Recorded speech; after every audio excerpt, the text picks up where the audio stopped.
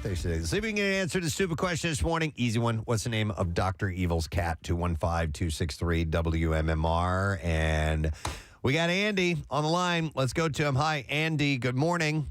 Gadzooks. Gadzooks, Andy. All right, Andy, what is the name of Dr. Evil's cat, please? Mr. Bigglesworth. Well, of course. One moment, Andy. We're going to give you a 4-pack of tickets for Six Flags. You can ring in the holidays at Six Flags. Holiday in the park with more than 1 million glittering lights, dazzling holiday entertainment, and thrilling rides. Plus, don't miss the new holiday market with tasty eats and more. Open select dates through January 1st. At the box office, number one, again, was Black Panther Wakanda Forever. $64 million is the take. Followed by Strange World. And then you have Glass Onion, The Knives Out Mystery at number 3. Followed by Devotion, The Menu, Black Adam, Bones and All. Number 8 was The Fablemans. And then you have Ticket to Paradise. And rounding out the top 10 was The Chosen Season 3. So we're going to start with sad news that came out over the weekend. I'm sure most of you saw this. Irene Cara is being remembered as a brilliant and triple threat talent by many, including Flashdance star Jennifer Beals, who danced to this song, which was in the soundtrack and a huge, huge hit. Beals took to Instagram on Saturday.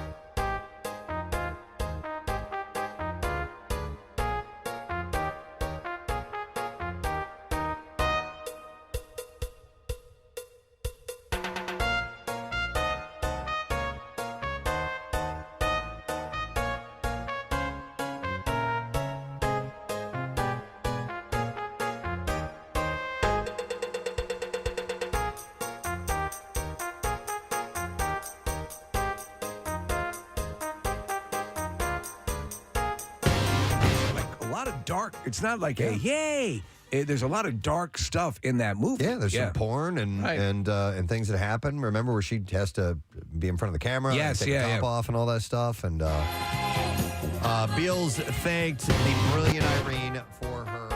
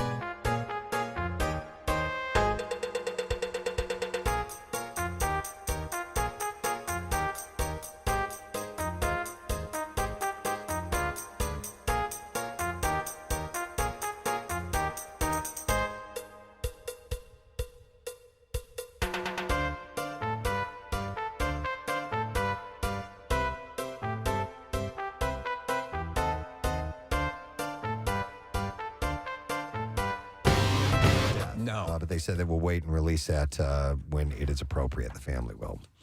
Olivia Munn and John Mulaney celebrated their son Malcolm Hiep. I guess that's how you say it. Hiep. Yeah. His first birthday over the weekend. Munn shared photos and video of the 1-year-old messily devouring a birthday cake to Instagram on Sunday. That's Malcolm. This is my son, Malcolm. Happy birthday, dear. in a follow-up post, Munn wrote, I posted this in a carousel, and then someone commented that they heard him say, I love you, and that's the first time I heard it, too. Could it be? What's the earliest birthday you can remember celebrating? Wow. I'm going to say, for me, probably 4 or 5.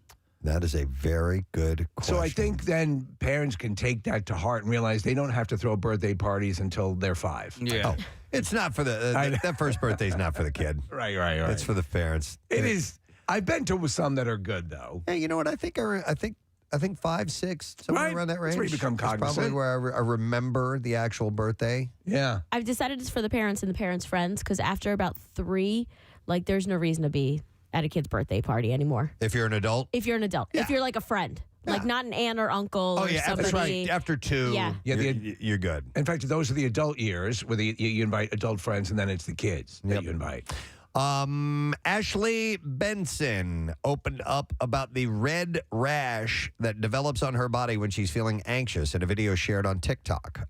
The Pretty Little Liars star captioned the video, my anxiety takes over my whole body. It's right here by my butthole. And it's, dear God. And it's set to the tune. We do not need to know that, Ashley. Of the song Overwhelmed by Royal and the Serpent. Do you know anybody that would break out in like a physical rash when they got nervous? A friend of mine. My youngest. Oh, that's Caroline right. has a severe rash issue, and there may be some anxiety tied to it. I don't know. It's hard to say, but man, it can be very uncomfortable and very difficult to deal with. Yeah, a friend of mine for years had that and had to deal with it. And then once they were able to bring the anxiety under control, they had less of those episodes. Yep. The Crown star, Emma Corrin, told the BBC recently that they hope for a future in which the Best Actor and Best Actress categories are merged into one category at award shows. Korn, who identifies as non-binary, added, I don't think the categories are inclusive enough at the moment. It's about everyone being able to feel acknowledged and represented. Now, Emma plays Diana. Yeah. I've been watching She did a good job. The Crown, and she's fantastic. Yeah. Or they're fantastic as that character.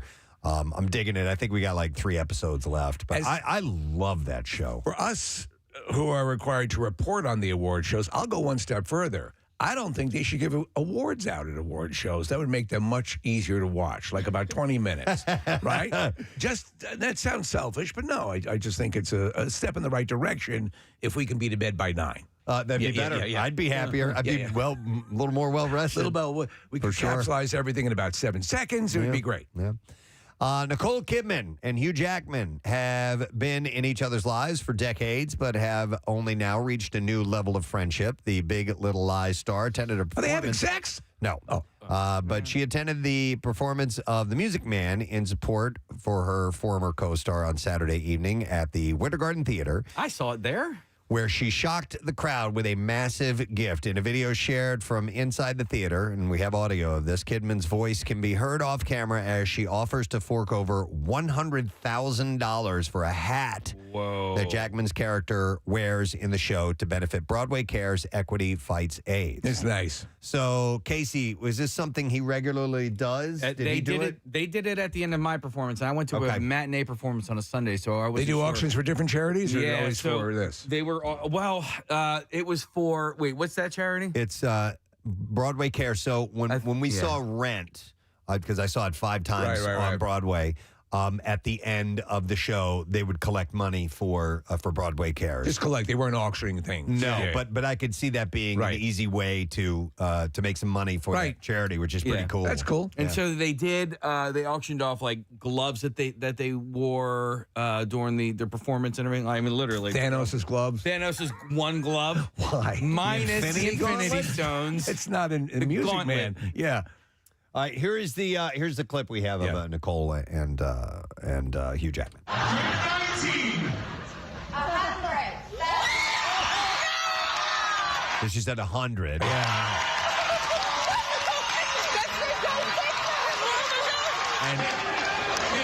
And by the way, you're looking at the video. Jack didn't know it was her. Or Hugh didn't know it was her. He's like, "Oh my God, is that you?" I just want to be clear. This is not Australian dollars. imagine sitting next to Nicole Kidman? Yeah. You go to see The Music Man, which is great regardless. That'd be cool. Yeah. So she came. I don't even know if she was there for the performance case. She might have just shown up specifically for the auction. But they were in that movie. Weren't they both in a movie about Australia? Yes, they were. Was it called G'day? G'day. No, it was called The Dingo. Vegemite. I don't remember what it was, but yes, they were in a movie together. I love Broadway and I love what they do, Broadway kids, but I want to also say the show was extraordinary. Vegemite would actually be a great Australian superhero if you Might. Yeah, Vegemite. Might. Yeah. That's not a bad idea. Go. Hang on, let's see if there's more. Let's see. I've known Nick for almost 30 years. I've worked with her. I can tell you this is not a surprise to me. She's one of the most generous souls I know. You're a beautiful, beautiful person. I love you. Thank you for your generosity. All right, the movie they were in together, close. It was called Australia. Australia. What was that movie about Australia? Australia. So Jackman then took the mic, celebrated Kidman on stage as she returned to her seat. But $100,000. That's a nice.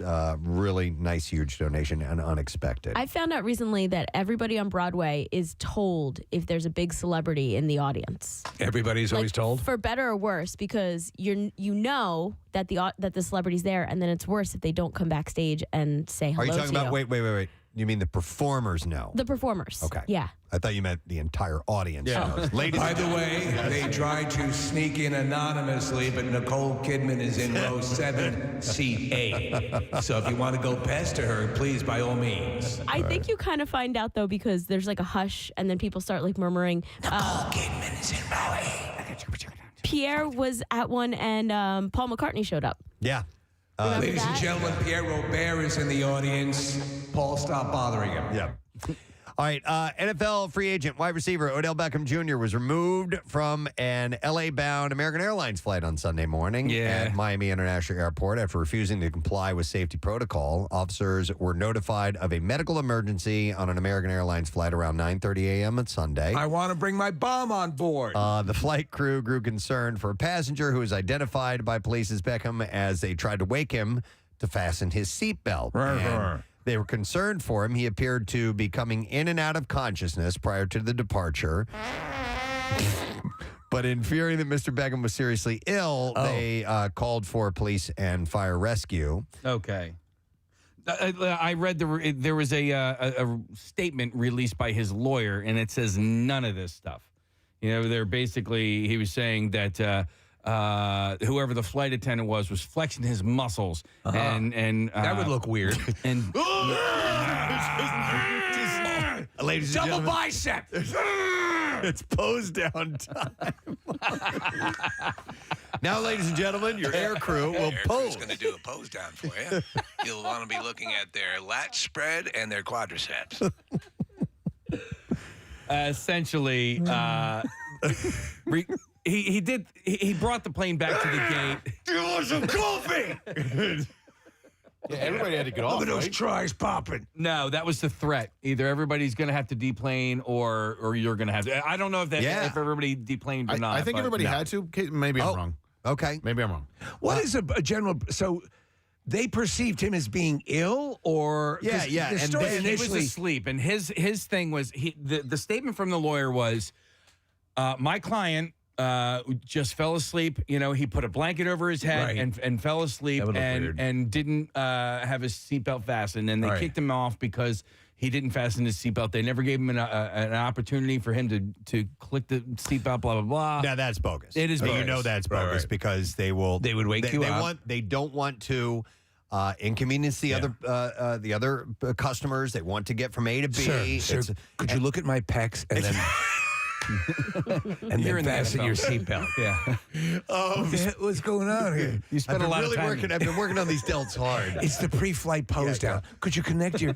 So think about it. They see somebody who's asleep. Their seatbelt isn't fastened. Sir, I'm sorry. You're going to have to fasten your seatbelt. He's not doing it because he's either way too out of it or whatever. They can't reach down there and do it themselves. Because that's inappropriately Look like a touching nut someone. grab. They keep asking. He gets agitated, and then it's like, okay, maybe there's something wrong with this guy. Let's find out. And that's just things escalate in that way. You know. And what here's I mean? the deal: like, I don't know where he was flying, but a lot of times people will have some medical assistance to fall asleep on a plane. Sure. You know, so he might have been Xanax deep, and not waking up. It's possible. Yeah. So anyhow, upon the officer's arrival, the flight crew asked Mr. Beckham several times to exit the aircraft, which he refused early on. But in the end, he got off the plane and moved along. So there you go. According to Deadline, comedian Freddie Roman passed away due to a heart attack on Saturday morning. He was 85 years old.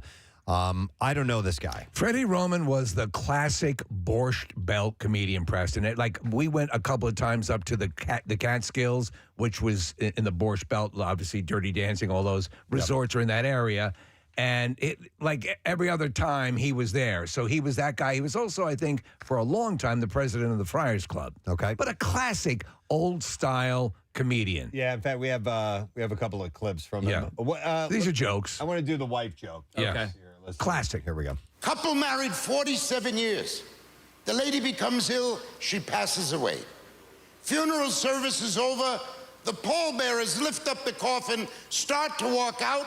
The coffin hits the wall. From inside the coffin you hear, "Oh my God, a miracle, the lady lived." She lived another 3 years, got sick again, died again. Another funeral. Service is over, the pallbearers lift up the coffin, start to walk out. The husband yells, "Watch out for the wall."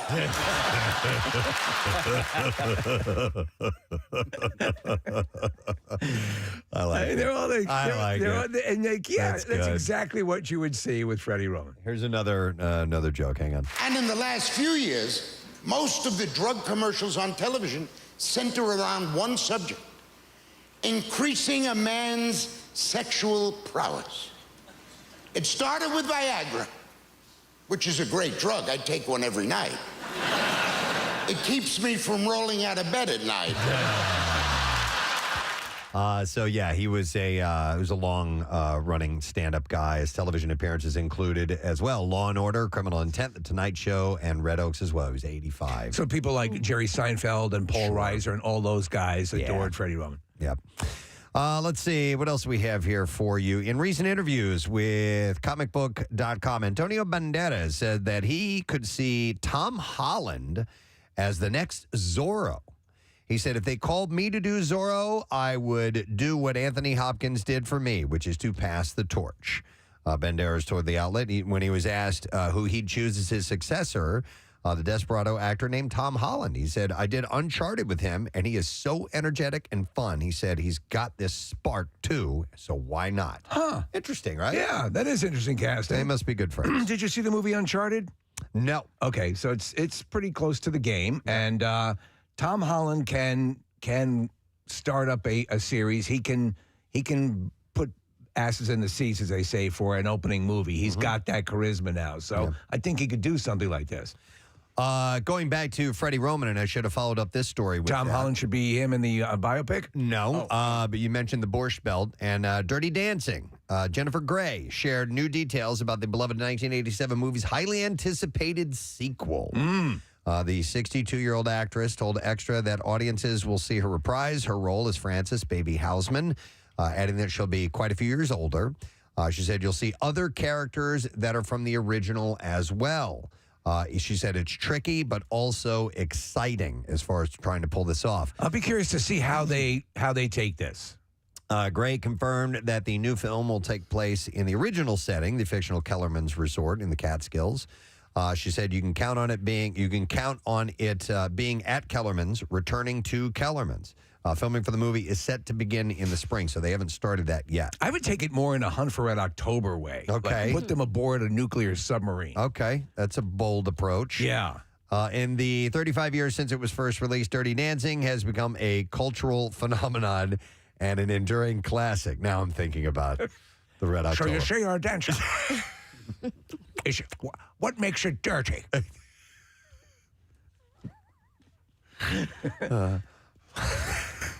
At Kellerman's. You can hear him singing along. How's the sponge cake? Have you seen Freddie Roman? Its success led to a 2004 prequel, by the way, Dirty Dancing Havana Nights. Oh, it's horrible. A 2017 made-for-TV movie. It makes you root for Castro. And a stage production and a Fox reality TV dance competition series.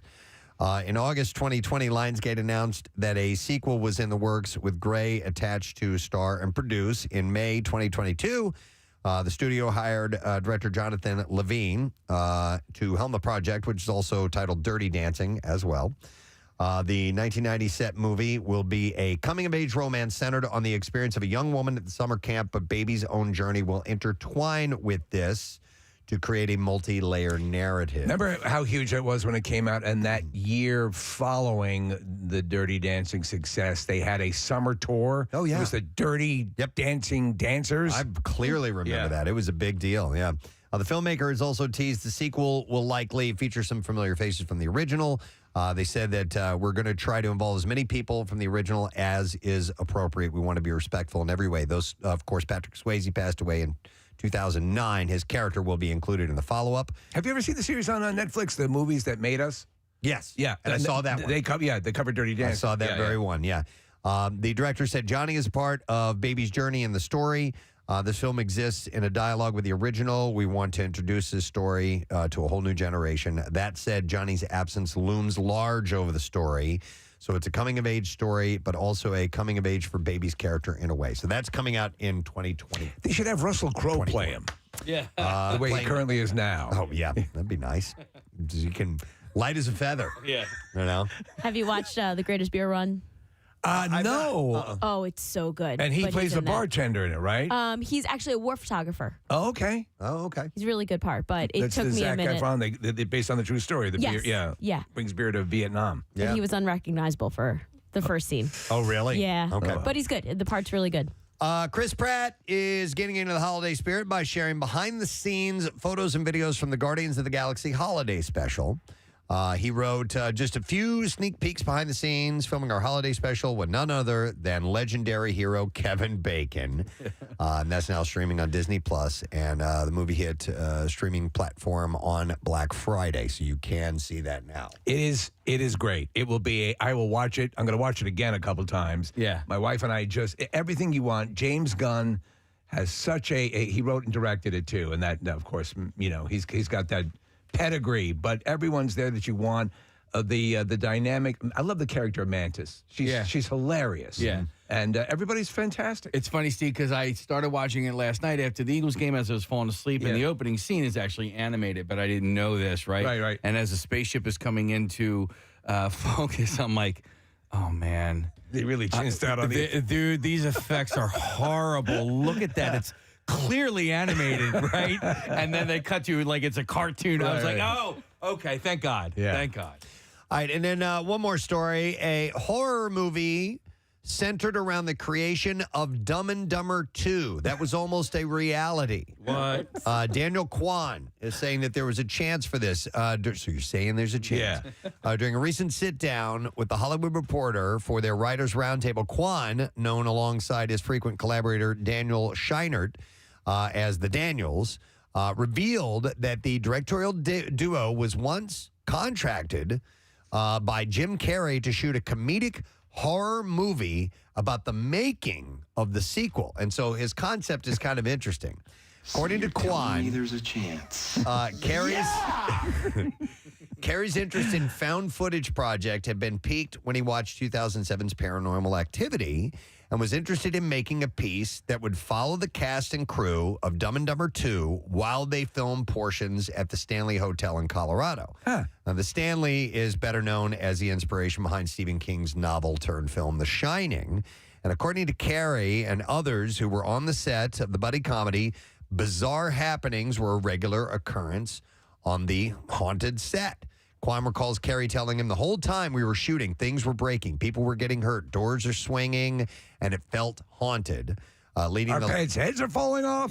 Leading the Liar Liar star to reach out to the team about his idea for a comedy meets found footage horror. Our pets' heads are falling off! In his initial pitch, Jim Carrey explained to Kwan, while we're filming, you guys are going to make a feature-length, behind-the-scenes video that slowly becomes a horror film. And Kwan remembers that the timing was very early in their careers and that the filmmakers were very much on board. Kwan said that he and Scheinert immediately got back to Carey and said, okay, we're in. This is amazing. Adding that they wrote a whole outline. They were really excited about it, but unfortunately, the piece would never come to be, as after meeting with the producer, the idea was quickly shot down and taken off the table. According to Kwan, the producer explained that there was, quote, no way the studio would allow Daniels to film a separate movie while cameras were rolling on Dumb and Dumber 2.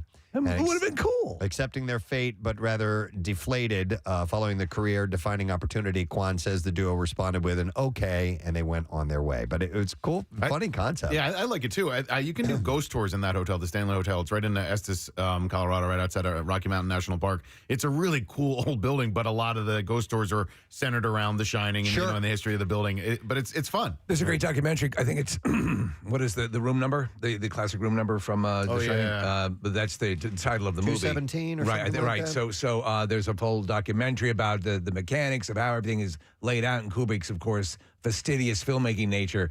But Preston, I am a fan. I continue to be a fan of found footage movies. I like them. I like them. Yeah. By the way, it was 217 in the book, and the movie changed it to 237. All right. So, there you go. Yeah. All right, we're ready for the clips. Facing Monsters is a documentary that digs deep into the psyche of a man whose connection with the ocean runs as deep as his love for his family. And in this clip, photographer Andrew Seamark explains the start of his obsession with the ocean. And here we go. I remember there was one particular wave that it broke, and it was so big and round. You're just like, whoa, that was just the most incredible piece of ocean I've ever seen. And from that point, I think it was like an addiction. Like, you're just like, wow, this is where I want to be.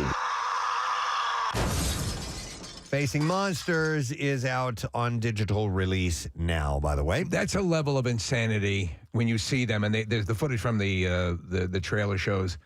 I mean, just... Is it a surfing movie? It is a surfing movie. Okay, yeah, it's crazy. They're like toe-in surfing. Yeah, there's a documentary, I think it was on Netflix, called 100-Foot Wave or something along those lines. Yeah. And you're seeing what these guys do, and you're like, you're just... Yeah. Why? You're gonna die one day, dude. I hope you really, really get all your jollies out, because it's insane what they're going up against. tap out at 2-foot wave. Okay. That's, I think, is about the right size. Yeah. Well, you can feel the power behind a 2-foot wave, right? I mean, honestly, you can feel the energy. Compare that to a 100-foot wave. I kid you not. Yeah, when you're down at the Jersey Shore, the most you're getting are like 3-foot waves, 4-foot waves, and they will knock you on your ass. Yeah. You get out with this stuff is just insane. You're riding a moving skyscraper. Yep, exactly. All right, next clip. Here we go.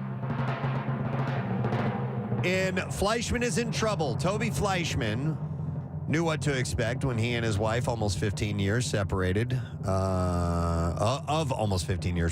separated, and until she went missing. Here, writer Taffy Brodesser Ackner talks about the evolution of this story. Here we go. I wanted to do this as a magazine story. The first thing I wanted to, I called my GQ editor and I said, after speaking to one of my friends and seeing his phone, I said, we should do a story about the way people are dating now, which is on apps. I don't think I want to see it. Fleischmann is in Trouble is available on Hulu now. So Michael Jackson. He doesn't want to see it. He does not want to see it. Michael didn't want to see a lot. All right, there you go. That's what I have in the entertainment report. Hey, I failed to mention this last week. I was doing the radio show from home because it was in the throes of COVID, but all good now. But Kyle Mack threw together the latest Daily Rush video, and it is available now, and it's called The Most Random Thanksgiving Parade Ever. The Macy's Thanksgiving Day Parade is really bizarre this year. Just ask Louis Gossett Jr. and Nick Cannon's kids for the Old Nick Cannon Marching Band. That's right. Old Nick Cannon's Kids Marching Band. You can be the first to see the newest Daily Rush videos. Subscribe to our YouTube channel. That's all you got to do. Sponsored by Xfinity's Gig Speed Internet. You can learn more at Xfinity.com, by the way. And there you go. That's your entertainment report for today, friend. All right, we're going to take a break. We're going to come back in a moment. Make sure you stay with us. We'll have your chance to get on board Preston and Steve's Christmas Miracle live broadcast, the Miller Lite Ugly Sweater Edition, coming up the 21st at Parks Casino. So hang in there with us. We'll have those invites along shortly. Be right back. Preston and on 93.3 WMMR. Yeah. Lindsay Lohan is on the verge of turning 30. 30. 30, right? Yep. Can you imagine waking up, no makeup, it's kind of actually smeared makeup, hair all kind of crazy. Where are my cigarettes? But she's reflecting back on her past mistakes as well as looking ahead to the future. She discusses her ambitions and failures in a new interview with Vanity Fair. She says of her Life is like a chicken finger. Chicken in the center, surrounded by finger. Life is like that? Yeah, exactly. How is life like that? Exactly like is. it. She says Point taken. of her checkered past, I wouldn't call things regrets per se. I can't turn back time, but if I could, I would have listened more to my mother and gone back home to New York earlier in life and chosen my friends more wisely. Regrets? Well, I've had a few, but still too few to mention. Lindsay also, but you did it your way. I did it my way. Yeah.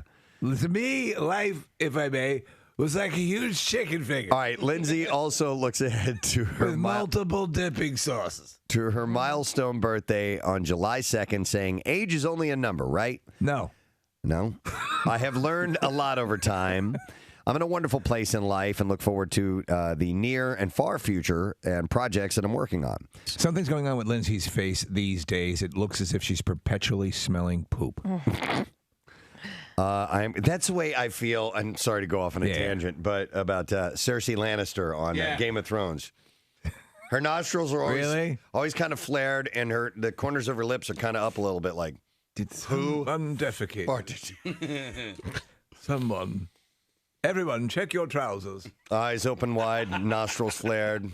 All right, anyhow. The distinct odor of fecal matter.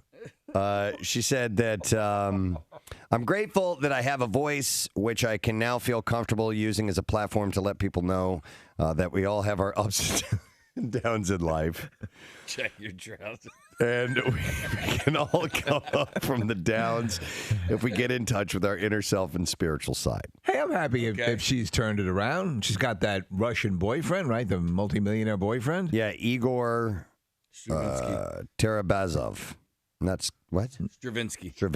This is my woman.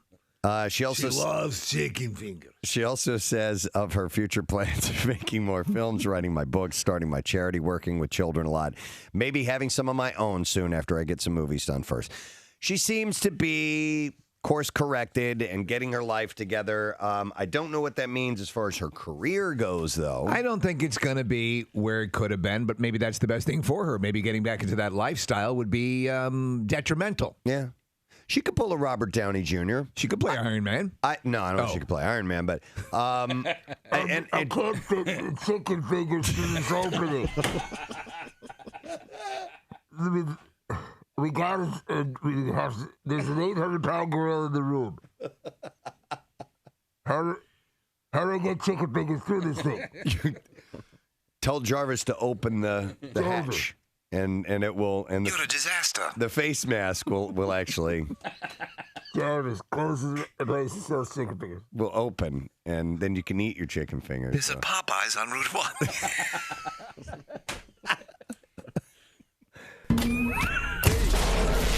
A little underdone. Let me kick him up a little bit. Just like I like him. Heating them up. Let me get that for you. They're a little cold. Just like I like them. No, what I'm saying is she might be able to turn her acting career around. She's not as talented as Robert. Even when Robert Downey Jr. was younger, even in those like Weird Science and Back to School, stuff like that, you could tell he had acting chops. So. It's hard for her, though, because the party lifestyle left a mark on her appearance. And it's harder for women in general. And then when they mess up their appearance like she has over the last, 10 years or so, it's going to be an interesting thing to see where she goes next. Nick, I clearly remember we did it. We did a Dirty Old Man screening of Mean Girls. Yep. Well, that's what we called it. We had us, a whole bunch of guys. We called it the Dirty Old Man Matinee. And we went to a matinee showing we took a bunch of guys to a matinee showing of Mean Girls. Mean Girls. When she turned 18. Oh, my God. How pathetic. Hey, Lindsay, can you warm up this burrito for me here? No problem. Stand back. John, just hit it.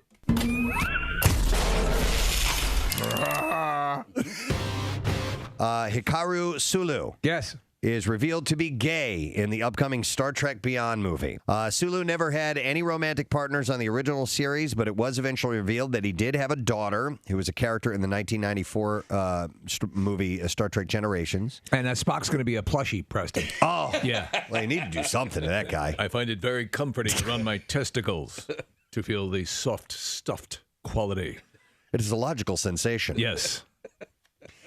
It arouses me in a very primal way. The Ponfar is kicked in. I must return to my home planet and bang a teddy bear.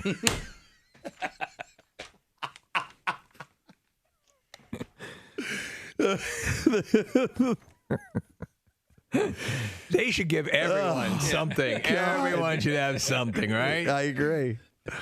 I mean, after all, Dr. McCoy's into hot Carls. I mean, Kirk's a total perv. He'll bang anything. Listen, after all, Kirk is crawling with disease. The show itself was meant to show diversity in the future. Gene Roddenberry's saying infinite diversity and infinite combinations. Yeah, all across. And then eventually when it got to the next generation, it got outside of the United States. It got, diversity in different alien species and so forth with, Worf on the deck and so forth. What you dip your wick in, as they say. God, what would Worf do? What would his perversion Oh, this is going to be good.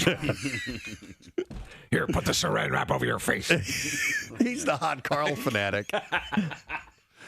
God, imagine what would come out of that. Klingon hot Carl? Oh, my God. Forget it. It'd be corrosive. Oh, my God. It'd be like burn through your skin. Like the blood in Alien. A hot Worf. Yeah, a hot Worf.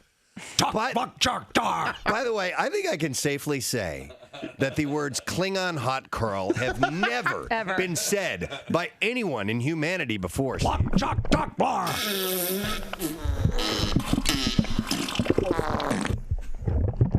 I'm sorry.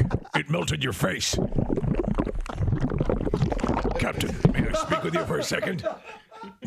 What is it, Wolf? I just did a Klingon sexual act and melted my partner's face. How many times have I warned you about the hot Carl? Hot Worf. It was not meant for your species. Oh, my God. There is no saran wrap that contain my fecal matter. Woo! But in the long run, though, I think this is it's a great way to pay tribute to George Takei. George Takei, yeah, absolutely, yeah. It's the first LGBT character to be introduced to the franchise in the 50 years that it has been around.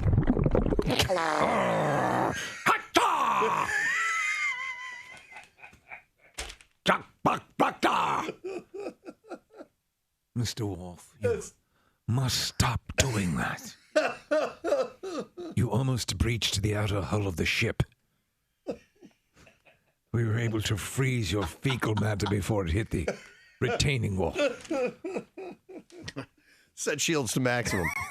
Oh, my God. Can't contain it, sir. It's another hot cattle. Of course, I'm mixing crews here. It doesn't matter. It does not matter.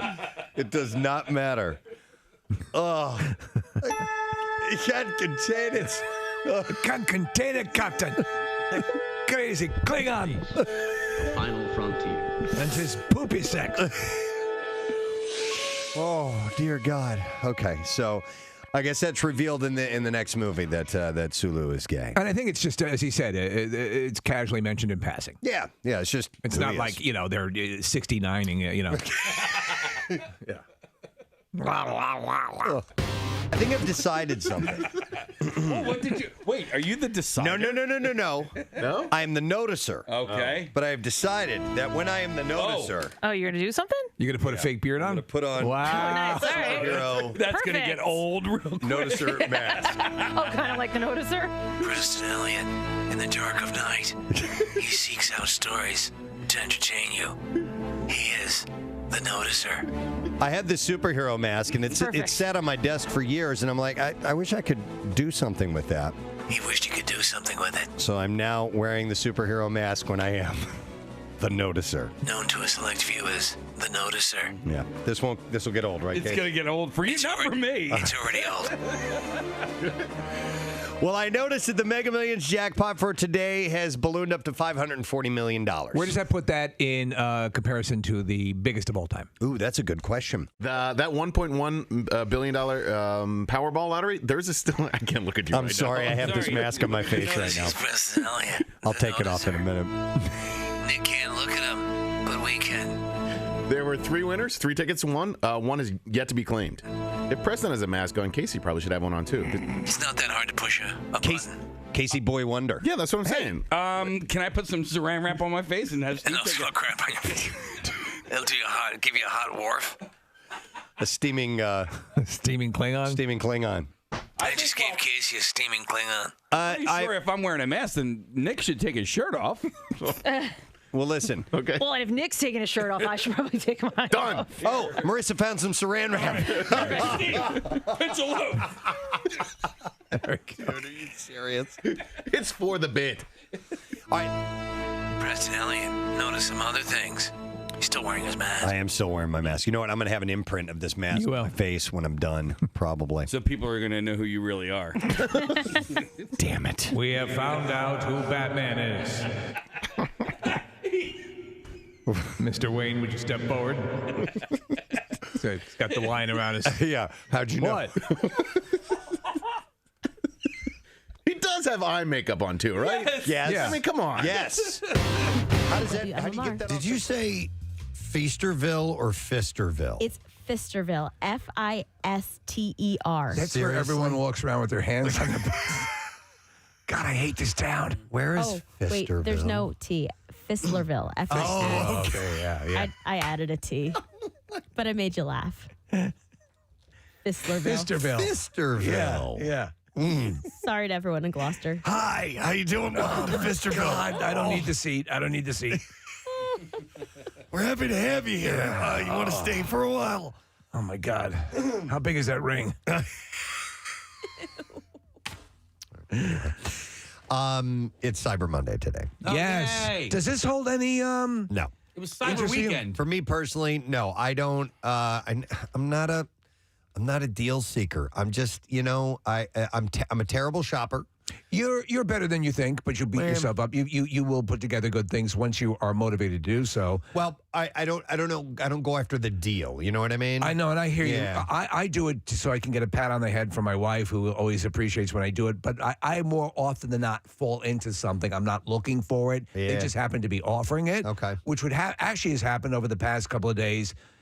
Cyber Monday is officially today, but the deals, like I've purchased things on Amazon and a few sites and got, for the first time, I'm like, oh, that's a big deal. That's a big reduction in price. So it seems like they're even more aggressive with the savings, and I could be talking straight out of my ass, but I always go by, did I notice it at point of purchase? And I did a couple times that the prices were really reduced. So it would stand to reason that they're being aggressive. I'm right now in our household, and I go through these phases of I don't want any more things and stuff in our house. Like we're busting at the seams of just stuff, junk, things, whatever. Whatever your storage space is, and I don't even want to have Christmas this year. That's how I am all the time. I don't want any more things. I hate stuff. I don't want any more stuff at all, ever. I want experiences. If I want stuff for like as a present, a class or an experience or whatever, but like I don't need any more things ever. So my head's not really in it right now for today. Sure, but obviously this is your opportunity to get great deals. Do you enjoy the giving? Yeah, That's for me. That's the joy. Yeah, it's wonderful to give things to people and have them be happy about it. Yeah. So we have refined what we're doing, that way. But my wife, obviously, she has a large family on her side, so she will take advantage of Cyber Monday and has been checking the sites. God.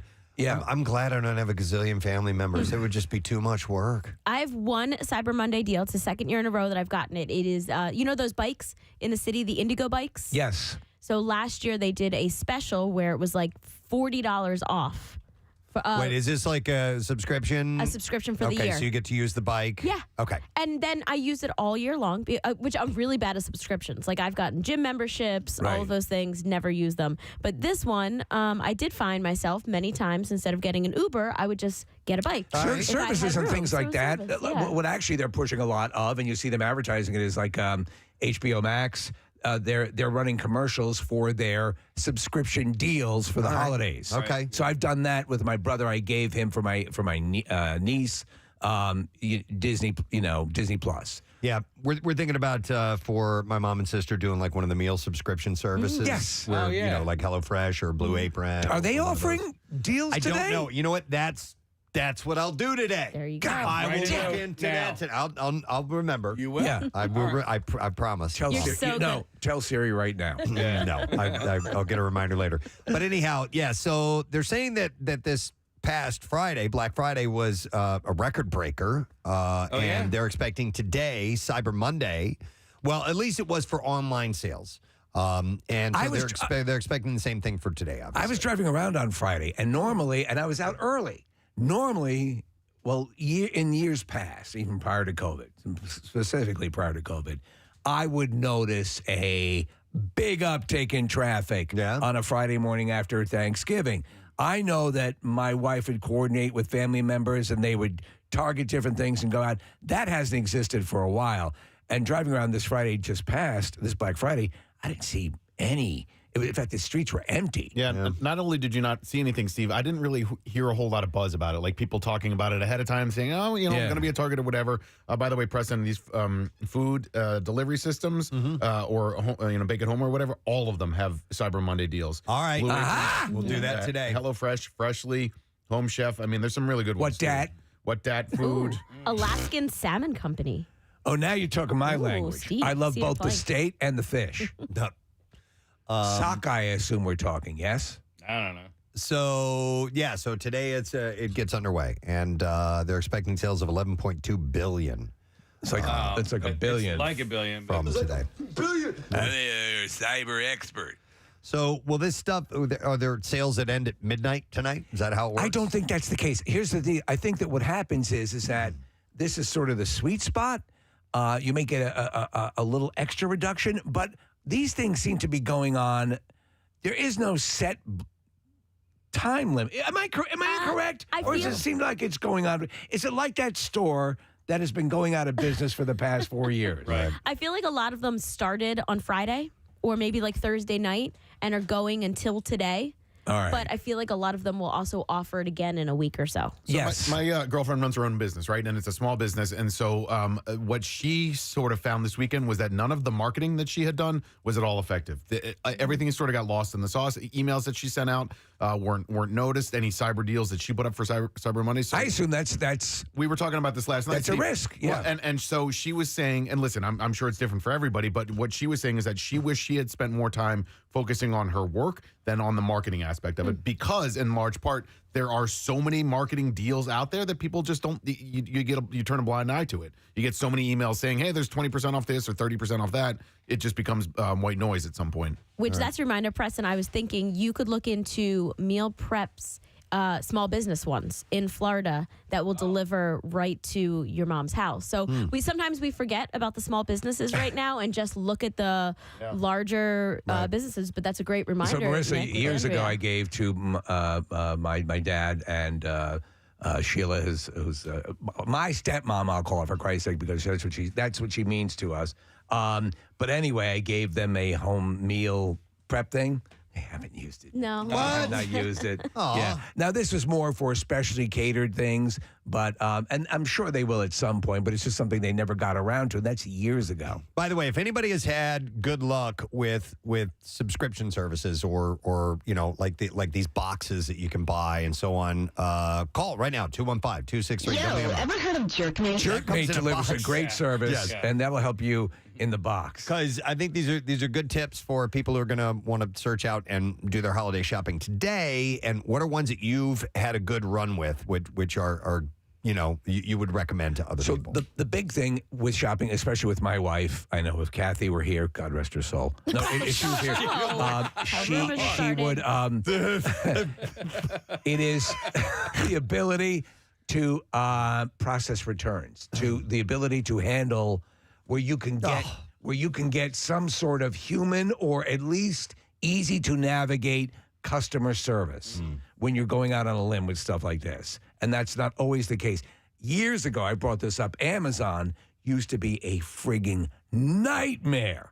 I mean, we accidentally sent to my wife's good friend down in Florida who lived in a condo a super huge inflatable lawn globe with a Santa in it and the whole. Oh, my God. Clearly a mistake. Yeah. The process of getting that returned and credited to our account, we admitted we screwed up, but getting that reversed was a nightmare. Now you just go on, okay, what you want a new one? What do you want? Yeah. And they just do it immediately. And that's made the vast difference. But there's so many times you'll try to get that done and you want to kill yourself. On the subscription, I gave my friend a subscription to Philly.com, The Inquirer, and I'm still paying for it like 7 years later. Really? Well, because I have the password, so I use it myself now too, and we share it. But it was just me and him, so it's not like a lot of us are sharing it. But I got it once, planned to get it for a year, and then it just auto renews and just never stopped. And so, but you both use it? We both use it, yeah. Maybe that's a good gift to give to somebody. Those services that go through all your services to see what you're paying for and don't even know that you have. Oh, my God. I wonder if they offer, where you could, because think of how many things you're subscribed to and services you're subscribed to that you have no idea. Yeah. I'm going to go to some calls. These might be some good ideas for people. I'm going to go to Nick. Hey, Nick, good morning. Hey, good morning, guys. Hey, what's up, buddy? So me and my wife, we described to what's called BarkBox. It's a description for dog toys. Oh, okay. Do they taste good? So we have a pit bull and a Great Pyrenees. So we get the bigger dog toy box, whatever you want to call it. And the toys are amazing. They last forever. We have so many toys for these dogs. There's different activities. And my daughter, even if they get like a little stuffed animal for the dogs, my daughter takes them. All right. So, Nick, is it a once a month thing? Yes. Okay. So once a month, we'll get a themed box. It's like a Birch box. What's that? Yeah. Right, like the bitch box. Like it's a it's like a subscription. Loot Crate, and all these. But I wanted to hear. Kathy made bark boxes or dog boxes. That would be it. It's that good, is what you're Do saying. you know how much they cost per month, Nick? My wife does it, so I'm not really sure. All right, that's all good. But that's sorry about that. And by the way, no. There is a Black Friday deal on Thanks, Nick. BarkBox. Okay. Yeah. Nice. They should make a meow box, right? Where it's just an empty box and the cat's With like, the dead "Dude, cat." thank you." Yeah, the cat plays with the box. Yeah. Cats love boxes. Right. Yeah, that's a good idea. I ordered this. There's a dead dog in this box. Actually. I've gotten served ads for Chewy, which is similar to BarkBox, and they do really good themed stuffed animals and such. Okay. Which is like a Star Wars. They theme or don't something. care. My dog, I know. Hey, do you want C-3PO or Chewbacca? They're like, I don't care. Which one squeaks? I would like just a standard droid is fine. Yes, that part's for the. Turns out they don't care. For the owner. Yeah. Hang on, let me go to Chris. Hey, Chris. Good morning. Morning. How's it going? Good. What's up, Chris? Not much. All right. The Nice box talking to I you. subscribe to is HelloFresh.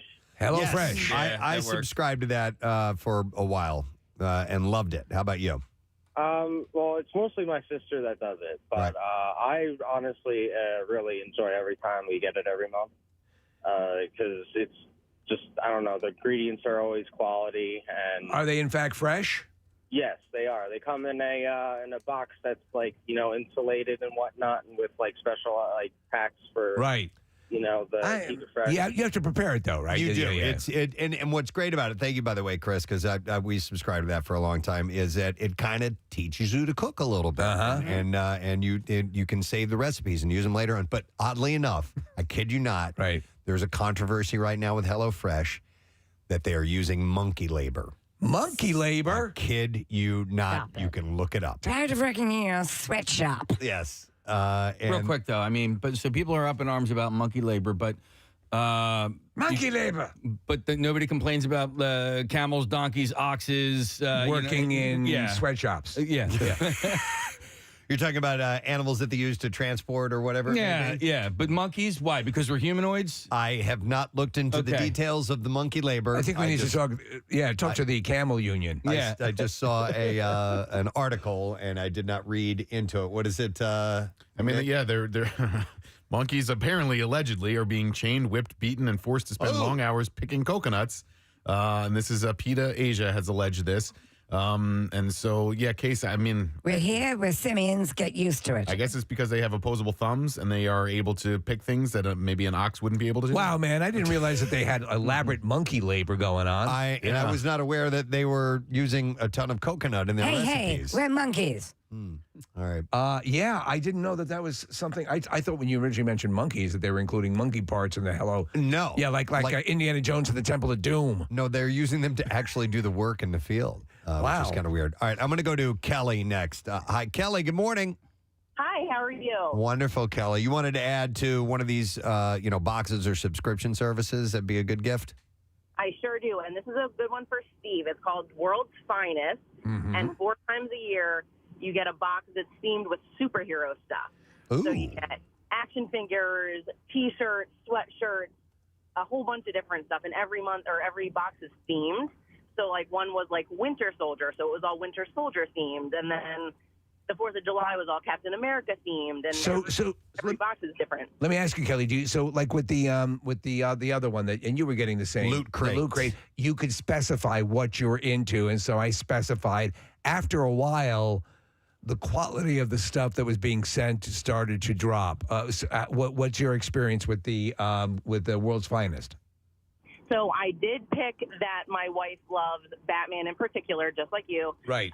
And you can pick the sizes of shirts and stuff so they know what size to send you. But I've seen consistent quality from the beginning, and we've had it for close to 2 years now. Really? So we're up to like 10 boxes, and each time it's really high quality stuff. Okay. World's Finest. Those, all right. Yep. If you got superhero fans, that's a good one. All right, World's Exactly. All right, that's cool. Thanks, Kelly. I like that. Appreciate it. Thank you.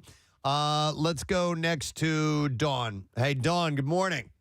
Good morning. Hey, what's up, Dawn? So I wanted to tell you about something called Storyworth. My sister told me about it, and it's awesome for Storyworth. Okay. Okay. So it sends email questions to your parents or your grandparents that they answer, and then at the end of the year, it puts it into a book so that you have their stories to remember forever. It's really cool. So you open up the book and says, "Leave me alone. Why are you bothering me? Who put you up to this?" No, so you're basically they help sort of write a quasi family history, a profile. Is that what it and is? Just personal stories about them that when they're gone, you will never know. So it's really awesome. I never loved your mother. He had an affair during the war. Yeah, it was what it was.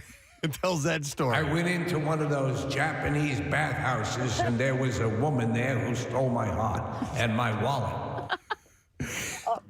So that's actually kind of sweet, I think. Dawn, so it sends a series of questions that they write this out, or they do they actually interview the people? How does it work? They just send them questions and they answer it, and they have like prompts that you can use. You can select the questions or make your own.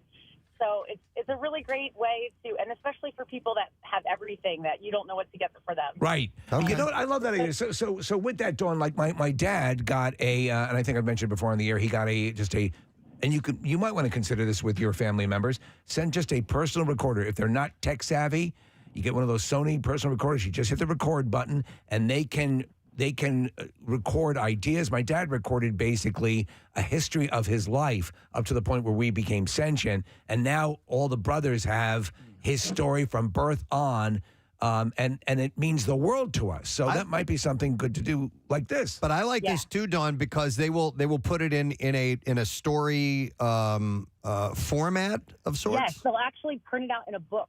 And you have to purchase the book, but you have that forever. It's like 50 Shades of Grandpa. Okay, Storyworth. Yeah, back in the 20s, he was. I like ball gags. Yeah. I love ball gags and having my nipples burned. Hot wax. I've been with a lot of dirty women and had a lot of diseases because of it. That's why I'm blind in my left eye. It was a different time. Thanks for the story, Gumpy. So that's called Storyworth, right, Dawn? Is she still there? Oh, wait, I'm sorry. I turned her on. It's called Storyworth, Dawn? That's correct. Yes. Okay, I like that. Okay. Thank you very much. That's a unique gift. I think uniqueness is a cool thing to look for. And they're offering a sale on that service. All right. Yes. Very cool. All right. Let's go to, we're going to go to Doug next. Hey, Doug, good morning.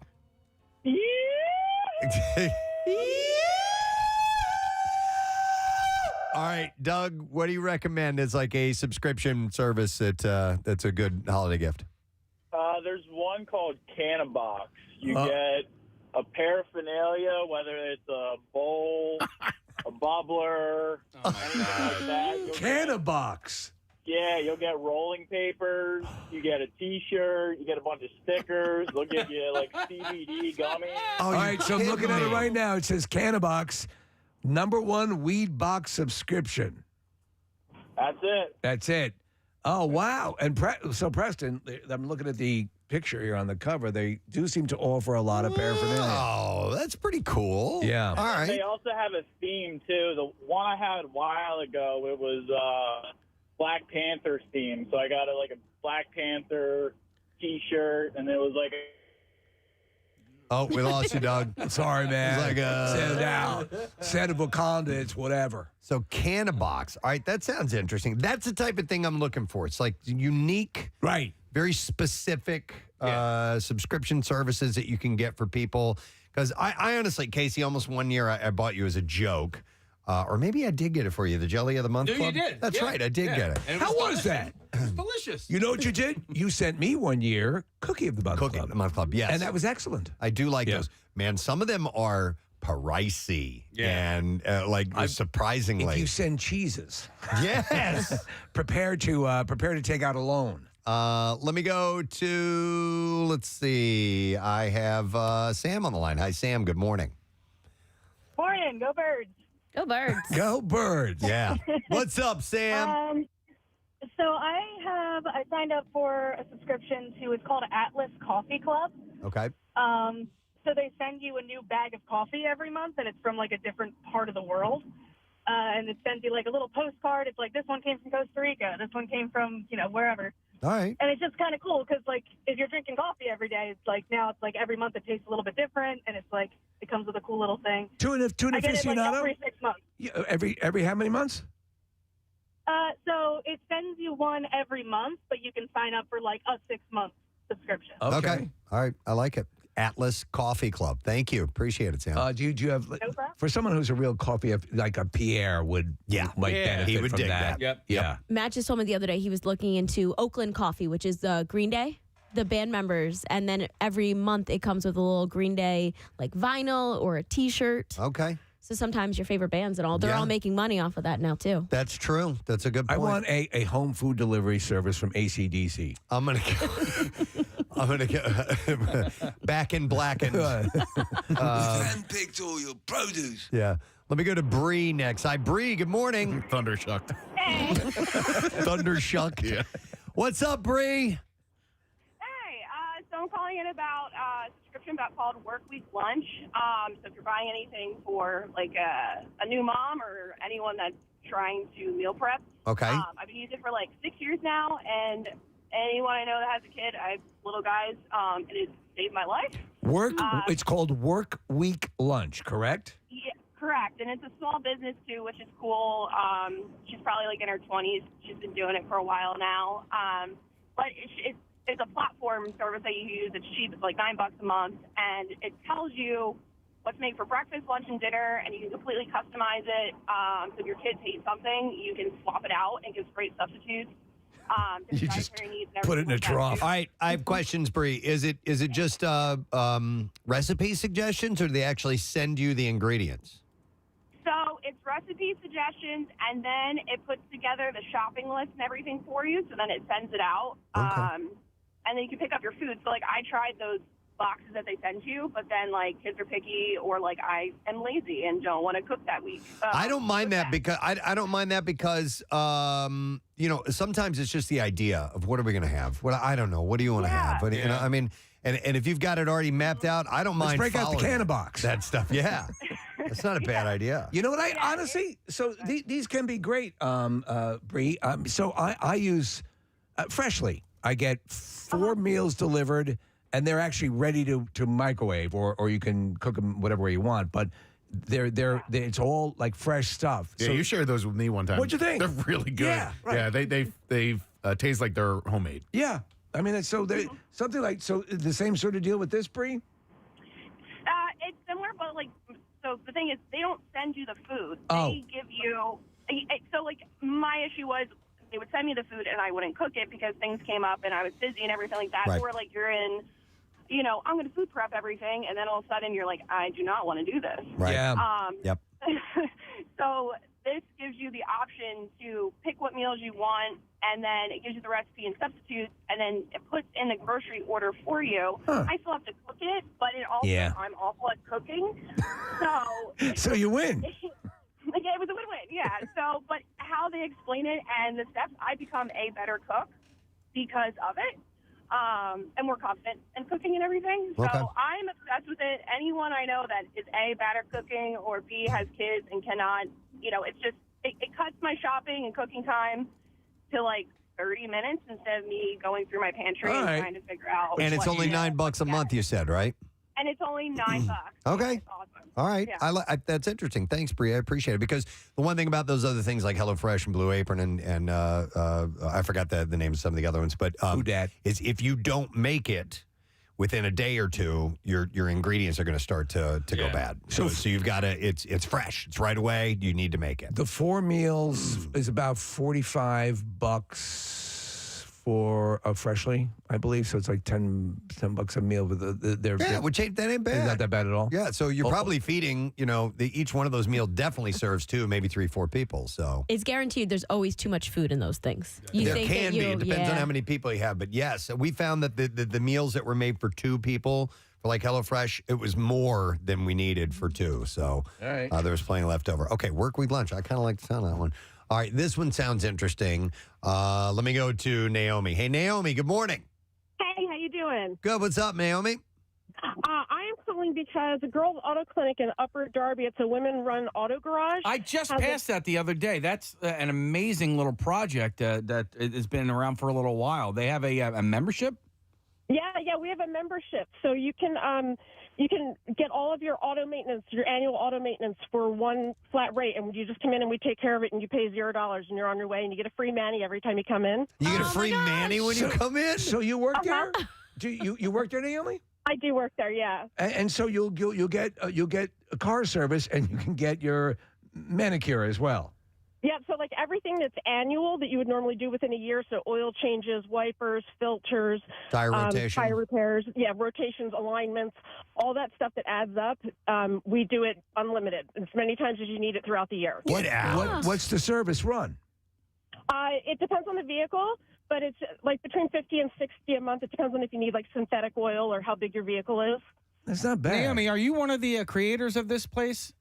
I am not, but I actually run the program, the VID program. Okay. Yeah, I was driving past it a couple of weeks ago, and my wife gave me the lowdown on everything. It's just a really, really interesting concept, and I feel like it really needs to grow. And, I know you guys are located on Westchester Pike and Upper Darby, but, this place needs to be everywhere, not just in Delco. Everywhere you want to be. Yeah. We've got some big plans for it. So it's a black women-run shop. We hire as many women auto mechanics as we can. They're hard to find, so we're working on training more of them. Wait a second. This website says they're not called auto mechanics. They're called she-canics. She-canics is anybody who wants to learn about their car. Okay. So if you want to take on mechanics, then you can be a she-canic. Okay. All right. So it's called Girls Auto Clinic, and you could buy this. You could purchase a subscription for somebody. Yeah, you can get it as a gift. We have a lot of people that get it for like their college-age kids, so that they know that they're actually going to like get oil changes, because then it's less expensive to maintain your vehicle down the road if you're actually taking care of it. Okay. Oh yeah, totally. That's pretty cool. That's the truth. Yeah. Well, that's awesome, Naomi. Thanks for the suggestion. Do you guys have any Cyber Monday deals today? We don't, but if you give me a call, I'll give you an extra special hello. Wow. Isn't that? That's worth like nothing. All right. Thank you, Naomi. Appreciate it. All right, I'll see you later. I think he raised a good point, though. We'll do like free clinics, offer special Cyber Monday deals. And stuff like It's that. a good question. A little extra methadone? I don't know. Or wait, is that a free clinic? Yeah, why not? Yeah. All right, let me go Depends on which one you go to. I'm going to go to Joe. Hi, Joe. Good morning. Good morning, you guys. How we doing? Good morning, Bud. We're good. So we're talking Cyber Monday and also, kind of these subscription deals that you can buy for people as gifts. Yes. So I use one called Bespoke Post. Bespoke Post, okay. Yes. I found it on Facebook a while back. It's been around for a little while now, and I started out using it myself. And it's based more towards guys and, kind of the whiskey, cigars, that kind of stuff, outdoorsy kind of guy. They send you kind of knives and that kind of stuff. Yeah, I'm looking at the site. It looks very, very manly, very Eddie Bauer-ish. Yeah, I guess you could go with that, yeah. They take a quiz at first and see what your interests are, and they just do that kind of stuff either. It goes from, the guy that's into more fashion-y stuff into, like, watches and jewelry and, different clothing. Okay. This was almost like what Esquire, started as. Like, so I'm seeing, like, you have, knives, but you also have, like, whiskey, as you said, and watches. other watches, things like that. Yeah. Hookers. No, there's also... I think I might have skipped over that one. There's some cooking things and coffee and all right, that's cool. Yes, I like that. Making kit from them. That was pretty cool. I tried that out. Made my own beer. All right. They have different whiskey decanters and stuff. They give you infusion kits. You Right. Listen to this. Blend kind of deal. The Montana fleece line corduroy trucker jacket, Preston. Yeah. Bespoke Post. I'm going to check that out. Thank you, Joe. Appreciate it. I love this type of stuff. This is, I would like to get a gift like this from if someone were to, because it's just a unique thing, and you get a variety of things that are coming from time to time. Make it easier for the people shopping for you. Nah, it's all good. Where's my canna box? Yeah, I'm intrigued by that. The canna box. All right, so unfortunately, we got to wrap up. But, thank you. We're just about to get to Heroin Haven. Hey, Mariana was on hold for like 20 minutes. All right, can we give her something? Yeah, we got a T-shirt we can send. We can send Mariana with a President Steve T-shirt. Thank you. Sorry you were on hold for so long. But another one. I had said one called Finn. It's like a short-term lease, but you can get different cars. What? FINN. There's Tokyo Treats. There's Xbox Game Passes. There's all kinds of stuff you could get. So I kept track of all these. I'm going to post them all on PrestonandSteve.com to give you some ideas for later. Excellent. All right. Well, thank you. Well, it is indeed Cyber Monday, so purchase away, friends, if you feel the need. And generally, a lot of these that we were talking about are having special deals for today as well. But it's supposed to be the biggest one ever as far as participation in Cyber Monday. All right, we're going to take a break because I got some B-file stories, got some good ones from the weekend we're going to share with you in just a little bit. And by good, I mean like horrifying. And interesting. Yes. So we'll come back in a second with that. Stay with us. Preston and Steve on 93.3 WMMR. But he does have... what do you mean? What? He's got see the lines. The circles around his eyes like the trick binoculars. And his hair's all molded into the pointed bat ears.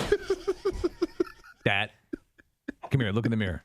Oh, damn it. Shoot.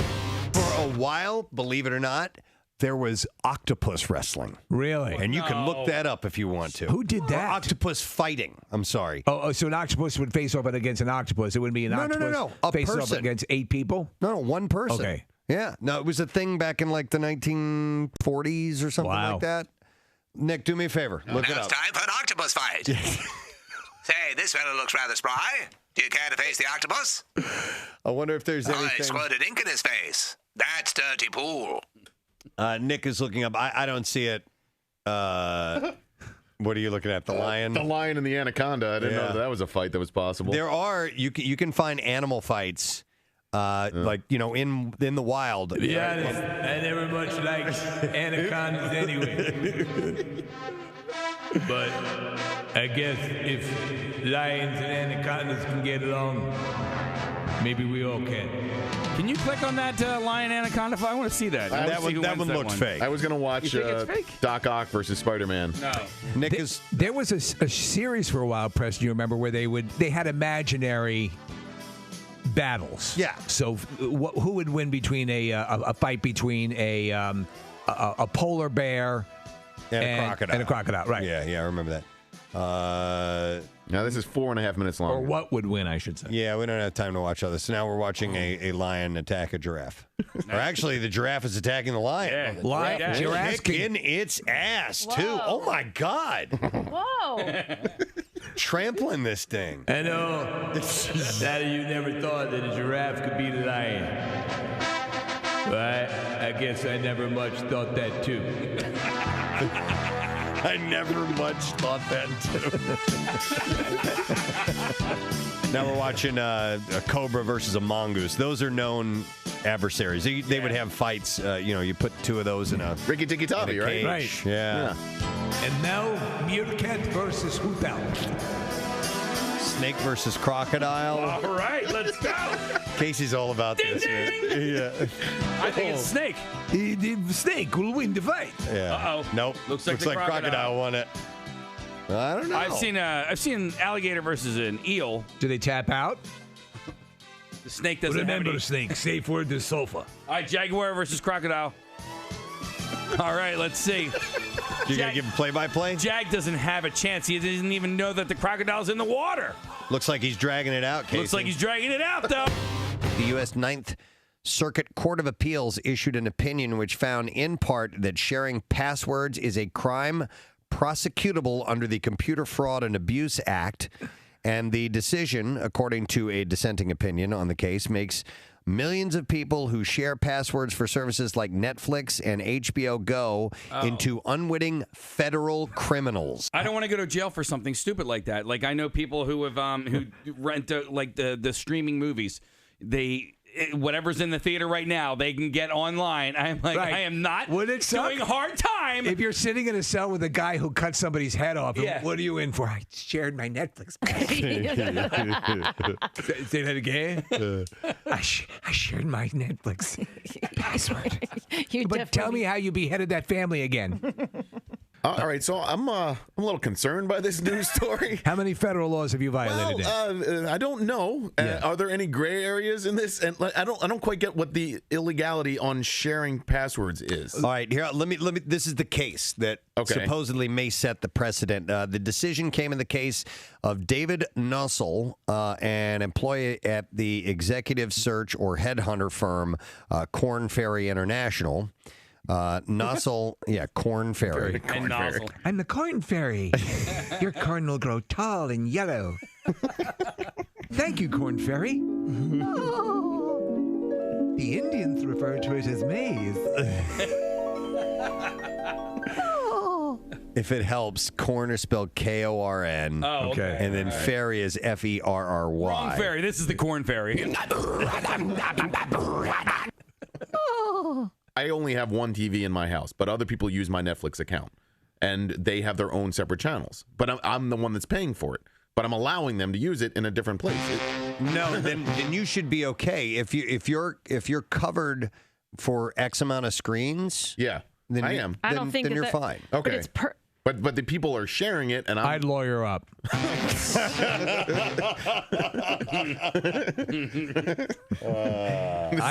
is all gonna be admitted as evidence in the trial. Let me ask you something, Mr. McElwain. On the evening of April 23rd, you seemingly shared your Netflix password with a whole cadre of people.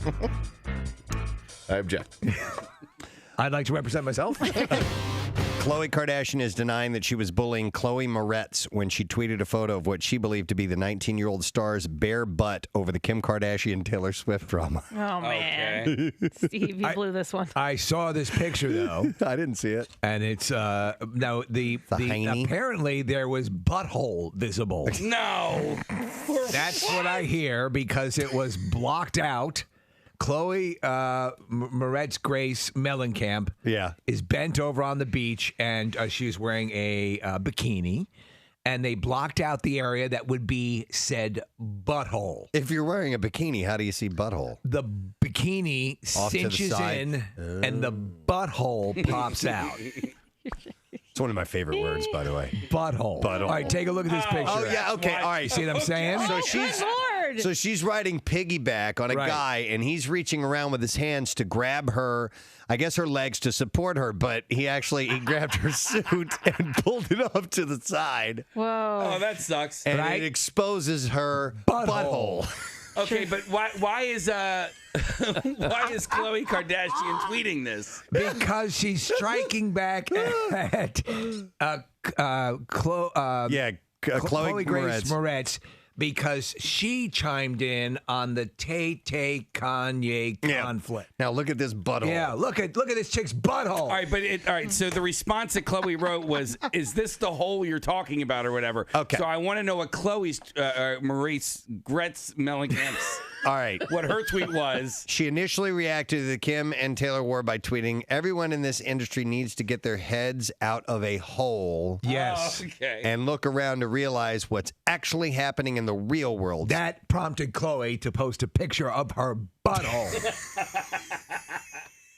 I rest my case. Man. I'm glad we did that story, though. The butthole wars, they have begun. The butthole wars.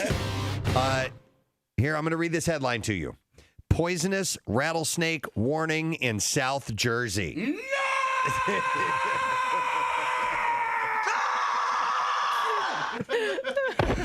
Casey hates the idea of rattlesnakes. And where are you spending your summer? South Jersey. That's right. Oh my So this, honestly, and we have been for the longest time saying you have nothing to worry about, and apparently we were wrong. Well, listen, I always thought that they were like west of the Mississippi, like Colorado, Utah, Nevada, that area. And then, lo and behold, a couple of summers ago, my father-in-law saw one up in the Poconos. And I'm like, what? And I didn't believe him. Because he lies. He's the one who told you about the flying squirrels. He's a drinker, and he's a Let me known tell liar. you something. The place is crawling with unicorns.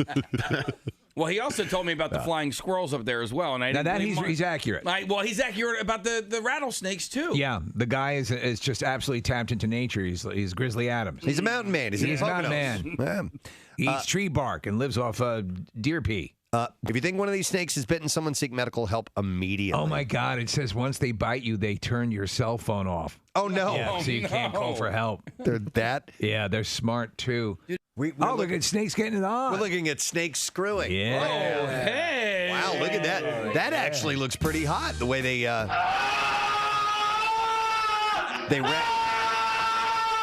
wrap around each other like that. Romantic. Look at that. They provide their own bondage equipment. That's cozy, actually. They're cuddling. Yeah. Wait. I'm gonna. Yeah. Ah! Sorry. I got it all over what I perceive to be your back. I can't. Well, snakes, it's hard to tell. One more time, I'm sorry.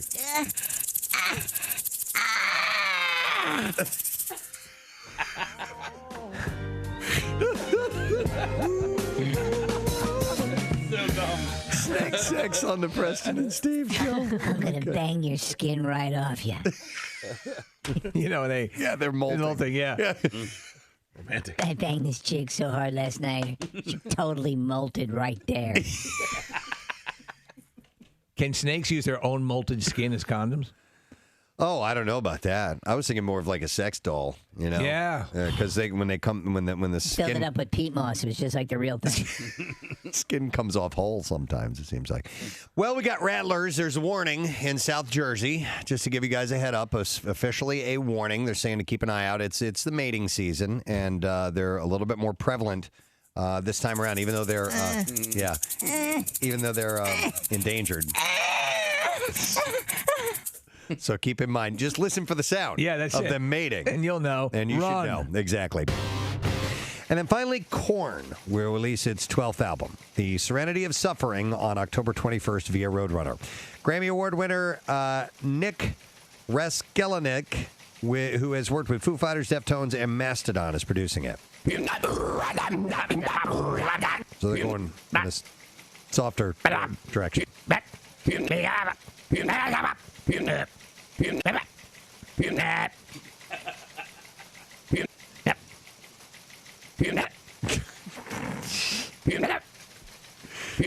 The album.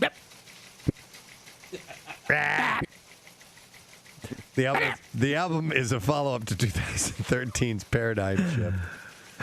On the album, Slipknot frontman Corey Taylor makes an appearance on the song "A Different World."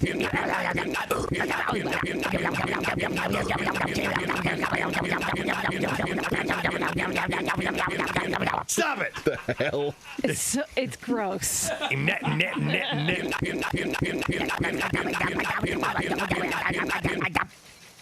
Good Lord. That reminds me of something. I can't. Tasmanian think of what Devil? it is. No, but I mean, Slayer.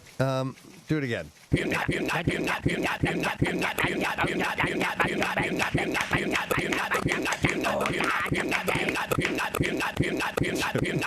right. Okay. Nimnut. Nimnut. Nimnut. Is that what he's saying? You not. Yimnut. Yimnut. It's such a weird sound coming out of a human. All right. Did Mel Blanc do Tasmanian Devil? He must have, Yes. right? Yes. Let's see. Josh Dallas and Jennifer Goodwin fell in love off screen as their once upon a time characters fell in love on screen. I can't say I wouldn't fall in love with someone named Josh Dallas. He told reporters at Comic-Con, magical. On and off screen. It was magical. Magic.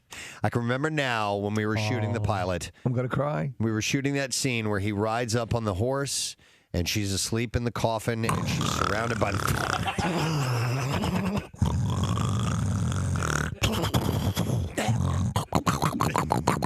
She's beautiful. Oh my God, she's a vision. So she's asleep in the coffin.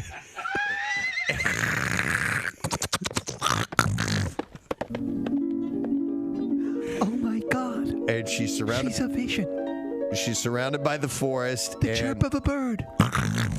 And listen, and he says, and she's, for all he knows, she's dead.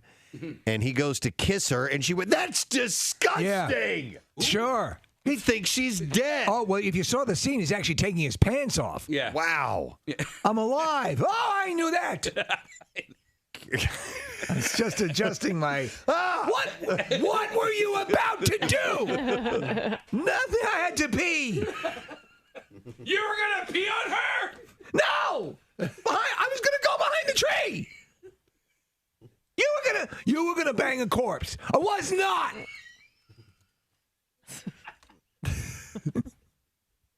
That would have changed the whole tone and tenor of the show if it turned out he was a necrophile. Oh, my God. He would be less charming, I would say that. Yeah. You know, charming in his thing. No, what? He was dead people. No. Yeah. That's how he met Snow. Thought she was dead.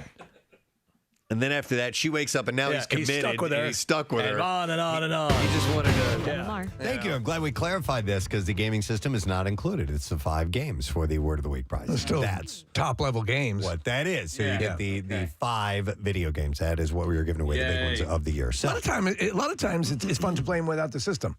Is it? Yeah. It's just kind of like a little frisbee. Kind of throw 'em around. Yeah, if they still have the disc. So, all right. Bizarre File time. Here we go. WMMR presents Preston and Steve's Bizarre File. All right. We're going to ease our way into the stories, okay? Because I've got some that escalate in nature. All right. We'll start with this one. A frightened 12-year-old boy called 911 after his father took him without notice and allegedly tried driving drunk from Los Angeles to Las Vegas. The boy is heard telling dispatchers, "I need help. My dad is trying to take me to Vegas. He's acting weird." Authorities were able to... weird. I'm just drunk. They were able to rescue the boy, but not until his alleged drunk father reached the Inland Empire. The California Highway Patrol Dispatch Center in Los Angeles received a call from 12-year-old Aiden, who believed his father was driving drunk. The man allegedly picked up Aiden from a birthday celebration without telling anyone. He took the boy. They're going to Vegas. Aiden was initially told that they were going to the park. Park in Vegas. Aiden is then heard in the 911 call telling the dispatcher the type of car his dad was driving and describing how it had Raider plates on the front and in the back. And we didn't find this out till later on, but he was also wearing a Las Vegas Raiders helmet while this was happening. Okay. He's their quarterback. But he said that the license plate was missing a letter, making it difficult for the dispatchers to locate the car. As dispatchers helped Aiden, the call got disconnected, but the boy was able to call 911 again. Dispatchers were on the phone with Aiden for more than an hour, getting information of the moving car's location. And at one point, they told Aiden to stick his hand out of the car and wave so officers could find the car. And that's when Aiden's father pulled over. The dad was wearing a Las Vegas Raiders football helmet at the time, authorities say. Go Raiders. The boy was returned safely back to his family. The boy's father was arrested and faces charges that include DUI and child abuse. Seemed like a good idea at the beginning of the day. Well, the male who suffered burn injuries in Wednesday night's propane explosion in Clarksville inadvertently had hit the tank while he was breaking up kindling for a fire. Oh, no. So he had a hatchet or an axe. Right, hit the tank. And he hit the tank, and it exploded. So I know what I'm doing. The male identified the homeowner and was conscious and talking. He was talking afterward, and damage to the house I must have hit the tank. was minimal. So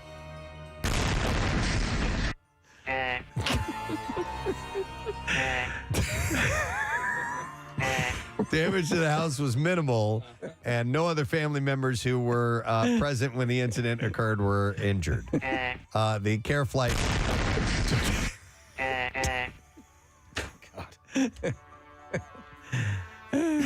took the man to the Miami Valley Hospital, but apparently he was conscious and talking after the.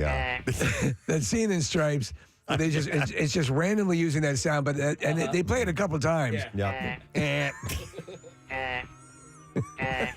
I believe he goes. I'm sorry, Sergeant Holka, but does this mean we're done for the day? All right, now here we go. This is the one I was easing you into. Okay, you ready for this?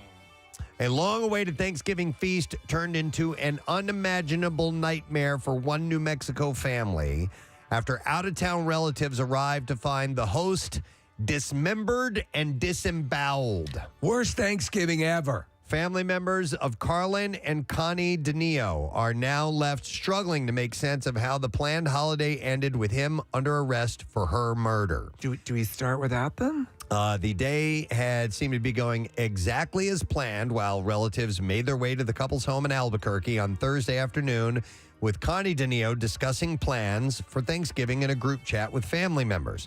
But once family members arrived at the Dîner's home, they noticed it appeared strangely empty, prompting a 911 call and a frantic request for a welfare check. After police said they couldn't use force to enter the premises, relatives found their own way in. They removed a door from its hinges. And once inside, Carlin Dîner's sister discovered him lying in bed and then his wife's, Connie, dismembered body on the bedroom floor. Carlin Dîner, 62 years old, now faces murder charges in his wife's death. Relatives told investigators that he was diagnosed with frontotemporal dementia just 2 years ago, a devastating disease that can cause drastic personality changes. Oh, man. Rich Cordova, a neighbor, said that he was stunned by the slaying, describing the couple as nice folks he would least expect to suffer such a fate. He said that the couple had two grown children, though it wasn't immediately clear if they had shown up for the Thanksgiving dinner or not. So he snapped and did this, but I mean, he had a medical issue that may have contributed to that. Yeah, they don't know yet, but it may have had everything to do with it. You're going to jail, mister, just as soon as we finish this delicious stuff. Other family members took to social media to express their shock at gut-wrenching turn of events. And then listen to this Facebook post that said, so our Thanksgiving festivities didn't end at all as we had planned. No, there was no plan for that. And they said that their aunt was tragically taken from this earth, but that's just an absolute nightmare. Yes. A horrible nightmare. So your family fight wasn't that bad. Yeah, no kidding. All right, and then one last story, and this has a happy ending. All right. Hey! A man who went overboard on a Carnival cruise ship this week has been rescued after being found. I was stunned by this story. In the Gulf of Mexico, 21 hours after he had last been seen.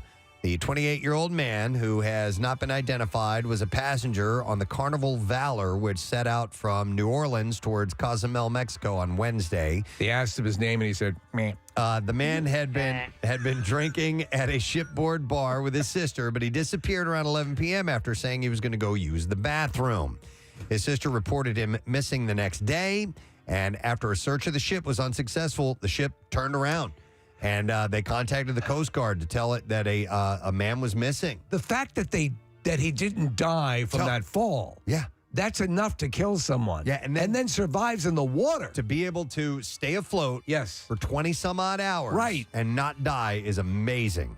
That evening, a passing merchant ship spotted the man in the water about 20 miles south of Southwest Pass, Louisiana, and alerted the Coast Guard.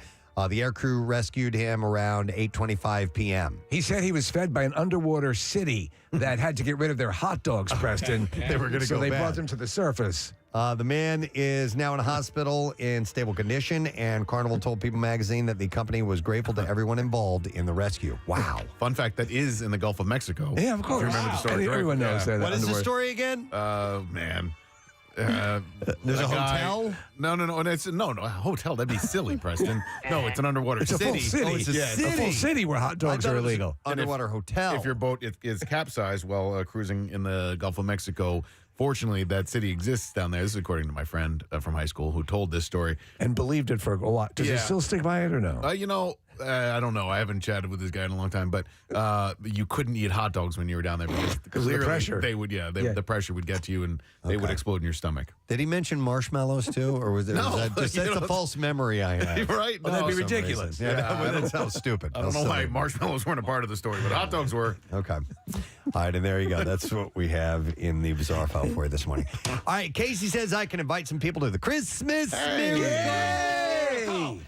live broadcast.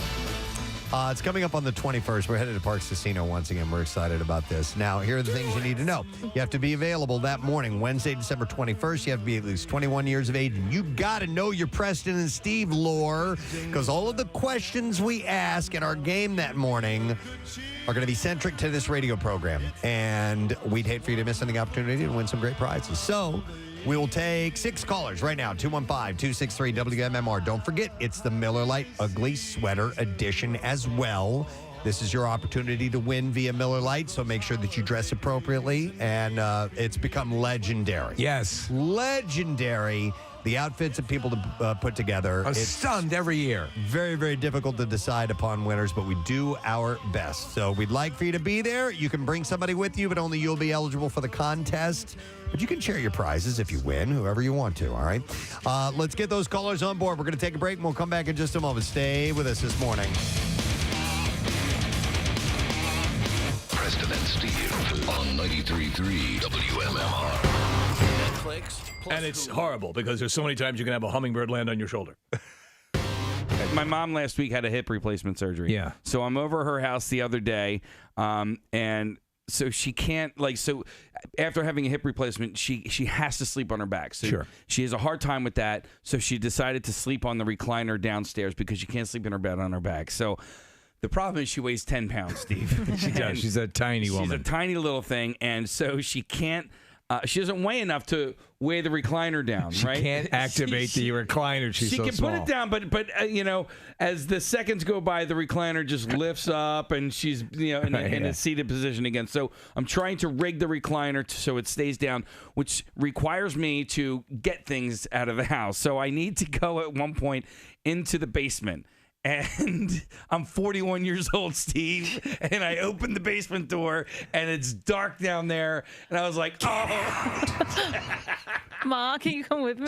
Yeah, Mom who just had a hip replacement has to walk Casey down the stairs into the basement. So your childhood fears come rushing back. Oh, Steve, I had chills up and down my arm.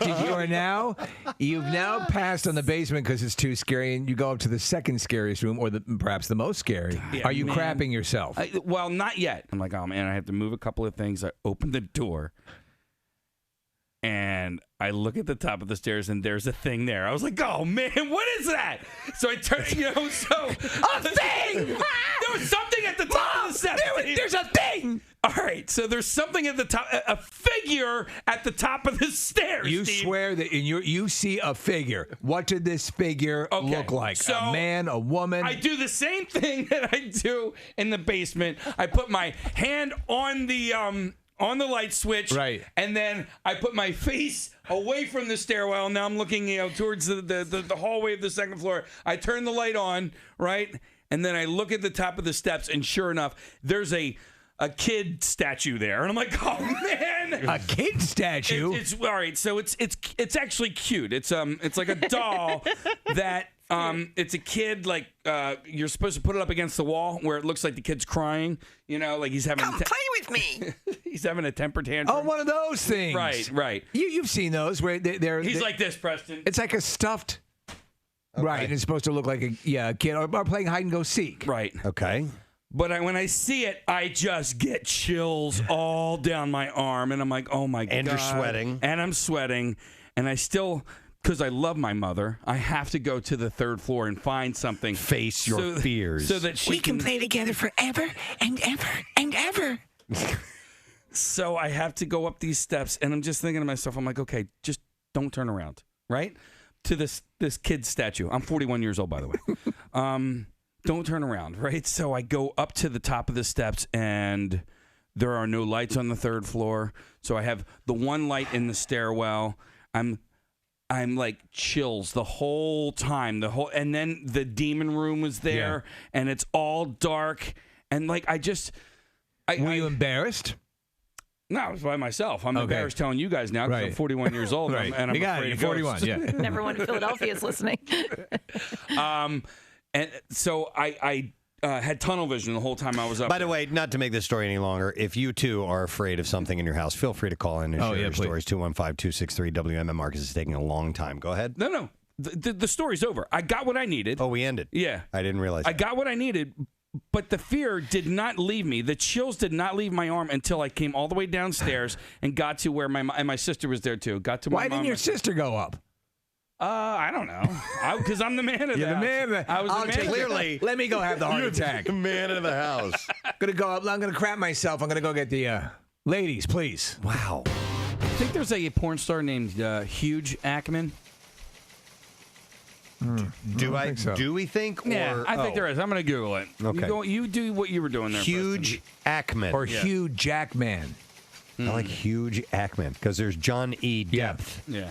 We do know that. John E. Depth. Hugh The production manager for Guns N' Roses, the current lineup on the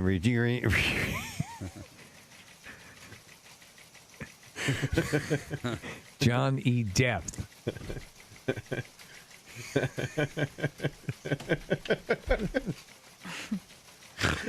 Okay. What about Wilfred Rimley? Yeah. Rim. Yeah. I like that. He's a Bill Ackman. There's a. If I were a porn star and I were huge, I would be called Hugh Jackman. But what's Ackman? That's my last name. His last name. Huge is what I am. Yeah, huge. Yeah. You usually want the first name to be the action on the second, right? No, or do whatever you want. All right. Yeah. It's your porn star. Yeah, man. Yeah. Hey, Lindsay Lohan is reportedly pushing fiance Igor Tarabasov to get treatment for anger management. He's got to do something. And now. The news comes just a few days after the blowout fight in London, which ended with police breaking down the door to Lindsay's home and receiving calls from the neighbors. We talked about this the other day. You've got serious issues. Now, her rep told Page Six, Lindsay believes Igor has anger management issues and she would like him to go to therapy. They both want to work things out. Other sources claim that Igor has become controlling over Lindsay, explaining he has taken control over her business. He's in charge of her finances and is controlling over her deals, even though he has no experience in Hollywood. Do you want to know my issue with Igor? He's always hanging out with his buddies, Dracula, Frankenstein, and Wolfman. And they're great. Don't get me wrong, they're great guys. Mm-hmm. But they get into trouble. Bros before hoes, that's his thing. Bros before hoes. Oh, my God. And it's like he's off to Transylvania. Lindsay's rep said that he did the mash. He did the monster mash. and no, don't get me wrong. It was a graveyard smash. Mm-hmm. Lindsay's rep also said, It cut out of the flash. I cannot confirm her pregnancy. So what's the deal? Little follow-up to that. We don't have that? No. We don't have that? We don't have the Monster Man. Wait a second. Doesn't Ben play anything they feel like? Can we borrow from them? Isn't that the rough and tumble philosophy? I hope they play that today.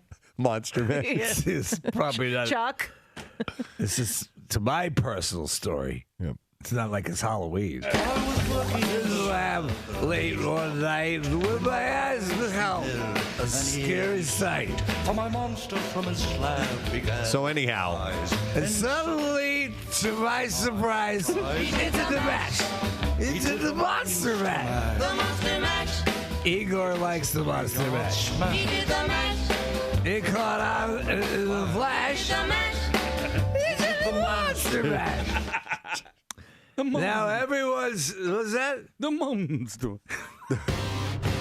Justin, who called in earlier this morning, they had a dumpster pool party in Philadelphia. A smaller dumpster. And the license and inspections said you can't do that. Yeah. It's against the law in Philadelphia. And we work right across the city limits of Philadelphia. So we're like, not unlike the movie Footloose. Hey, right. You cross the city limits. It's legal to do it, so we figured we'd have one on our own here this morning. Oh, my. As well, a team of Casey's. Attempting the world record for laps underwater without taking a breath in a dumpster pool. We will have an official world record that's taking place live on the Preston and Steve show this We just morning. might see this at the next Olympics, Preston. Swimmers, take your mark. Go! Oh, man, started. He's going down. He's made it to the first end. He's turned around and he's coming back. It's full turn under the water, pushing off the end. Preston, he's back for number two. Turning around back towards number 3 to the back end. He's doing this whole thing underwater. Wow. His turns are pretty precise. Well on Except for that last one. Come on, you got 4. And he's up. He's up. He did 4. USA! Yes, all right. I'm going to try to break Casey's world record for dumpster swimming. Now, Preston is one of those privileged people who has a pool in his backyard. I do. My pool is probably twice the size of this length. It's and 2 dumpsters side by side. I went in and I did a couple of quick test laps, and it's a little further than I thought it was going to be. Well, let's see. I can't let you break my world record without me attempting to break your world record. And we are ready. And we are set. Go. He's underwater. All right, he's got Suddenly he's become British. 1 length, turned around, coming back. back. He's coming back. Right. 2 lengths, done. Now he's going halfway for his 3rd length. It's a merman. Turning around, approaching his 4th length. This is to tie the world record. He has tied the world record. He's going again. He's going. Oh, wow. Is he going to shatter the world record? He did 5. 5! Oh. 5! He shattered. Day in the Destroyed morning. the world record. Let's get a word with the champion. Champ, how do you feel? Are you exhausted? Woo! What were you using as your technique? I feel pretty good. My technique was just all natural technique. Was just glide through the water, Pierre. It looks like somebody's suiting up down there at the end of the platform. Oh, Casey getting in. Casey. Tie! It's a tie, ladies and gentlemen. 2. Wow. Let's get a word with the new champ, who's also a tie. How do you feel, Kate? I'm really tired. That was so hard. I had to. I wanted to quit at 4, but I couldn't. Winners never quit and quitters never win. I was like, There's no I in team. I almost passed out, but I made it. You sure the hell did. Oh, my God. This is a victory. This is a victory not only for Casey. All right, let's see if we can get an answer to this stupid question. What type of animal was Dolly, the first mammal cloned from an adult somatic cell in 1996 when that happened? 215. It's right out of Docking City, Preston, if you're looking for it. Thank you, Marissa. All right, saw this story, wanted to share this with you guys. It was in the Philly Voice, and it's about a place that's finally going to be opening up. They've been working on this apparently for months now, and they now have a date for it to open, and it is a new, gigantic go-kart racing course in Edison, New Jersey. How big? It's huge. So it's called Supercharged Entertainment Edison. So they're opening up the new facility. When did they announce this? On December 16th, and riders will experience a thrilling course worthy of comparison to Mario Kart, according to this article I read. Now, it looks massive. It's next to the Top Golf. Okay. Oh, wow. And it's going to feature a number of other attractions, including 19 axe throwing lanes, bionic bumper cars, a drop and twist tower, virtual reality experiences, and more than 140 arcade games on 2 floors. And by the way, dude, this track, it goes all over the place. So there's going to be food. There's a Burgers and Brews restaurant. It's 131,000 square feet. It's on a 16-acre complex. 16 acres. Full-service restaurant that includes sports bar with more than 30 beers on tap. The multi-level, temperature-controlled course, listen to this, has 10 elevation changes. Wow. And room for 4 wide racing. So we're watching and you described it as a Mario Kart-like experience. It looks that way. You because go up and down. Up and down. It's not flat. You go through levels. How badass does this look? So do you know what it looks like? It looks like your car racing set as a kid. Yes. Like Hot Wheels. Like Hot Wheels. Yeah. Yeah. This is amazing. And why is it going to be so freaking far away? I know. Freaking Edison. It's just, it's far away for us. Northern New Jersey. How far away is Edison from Center City? Probably 2 hours or so. Wait, so it's near Topgolf. So it's not the Topgolf in Mount Laurel. No. That's the one I go to. Yeah, no. Edison, New Jersey's up in upper. You're heading. That sucks. Yeah, you're heading towards Manhattan. Oh, man. Well, let's get an actual estimate of the actual travel time. This could be a destination like going to an amusement park or something like that, but that's Cabela's. That's too damn far away. Or Cabela's. What's the name of this place by any chance? It's called the Supercharged Entertainment Edison. I wonder is that like a thing? Like Supercharged? Is that like a thing like Topgolf? Yes. Like, is there a chance that maybe they'll build one? Well, look at how long it took to do this one. Yeah. It's an hour and 20 minutes away from our place of employ. An hour and 20 minutes is not that bad. Yeah. That's not bad. But then you got to add another 30 on for like Casey and me and a little further out from where we are. Well, then just move. So, by the way, yeah, there's one in Massachusetts. Is that closer to you guys? It's a little closer. 45-minute flight. It's not so that bad. there are 2 tracks that can be combined into a single 80,000 square foot super track. Combined, the course is about 28% larger than Supercharged Entertainment's existing facility in Rentham, Massachusetts, wherever the hell that is. Rentham. Welcome to Rentham. Dude, and the go-karts, they're electric go-karts, and they can reach speeds between 35 and 40 miles an hour. Do you know how fast that is on a go-kart? Inside? On a go-kart track? That's a mind F. Because we're watching, they obviously used a drone to capture this footage. And they're keeping pace with these vehicles, so you're kind of seeing what it's like from the driver's point of view.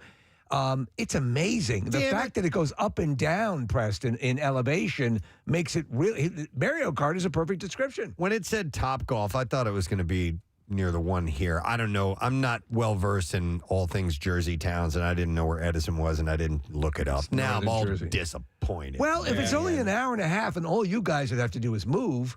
to Bala Cynwyd. Could it be worth it? You'd be fine. You know, I could see this, though, being a destination if you... You know all the other attractions in Edison. Yeah. Well, so did they build an indoor ski slope? Where is that? Somewhere. Where is that? That's near. Isn't that near Giant Stadium? Yeah, that's near the Meadowlands. It is a in the Meadowlands. Yeah, it's a huge indoor ski slope, is it not? Yeah, and you can see it as you're driving. I think on the Jersey Turnpike heading north. It's on the left-hand side. How big does it look, Nick? It looks like Steve. You remember they built one? I think in Dubai. Dubai. Yeah, Okay. yeah, and. You know what the difference between them? Abu Dhabi. We do, yeah. Between Dubai and Abu Dhabi is the people of Dubai don't like the Flintstones, but the people of Abu Dhabi do. Right. Anyway, it kind of looks like that. Oh, and then there's one that just opened up in Doylestown. What? A ski place? An indoor ski place. Really? Yeah. In Doylestown? It says right here. That's right near Alpine. Fisterville. Wait, 4-season Alpine. Okay. Are you sure that isn't just like one of those tracks that you can, simulate?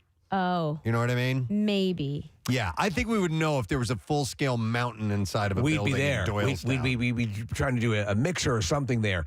The Topgolf Have you gone? Have not. I hear it's great. I've seen the one that they're building in King of Prussia. Okay. And I started to look at the structure. I'm like, what is that? And we got closer. It's Topgolf. It's right by Valley Forge Casino. So it's for the neophyte as well, or it's not for it's for playing games. Right, yeah. Right? If only somebody gave you a gift card to Topgolf for your birthday. Man. Like 4 years ago. Marissa gave me one, and like a couple weeks later, I injured my shoulder, and I quit playing golf for 2 years. Well, right now, you're good to go. Yeah. I know, but I don't know what I did with it. It was a piece. Well, just let them know. Say this person you don't know gave me this thing you don't know about. Can I start playing? It was on a piece of paper, and I couldn't go. That's how long ago I gave it to you. I know. It was paper. And it was like over $100. Was too, signed by John probably. Adams. Wow, man. Topgolf in King of Prussia doesn't open until 2023, so it's supposed to open next summer. Okay. Yeah, they're working on it. But Casey, you said it's fun. It's fun. It's fun. I think, for a non-golfer, such as myself, would I have fun? Is it think you would. like Lucky Strike? But I hear also it's more think, for that. Yeah, but I Yes, also the think, non-golf. Press, you would have fun with it as well. You can bring your own clubs. You don't have to bring your own clubs, but you can bring your own clubs. And they have things that you can aim for, and there's a point system and stuff like that. To me, that sounds attractive Yeah. because it's not my main hobby, but as like with Lucky Strike, it's like you're there for a social experience and just to have that as a fun backdrop. And correct? you can actually do it in the winter as well because the bays are heated. So even it's outside, it's essentially outside. You are heated, so you can play in the middle of the winter. Down with that. Yeah. Steve, they have like the circles that you aim for, the red, the yellow. Some of them are a little hard, but they also have Angry Birds. Oh, so you really? play and you like try to knock over the things? quote unquote structures. I like that. So it's fun. By the way, a couple texts coming in. Somebody said Edison is little over an hour away, and we go to the Exotica convention there every year. Oh, so maybe they can combine them both. Yeah, maybe that. Go Cartica. Yeah. Yeah. Has the Topgolf that's on Roosevelt Boulevard, that's open now, right? I believe so. All right. I wasn't sure. It's in the old Nabisco. Really? Yeah. Oh, okay. So now there's 3 of them in our general area, or there will be there's once 2 and about to be 3. Yeah. That's what I mean. Once the King of Prussia one is done. So now you don't have a certificate for 3 of them. Yeah, exactly. Prices for the go-kart course, by the way, are $29 for a single race. Oh. Yeah. How long does that last today? $78 for a 3-race bundle and $125 for a 5-race bundle. I tell you what, I was just looking at though. That video, Preston, sells you instantly. Hell that looks yeah. so amazing. It looks incredible. That's why I was so excited that it might be closer than this. We were talking about possibly bringing back the Granny Grand Prix, and now obviously we have some great go-kart places in our area. But nothing like this that has the sort of. I think this would be too much for our. It would kill them. citizens. Yeah, we'd have to set up a temporary morgue. Yeah. Say goodbye to Gum Gum. Give them directions. Also they'll have axe throwing is $28 per person for an hour. Supercharged Entertainment also hosts go-kart leagues that are open to racers of all skill levels. Have you done axe throwing yet? Yes. Okay. That's something that Marissa and I did. A couple of years When you ago. were lovers? Yeah, not when we were lovers, but we did it as a promo and shot a video. I actually kind of took to it pretty quickly. Yeah, me too. You know what? The first time of doing some stuff like that, or not the first time, but the Renaissance Fair allows you to do a lot of similar stuff. You go out and do that, and they have these different weapons that you can try out. Yeah, they have archery and knife throwing and axe throwing. Spend a day with a knight. They just opened an indoor archery range by Union Transfer in Spring Arts. Okay. Oh, in the city? Yeah. I will not be going there. Oh, you can come visit me, and we'll go play archery. Do you play archery? Play archery. Don't play No, archery. you arch. You arching. You go arching. I went arching. Yeah. I went arching this past weekend. I do like stuff like this. This is fun. It's something different. It's an activity that's kind of off the beaten path. So I'm into it. Where's that large indoor park? Kathy was talking about it, and it is actually like an indoor Disney-style park that's in New Jersey as well. Oh. Do you know what I'm talking about, Case? No. It is a large indoor amusement park. And there was I don't know if the talk was that it was being built with a completion date or for that it was currently in existence, but it was supposed to be huge. No, but she and I both stayed at a place called the Gaylord Resort, which is, there's a few of them, but the one we stayed in is in like the Virginia, Maryland area. What is that? It is. It's what is Maryland? No, it's a giant hotel that, you know what, man? I know the one. For you, Steve, because I know it snows inside. Yeah, right? for you, because you love Christmas so much. Yes. They have an indoor snow and light show every single night, and they have like indoor water park. It's actually a Marriott property. Yeah. The Gaylord. Is that where they do the ice sculptures? Oh, and they have like a separate building that is all ice sculptures, and there's an ice slide that you can go down. But it's kind of cool. I think this is what I'm talking about here. The American Dream. Is that sound familiar? What you were referring to about Yes. an indoor amusement park? Tons of roller coasters and things of that nature. Is that Nickelodeon? Because I saw some. Yes, SpongeBob SquarePants. It looks like there's two. There's one called iPlay, Right. iPlay America, and that is in Freehold, maybe. I think that's it, Nickelodeon Marissa. one too. Yeah, Nickelodeon Universe. Well, this Supercharged Entertainment thing looks like this is made for adults. Yeah. I mean, obviously you can take kids and they can go do this thing, but this is like they're trying to have more playthings for adults. You know, things like the Drop the kids off. Go to the erotica convention next There you door. go. No. This is for the adults. Drop the kids off the erotica. Yeah. And then you do the go-karts. But like the go-karts and axe throwing and more activities like this, Top Golf and so on. I love this adult playground stuff. It looks like you can get some drifting going here, Preston. We're watching footage. Yeah. Yeah, I'm sure. Yeah, when we were you can do that at Arnold's as well. Yeah. When they crank up the speed on those suckers, you can come whipping around those corners. Yeah, but I think I would prefer it if it were more schedule based. I don't think I would want to drive an hour and a half up there to just wait in line forever and ever and ever. Maybe At it least- is. I don't know, Case. Yeah. I have no idea if you can, if you can put in reserved times or not. Because at like Top Golf, you Let reserve him know you know Gary Lauer. Yeah. But at Top Golf, you reserve your time and your bays and stuff like that. Okay, And all actually, right. the food there was pretty decent. Okay. By the way, this says here that the opening of Supercharged Entertainment comes as plans are afoot for another go-kart racing course at a former Kmart building in the Berlin Shopping Center in Camden County. That's not far at all. Earlier this year, the raceway at the Lucky Snake opened at the former Showboat Casino in Atlantic City. I didn't know that. What? Why are we the last to know? Have you guys been down to the Showboat? I mean, they turned not. pretty much, since there's no actual like casino games, it's a huge arcade in there.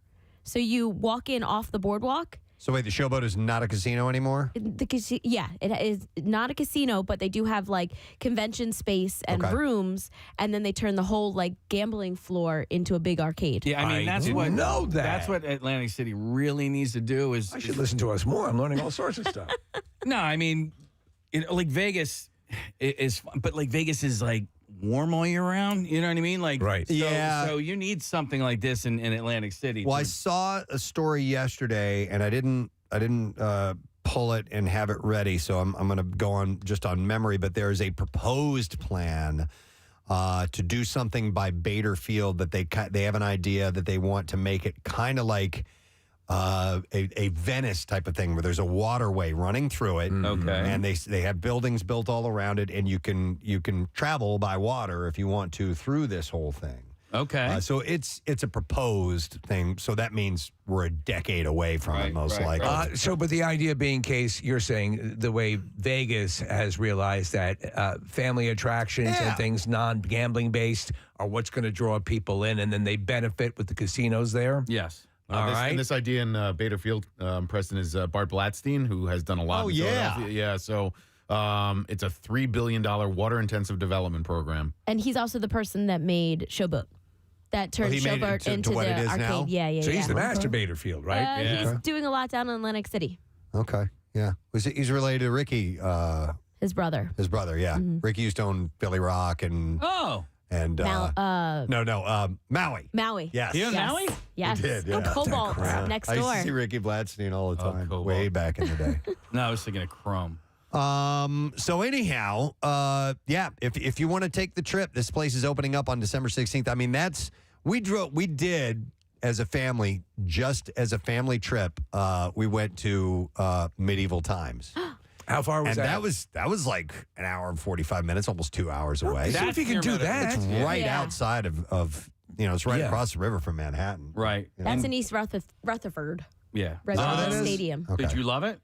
It was fun. Okay. It was a family thing to do. We had a good time. But I mean, this would be more fun. That's way more fun. I think so. Anyhow. $3 billion. Okay, the Atlantic City's Bader. Look at this. They're showing an aerial shot of the projected size of this thing. It's enormous. Of the Bader Field expansion plan. Yeah. So if they could do that, it'd be pretty awesome.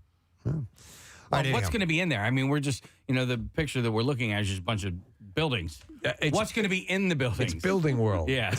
I didn't read it. No, I know. So I don't really know, but I would assume shopping, hotels, various these things. These kind of things with the But they already have shopping. The go-karts and the top flight and the things with the golf. No, they have shopping down And there the already. shopping. They have Fences and things remembered and these kind of things. Oh, my God.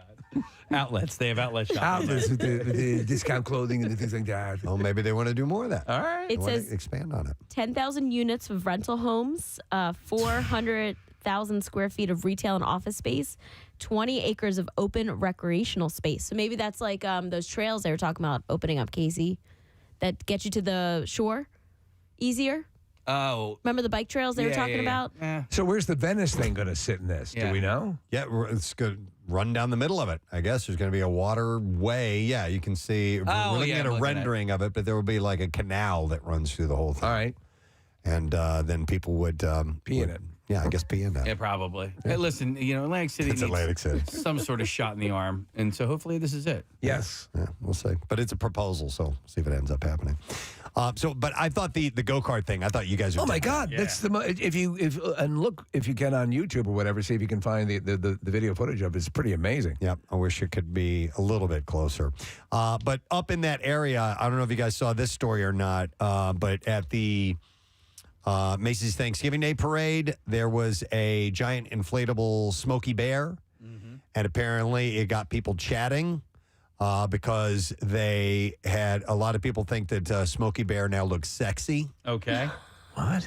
Yep. Smokey Bear has been a part of the parade for a long time, correct? Yes, but they Did they upgrade him? They upgraded him, and apparently they gave him pecs. Wow. And he looked a lot more muscular, and people were saying sexy. Am I turning you on? Yep. This headline literally says, "Hot Smokey the Bear." Yeah. Oh, yeah. As one Twitter user wrote, since when is Smokey Bear zaddy bait? I was going to ask if it was zaddy based. Tell me what zaddy is. A hot daddy. Oh, okay. So it Just looks sticks a like Z instead on of it. a shovel, it looks like he's holding a putter, Preston. I can't see it in the photo that I'm looking at. Yeah, it does look like. Oh, I see. You're only seeing the bottom part of it.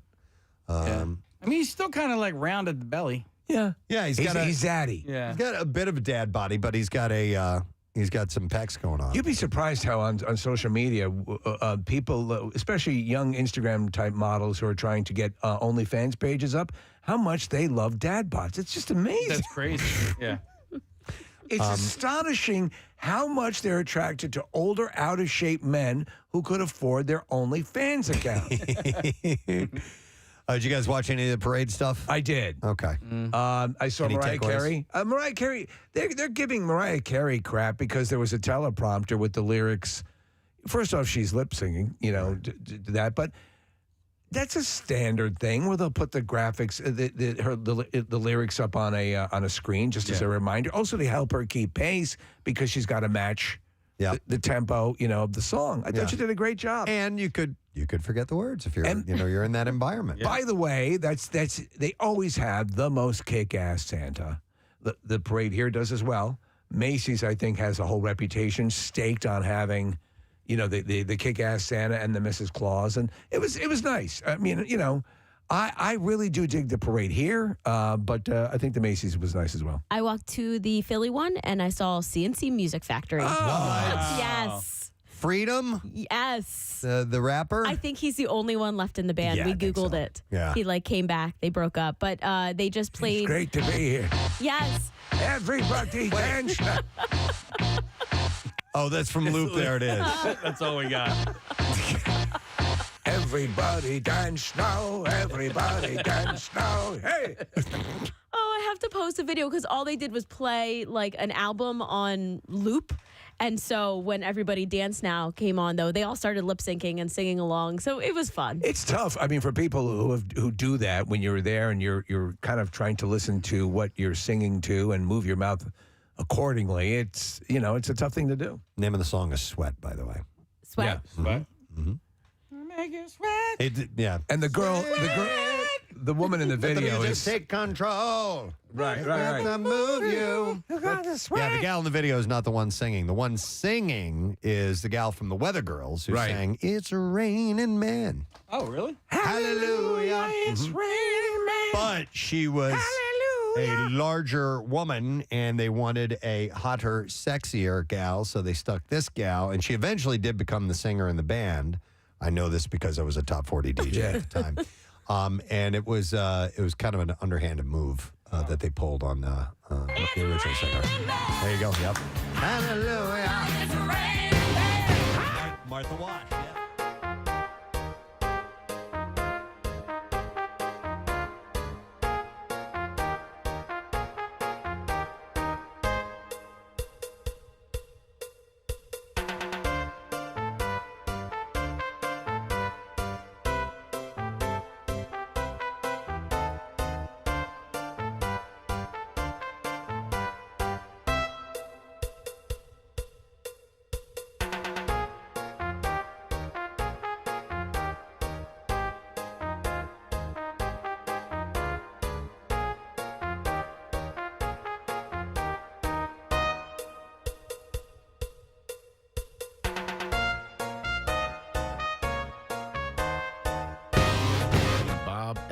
It was initially not welcomed. It was not accepted very well, and then it became this great anthem. It's the national anthem of Argentina right now. A lot of people do not know that.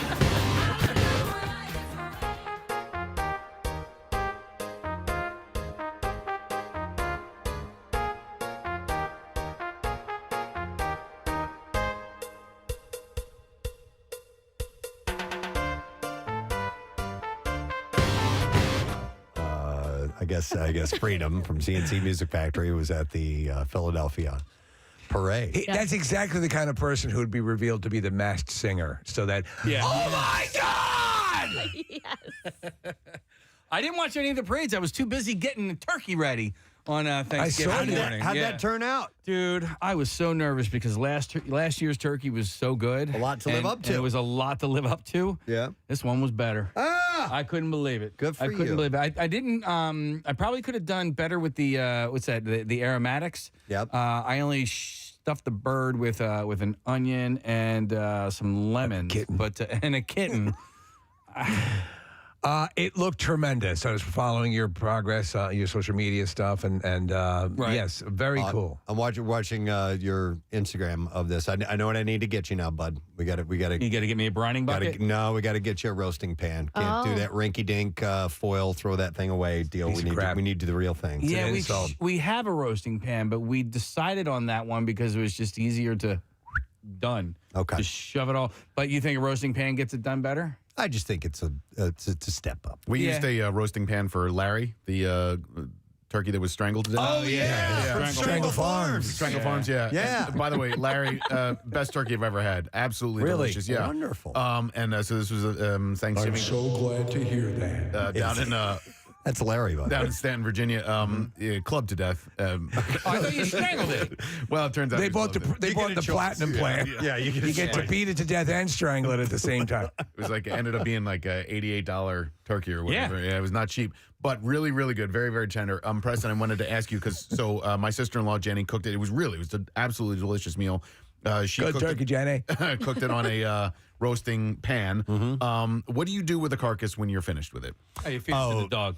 No. You defile it. I throw it out, but some people will make a broth. That's what from she it. did. Yeah, that's what you should do. She actually took the carcass and put it right in the soup, like a terrine, yeah, and made the broth the next day. That was good. That's my wife saved that for. She's going to make a soup. We cooked, since it's just the two of us. We actually weren't able to get the turkey breast, but got a smaller turkey and used the crock pot, a large crock pot, to cook it, and it was phenomenal. It just falls right off the bone. Absolutely. Yeah, it does. By the way, somebody texted in earlier about the AC/DC meal kit. That's right. Casey would love the one that was called "For Those About to Crock." For those about to crock. I like that. They will eventually have that available for you. Those about to crock. We had an interesting Thanksgiving because Rochelle and I had both tested positive for COVID. We're now in the clear. Dr. Mike gave us the go-ahead. But so we came down and prepared the meal with the family, but we were masked up and wearing gloves. She bought these latex, cooking gloves, and used those. But we had to eat separately because Was it like Midnight Express? we had to take the mask off. No, we didn't do it between glass or anything like that. But no, so Rochelle and I had our own little private Thanksgiving down in the basement together. That could be sweet. And then the family Was it romantic? ate upstairs. No, not really, but it kind of sucked because we didn't. It was a weird Thanksgiving. That would be weird. But Yeah. no one wants, regardless of the level, no one wants to say, hey, I really want to be the one responsible for you getting sick. So you take your exactly. precaution. Yeah, we didn't mind doing it. No. But it was just a different one this year. But the meal was fantastic. It ended up being great. So And so who did all the cooking? Rochelle and I. Okay. And the kids, they made a homemade apple pie. Ooh. And everybody helped out. It was cool. We had so many pies. We didn't have a single damn pie. Really? Usually what happens is I get them from Manna, and as I said to you, they didn't drop by this year. Why were they not You know here why? this year? Because it happened during camp out. Their press time was happening during campaign? camp out. Yeah, I actually bummer. walked by Manna on Thanksgiving morning after the parade. They were handing out turkey dinners to people who came by, clients who came by. He couldn't come out to camp out? And they were selling pies, so I bought pies. I bought plenty of pies on That's behalf good of the news for Preston and you. Steve show. Nice. I bought pies from Wilson's Secret Sauce. They do pies every year, and And then my wife ended up buying a blueberry pie. I was like, blueberry pie's not a Thanksgiving pie, but I ate it anyway. Blueberry pie, I love. Dude, I literally had a blueberry pie for dinner last night. That's good. Yeah. I had a chocolate pie that I bought and took down to Virginia, and my sister. Were you eating it on the way down? No, I ate some. I did not eat any of it until I got there. Bye-bye, Jenny. So Jenny. So there was cream on top of it, right? And we had it after dinner on Thursday on Thanksgiving. But because there was cream on top of it, hear me out here. She decided that leaving it out overnight was going to spoil, and then she threw out the rest of the chocolate pie the next day. Are you kidding me? I was a little upset. No. She said, and then she thought that It she would was have been doing us a fine. favor. That's what I said. It would have been fine. Me and my nephews, who are 10 and 8, were irate about losing the chocolate pie. I think it would have been worth taking a chance at it. Yeah, me too. I think you would have been okay, but maybe there's some validity to that. Yeah, probably right. You might have had greasy BMs, but otherwise it would have been fine. Why didn't it end up in the fridge? I think just like end of the night, Casey, was just the one thing that people didn't put away. It was just sort of left out on the dining room table or whatever. It was an oversight. It should have been put in the fridge. We missed having a pie. We didn't do the desserts, but actually it was better because, at that point, do you really need dessert on top of the gluttonous meal? Chocolate pie really isn't even like a pie. It's just like pudding in a pie dish. Oh, it's fantastic. It's so good. I love it. chocolate pie. Yeah, it's pie so is damn wonderful. Oh, yeah. Oh, yeah. By the way, somebody had suggested with the AC/DC thing, you cook me all night long. And you can have the turkey singing it. Oh, God, I love it. Well, Marissa, what did you end up doing for the meal? Family? Congratulations to my sister-in-law and brother. They hosted their first Thanksgiving at their house. I had a delicious baked ziti that my mom made.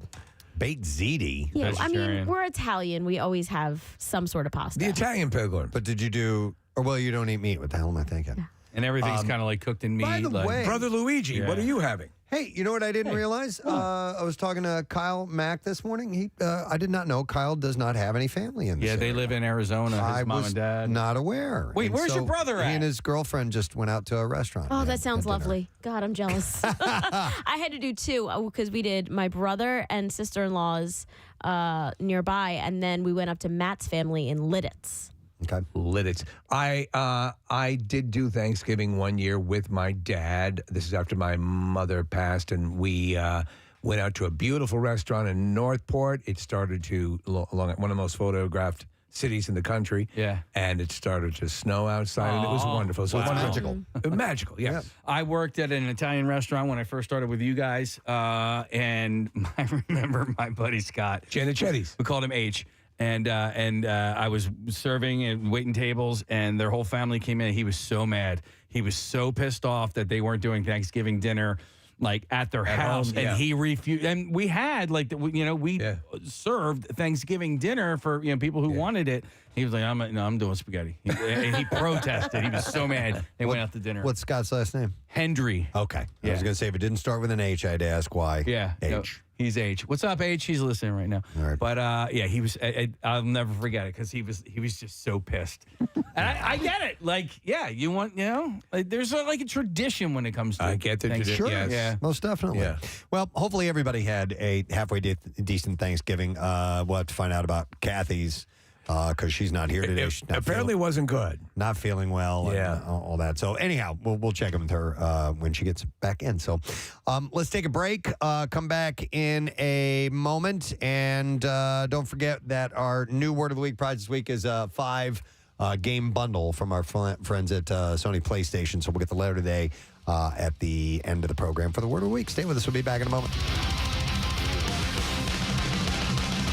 Preston and Steve on 93.3 WMMR. What's new?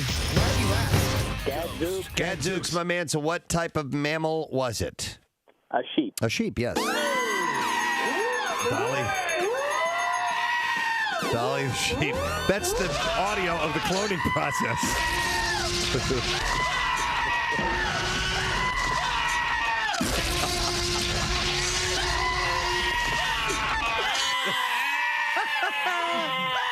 It didn't work as well as they had hoped.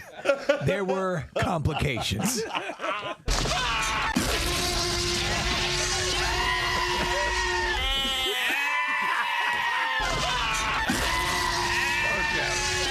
All right. Well, good morning. Run! Listen, let's give something away here. We have this screening of Mechanic Resurrection. It's a Jason Statham. Jason Statham. See, Jason Statham in The Mechanic. Jason Statham. Resurrection. You remember when he died in the first one, Preston? He comes back as the leader of a religion now. The stone. And I swear to God, Jason Statham is back from the dead. I saw the boulder was moved. I hate you, Casey. He's just looking at me laughing.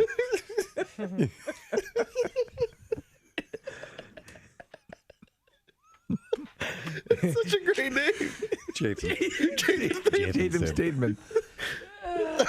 My favorite is Kathy, though. And everyone We all does do it. that. Everybody does it. Everybody. It goes between Kathy and Casey. The hybrid. Kathy. All right, so I have tickets to see The Mechanic Resurrection starring Jason Statham. Steve sent me this story. President Lyndon Baines Johnson would apparently, according to this story, relieve the stress of his job by sleeping with prostitutes. But see if you can't leave me about it. An inch It's from him the talking to a hooker. ends round under my back to my bunghole. What I need you to do is to do a little thing with your index finger and tickling in the general area of my taint and in the back of my bunghole. Hope they're not recording this. Just very matter of fact. He's actually they were world leaders in the Oval Office at the time he made that call. Excuse me, folks, just got to take this call from my hooker. But one of his prostitutes includes one favorite whom he would introduce as a family friend. Penny, who had a clean-cut look, according to Blanc, she would be spirited away to a series of ranches between Austin and LaGrange. There, she would be introduced as a friend of Johnson's family until the pair could find somewhere more secluded. Oh, man. She visited The crotch down where your nuts hang is always a little too tight. He's very specific with his hookers. Where your nuts hang. You know where your nuts hang. Yeah, that's in the crotch area. You know, in that exact area where the poop comes out. You know what I'm talking about. Sweat kind of congeals around just behind your testes. Jesus. That's the president. Were you nuts? Hey, you really can't tell. You said, Jamie, hand down there and take a good snip on your fingers. What's working down there? What do I got? Is this hooker friendly yet, or do I got to run the old pee-pee down under the water a little bit? Clean it up. Dude, you smell your fingers. Yeah, so the hooker don't wince when you're on top of her doing a little rodeo, You know what I'm saying?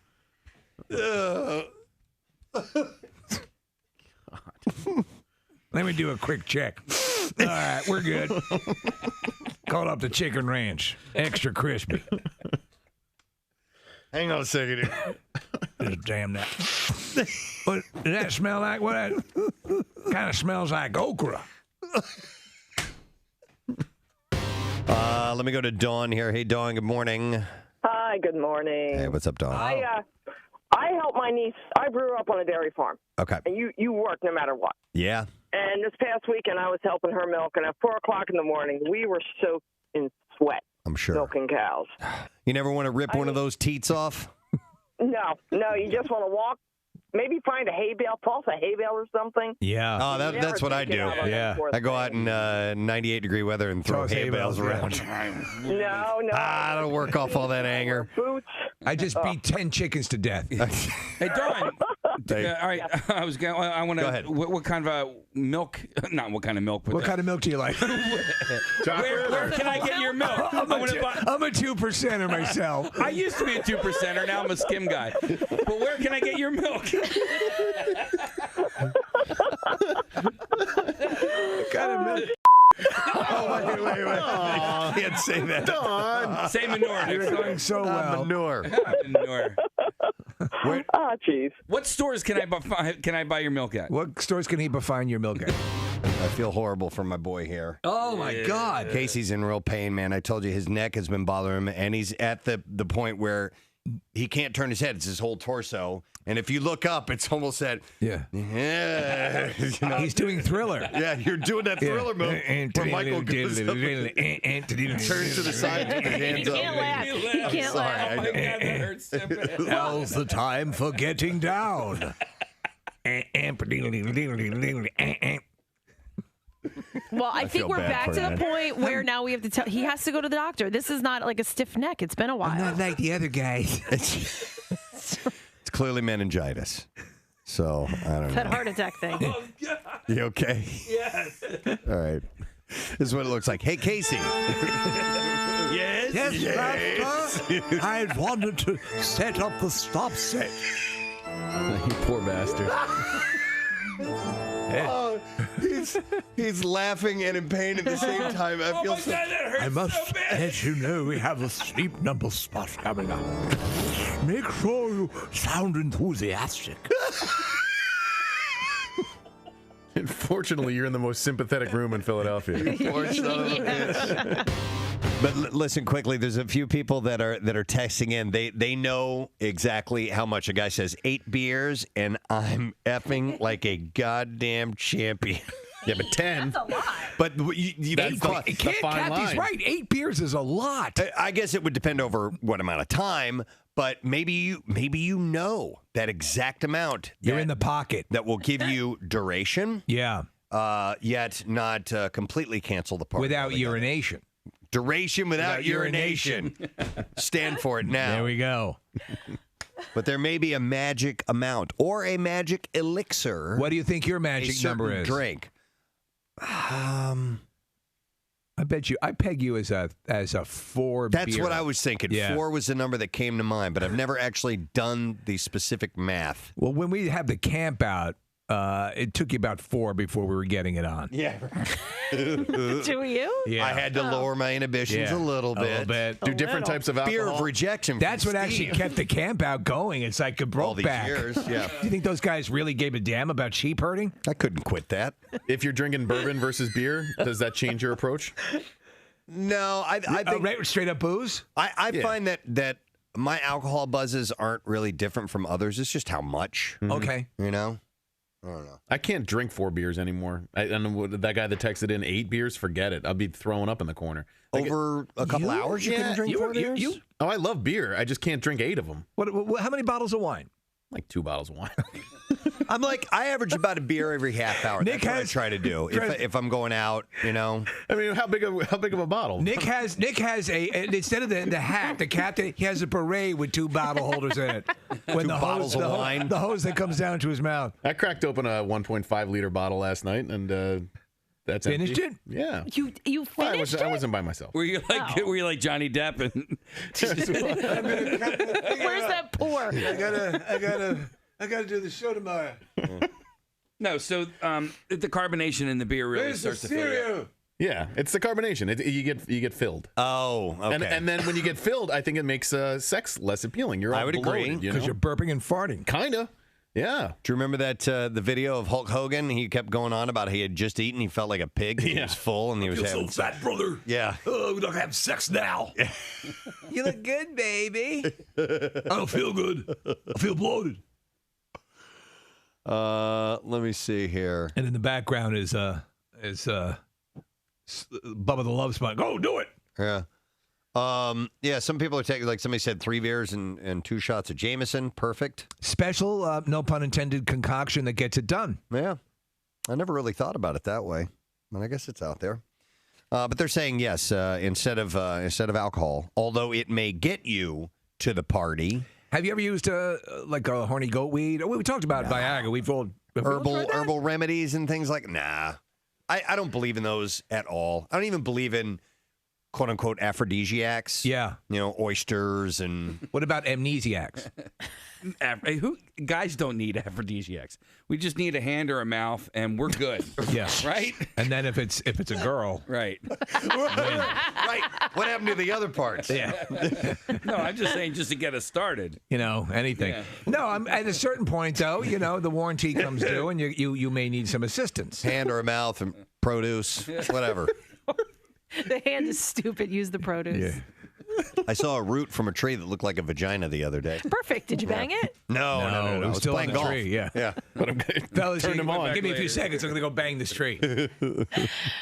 Radio personality arrested banging a tree. Why did you do that to me?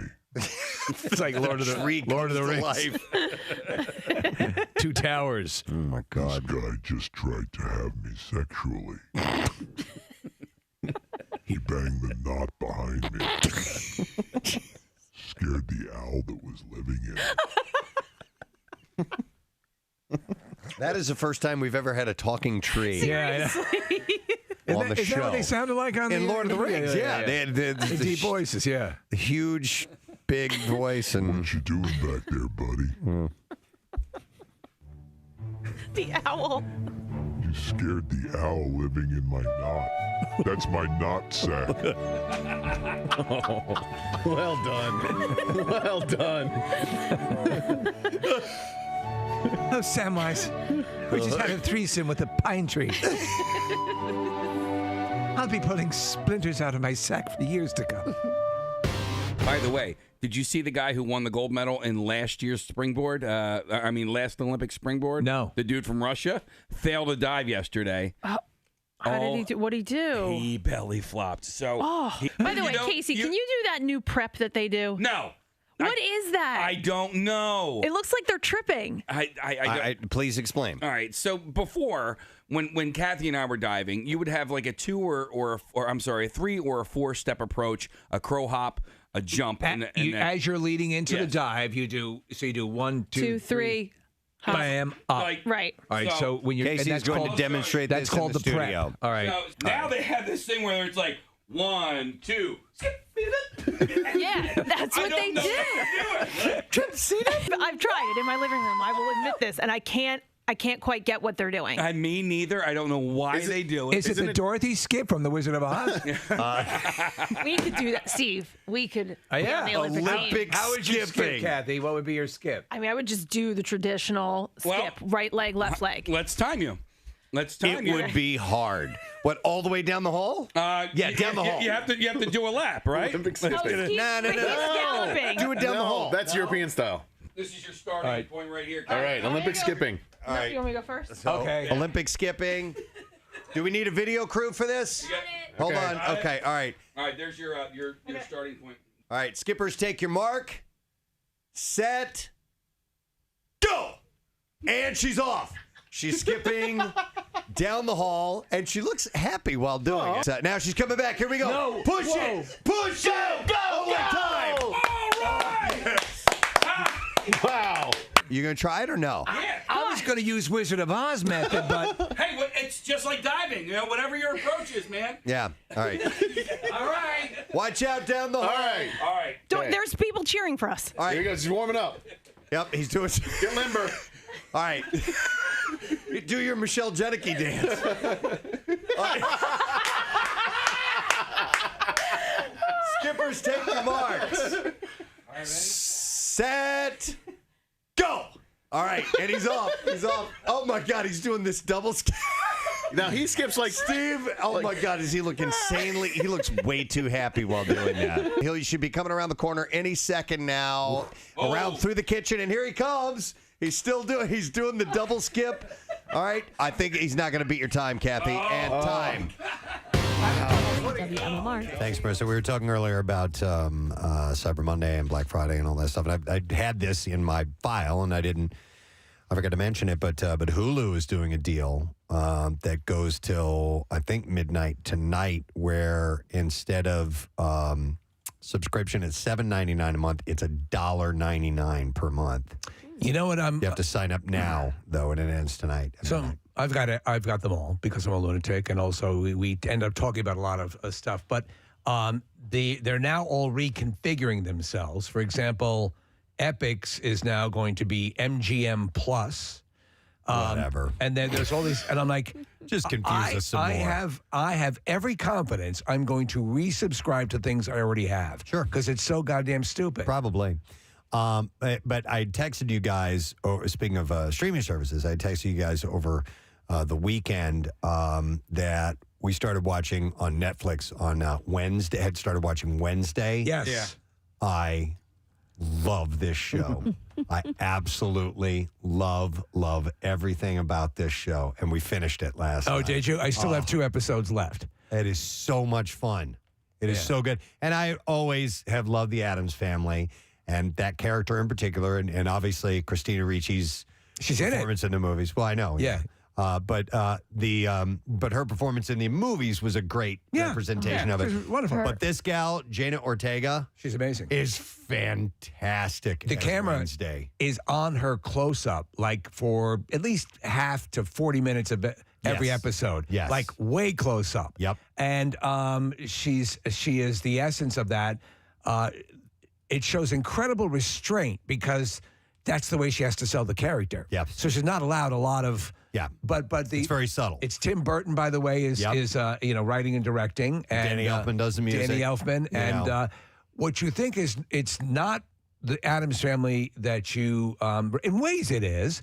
But like Catherine Zeta-Jones is wonderful as Morticia. And Luis Guzman. Luis Guzman is great. As Gomez. But there's actually some mystery to it. And Very there's much some so. cool stuff going on that makes it very inviting. Yeah. How many episodes? It's 8 episodes, and the entire arc is a mystery, which is great. And I think that's what they did to really keep you on board, as opposed to making it episodic in that something new is happening each time. It would get stale if it was just that, she is a pissed off girl. Right. But she, in her way,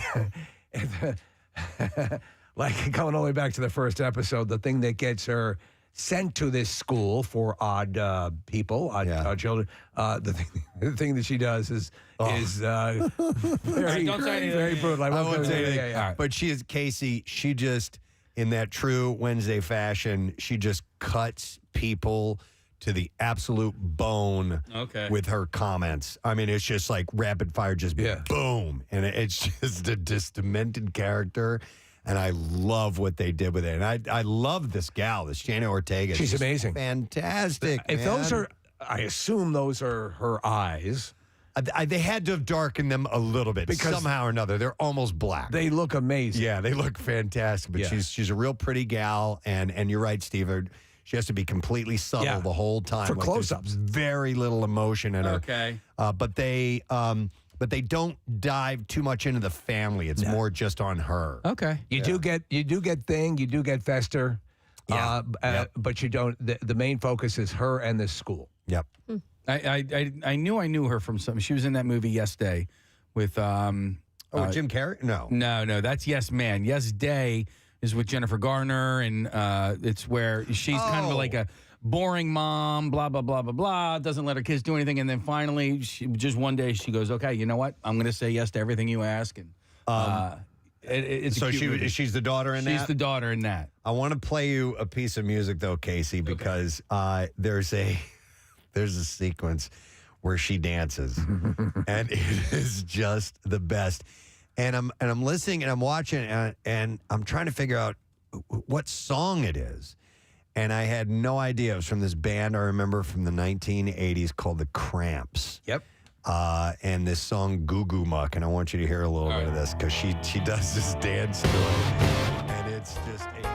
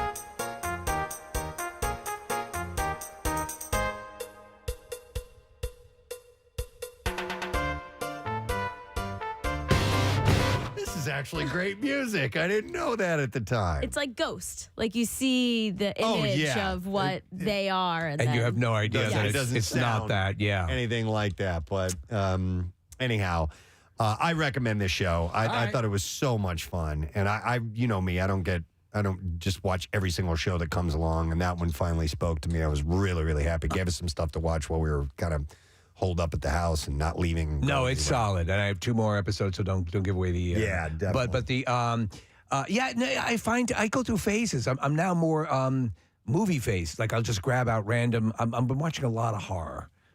It brings me comfort. But one thing that I have to say, and I said it earlier, the Guardians of the Galaxy holiday Christmas special is awesome. James Gunn wrote and directed it. It's only 44 minutes long. Hey, did you watch the new Lindsay Lohan Hallmark Christmas movie? I did. And? It's pretty good. It's Lindsay Lohan not sort of making fun of public perception, Lindsay Lohan, but it's all the bells and whistles that you need are there. She's actually has always been good at physical comedy, and she actually looks pretty good. I know there's been some work done there. I don't know, the Army Corps of Engineers might have come in, but she it works. I think I will call it delightful. Is this like what's the? She's a Paris Hilton-ish kind of woman. She gets proposed to on a mountainside. She falls down. It's like overboard. It's overboard. That's it. All right, it's overboard. Right. All right. I knew there was some kind of a common plot line to it. And she realizes that what she really, you know how it goes. Yes. Yeah. She didn't need how all you that get there. material stuff. Exactly. Everything she needed was there all along. And then, Casey, you had watched... I watched Spirited, and I loved it. Yeah, my whole family watched it. Except for Seamus, he was playing Call of Duty. But we all watched it, and I didn't necessarily know what to expect. It's Ryan Reynolds and Will Smith. Ryan Reynolds and Will Ferrell. Yeah, not Will Smith, but Will Ferrell. And it's a musical. I didn't know this. I had no idea. But like in the very, very beginning of the movie, the characters break into song and they're like, yeah, this is what we do. And so listen, Will Ferrell and Ryan Reynolds are not amazing singers, but they carry a tune. I thought they did a nice job. I've never seen Ryan Reynolds do anything like this. I really thoroughly enjoyed the movie and I will watch it again. And I think it's, is it an instant classic? Maybe not, but it's kind of like a new take on the Scrooged or Scrooge I can see story. where you'd go for it. I was not as much a fan, but I think it has to catch you the right way. Yeah. I think for me it was about a good half hour too long, and there were too many songs. But that said, it's trying mightily to win you over. Yeah. It didn't with me, but it did with you and your family, so it's doubt. probably worth a try. Yeah, I want to look this up. In a text, you said you gave it an A+++. Yeah. Yeah. Okay. I was so happy at the end. I gave it a C+++. Okay. Yeah. Hang on. Spirit. I wanted to see how long it actually was. It's 9 hours and 7 minutes. 9 hours and 7. It's hours. It's 2 hours and 7 minutes. Yeah. That's not that long. That's a good 35. There are about 5 times where I go, okay, it's ending here, obviously. And okay, it's ending here, obviously. And it didn't. But that's okay. It's full of the joy and whimsy of the holidays. There's chocolate and vanilla for everyone. Right. Cocoa. Yeah. So help yourself. Cocoa for everyone. Wow. All right. Anyhow, there's just so much stuff to watch. That's a lot. And you just never know what to sift through and eventually settle in on. So, and the stuff you end up watching, like post Thanksgiving, when you don't even want to reach for the remote. How much time do you give now with everything that's available? How much time do you give, say, a movie? Half hour max. And then you'll tap out? Really? Mm-hmm. See, I feel bad doing that. I follow it all the way to the end. Yeah. I do it. I'll put it. It's very.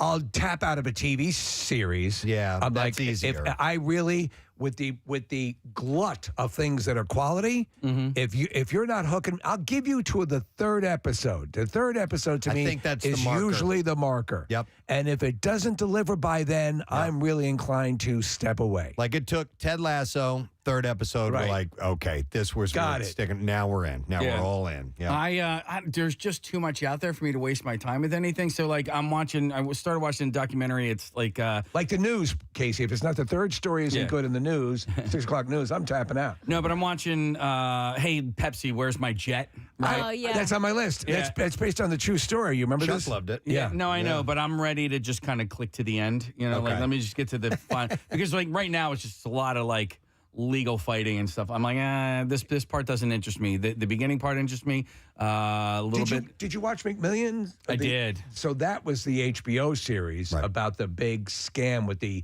$1 million McDonald's. giveaway Monopoly cards. And that was crazy And that because was it's like amazing. mob, like The mob was involved. mob Yeah. involved. This is not that. This feels like that, though, in the fact where it's like it starts going too into stories or like repeating the same story, just different people telling it over again. Well, Marissa, that's been actually, as of late, that's been one of the criticisms of.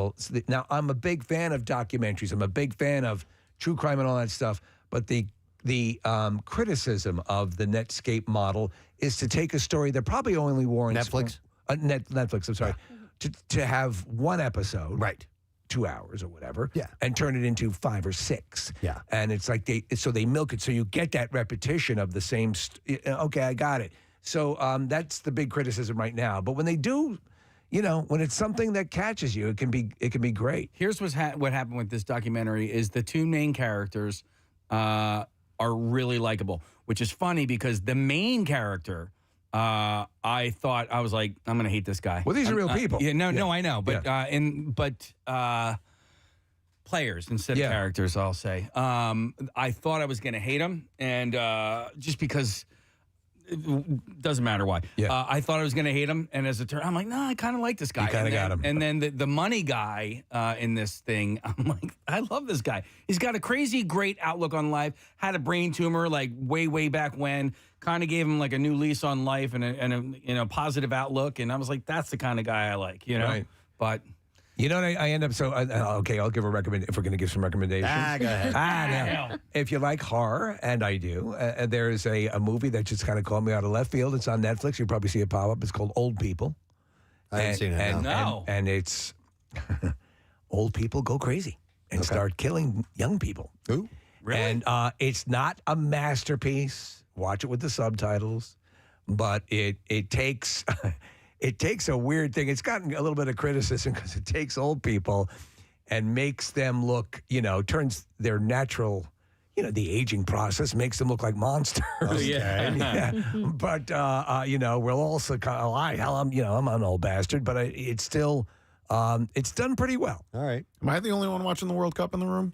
Yeah, I watched. Have you been watching it? I Yeah. only watched the U.S. games, but I saw that the U.S.-England game was the most watched soccer match in the history of this country. Really? Yeah, there was something like 15.4 million people watched that match. It was Friday, I think, at 2 or something like that, and then it's U.S.-Iran tomorrow. But I am totally invested in this for some reason. It's been really compelling and some really great matches, and yeah, I'm loving it. Have you watched the documentary on Netflix, the FIFA one? Is that the one about where the money goes? Yeah. And, Corruption, no, yeah. I am not watching it because I don't want to be, I don't want to have my fandom lessened any. There's enough drama around the Yeah. World Cup itself this year that Right. it doesn't help, but it is very interesting. Chuck said he just watched the Wrexham, Welcome to Wrexham. Which is also He great. watched all 18 episodes in like 2 days. Yeah. It's really compelling. Wow. It's a well-done sports documentary, and it makes Ryan Reynolds and Rob really likable. And it makes you root for that town that we, have very little association with. Exactly. Those which and they're real people. I didn't detect a lot of amping, of taking. Okay, we're going to make it this for the series. I think everyone resonates. It's pretty true. A lot of Philly type characters live in Wrexham, and I think that's why Rob connected to it. Absolutely. HBO has a new Shaq documentary. It's like the Michael Shaquille Jordan. O'Neal? Yeah. Okay. It's fun, but it's like Michael Jordan's was long and drawn out. This pretty much had his whole rookie career growing up and his whole time with the Magic in just the first episode. All right. So that was good. I've watched it as far as the documentary series goes, Steve. We watched the second, or I haven't watched all of them yet. The Vow, part 2. Yeah. Which they dive into that Keith Raniere stuff again. It's crazy. Any guys watching Dark by any chance? I've heard of it. What do you think of it? So I just started season 2. I watched season 1 probably over a year ago, and I completely forgotten about it. And then it ended up in my queue again. I'm like, oh crap, I forgot about this. I'm enjoying it. It's kind of like a mind-bending, and it involves time travel and stuff like that. But I thought maybe it would be right up your alley. I forget. The reason I Are there chuds in it? No, the reason I invested back into it was it might have been Stephen King had said it was somebody like Stephen King. If it wasn't him, it was Stephen King says I like it that. No, but it was somebody that I respect their opinions. Yeah. And they said it's the most mind melting, piece of Someone like Stephen King says it's the most mind-melting piece Stephen of King whatever. and Esquire says it's the most mind-melting piece of whatever. I like it. Stephen King's endorsement of the original Evil Dead turned that into that was a movie that was going to go away. It was a little indie film, and once he said the most aggressive horror movie he's seen all year, that put the stamp on it. So if you're in horror and you get the thumbs up from Stephen King, that's money in the bank. Or somebody like Stephen King. Yes. Somebody who likes Somebody Stephen who King. likes Stephen King says, I like this too. Yeah. I think it was Regina King. No, it was Regina King. Right. It was Rodney King. Oh, dude, speaking of which. Fight promoter Don King says the most aggressive horror movie I've seen all year. Don King says if you like the Victorian era, then you're going to love this.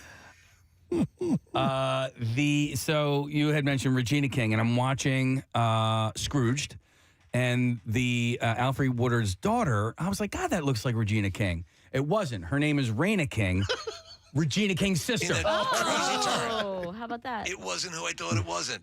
But it was her sister. It was her her sister of the person I didn't think it was. Yeah. Says Don King.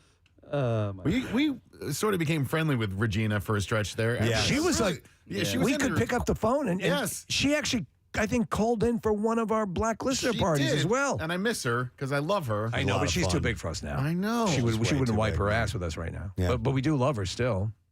Larry King. That's another King that we know or knew before he died. Yeah, But he's dead now. I like it that. Yeah.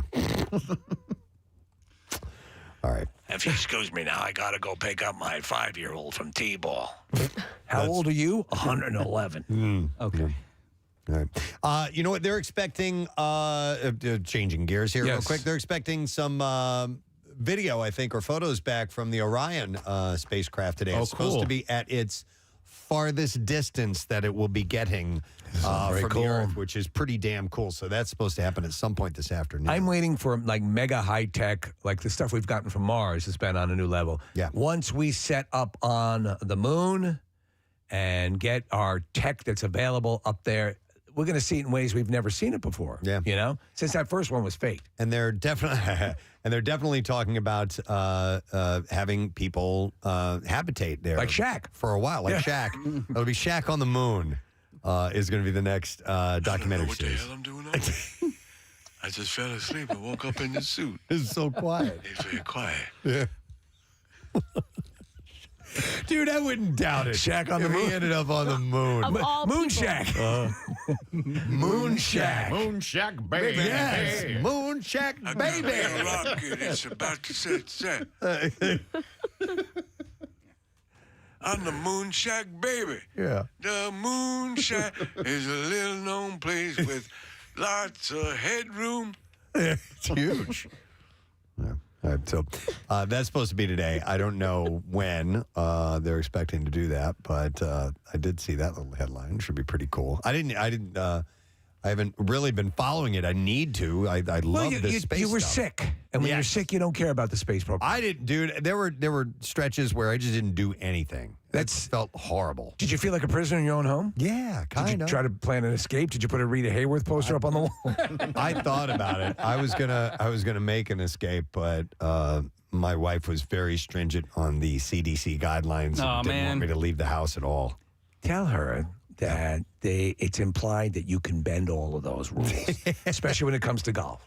Yes, exactly. Which you could have done by yourself. By myself. Would have been no one near. Out in the open, nobody around. And the weather was spectacular, too. Yeah. I did I did 90% of my outdoor Christmas decorations. I'm so thrilled. But by the way, yeah, we got ours done. Yeah, I mean, I have the whole plan. I live for it. Elf on the Shelf.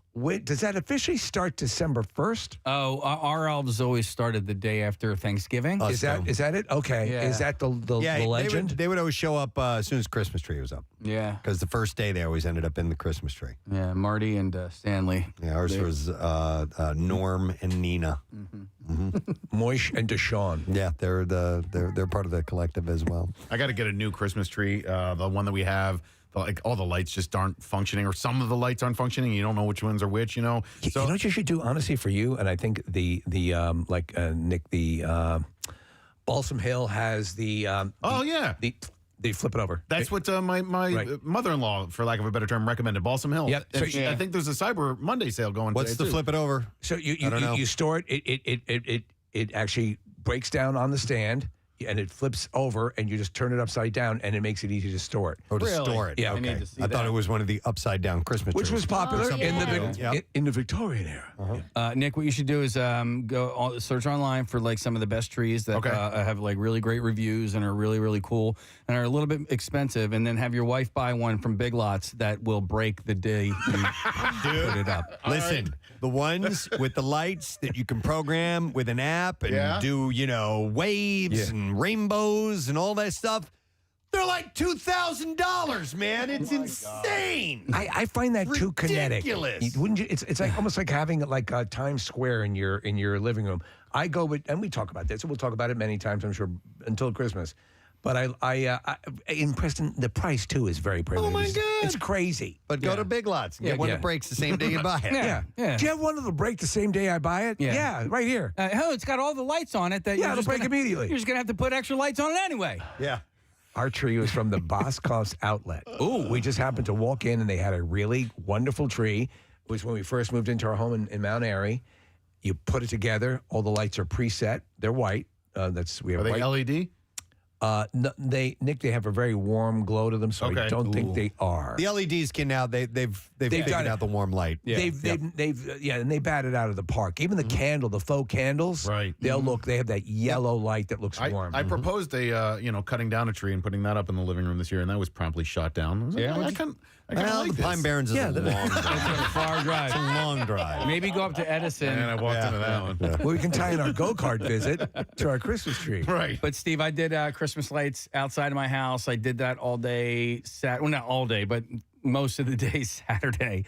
And there were so many times where I'm like, okay, it's all lit up, everything's good. And the problem with putting your Christmas lights up when it is bright light out, You can't really tell if all the lights are working. Walk them inside. Yeah. Plug them in low lit part of the room, and then you bring them outside. And that's what I did. And or else start doing it at dusk. Yeah. No, I did it in the middle of the afternoon, and there were during a solar flare. Couple of different times, Steve. I had them all done, and then I'm like, oh, this whole sequence is out. So and then I have to go and check to see which strand it is the dead strand that's killing the entire thing. I am meticulous. Like I did I have the different clips for everything, and everything is in its place. And Preston, I used the idea of changing fuses on a string of lights that cost $7 just seemed absurd. And so this time that I was telling Casey, I ran this meticulous thing around the side of the house, and I plug in the last strand, and boom, they all go out. Like, you mother. They all went out? And so I said, no, not on my watch. Yeah. And I keep backup lights, and I opened up the fuses on those backup lights, and I put them in, and I'm thinking, this isn't going to work. This isn't going to work. I replaced 4 fuses on 2 separate strands of lights. I'm keeping my head down. I plug it in, and I slowly raised my head, and they were all lit. There they were. And I ran inside like I had just seen Santa. Yeah. And I said to Claire, it worked. Yeah. Look, I did it. I've replaced those fuses too. It's a pain. It's so tiny and meticulous. I know, but I just didn't want to run the strand again. Yeah, I don't blame you, man.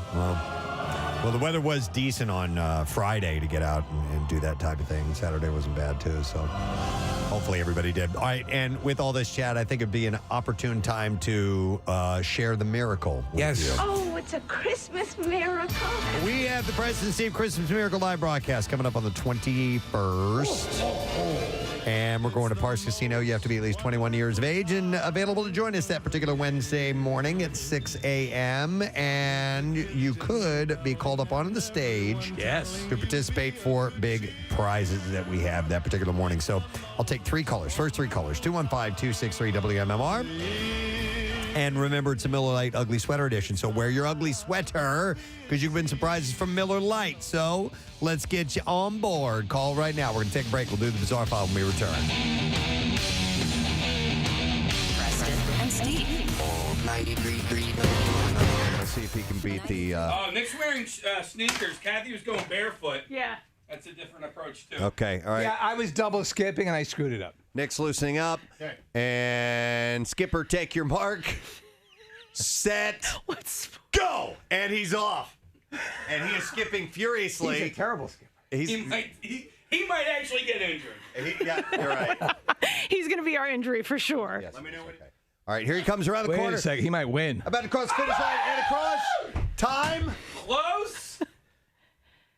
16.67 seconds. What? Kathy retains the goal. Thank you. Damn it! Oh my God! Okay. Wow, I thought he had you. Olympic skipping. I'd say that's definitely an event down the road. Try doing that. Try doing it Wizard of Oz style. I might go with that was it. pretty awesome. I might start training. I think I can beat you. Can you beat my time? Well, are you doing it Wizard of Oz or straight ahead? I'm doing straight ahead skipping. Clearly, Wizard of Oz is not the way to go. But funnier. Was it funnier? Yes. Right. It did look good, Steve. All right, watch out, Maryland. Watch out, Maryland. All right, here we go. Come on, we're competing. Skippers, take your mark. Set, go. All right, Preston's off, and he is. Well, he is. No, wait a second. He looks like a charging gorilla. Is he just running? He's just running. He's no. No, he was What? skipping. What He was is skipping. that? Are you kidding? Oh my God, dude. You look like a charging gorilla. Wow, we have set so many world records in the past couple of weeks. You shattered the world record, Preston. What? With a time of 13.6. All right, do me again with my new method of skipping. Okay. Oh, man. I think I hurt my ankle. I thought I you're was. the injury. Yeah. My new method of skipping. Okay. Steve, you want your tags on? Olympic skipping. Okay, all right. Ow. Okay. All right, Skipper, take your mark. Set and go. He's off. Oh, he's running. He's absolutely running. And here he comes in. Yes! Wow. That was my new method of skipping. New world record. Hey! No. He broke his gait. He got DQ'd? He got DQ'd. I was skipping. What do you mean? I will say the turns were a little difficult. Yes. Yeah, they were, right? Yeah. I pulled something down there. My left ankle, it was already bothering me. I don't know why I did that. That was Why did stupid. you do? That was the funniest hardcore skipping. Woo! I know. I think I had a look of intensity on my face. You did. I stumbled across this. It might have been late last week. I didn't get a chance to bring it up to you guys. But Panda Express has come out with a new tool. I wish Bobby Lee was still here. A new tool that could forever change how we eat Chinese food, eat Asian food in general, because the chain may soon be introducing a chork or a chopsticks fork hybrid in its restaurants. All right, how good are you at chopsticks? I'm real good at chopsticks. I'm pretty good. I don't eat a lot of Asian food. My whole family is good. We just started in, just for fun, because I think it's just a thing that culturally it's kind of neat to see how, once you got it, you got it. Those. Yeah, and once you get it, it takes a little practice. The only one, my daughter, she still uses the little kid chopsticks that they make with the rubber band and the little thing. Has a little spring action. Yeah. Here's the deal. You want to get good at chopsticks? Get a bowl of peas and just start. Yeah.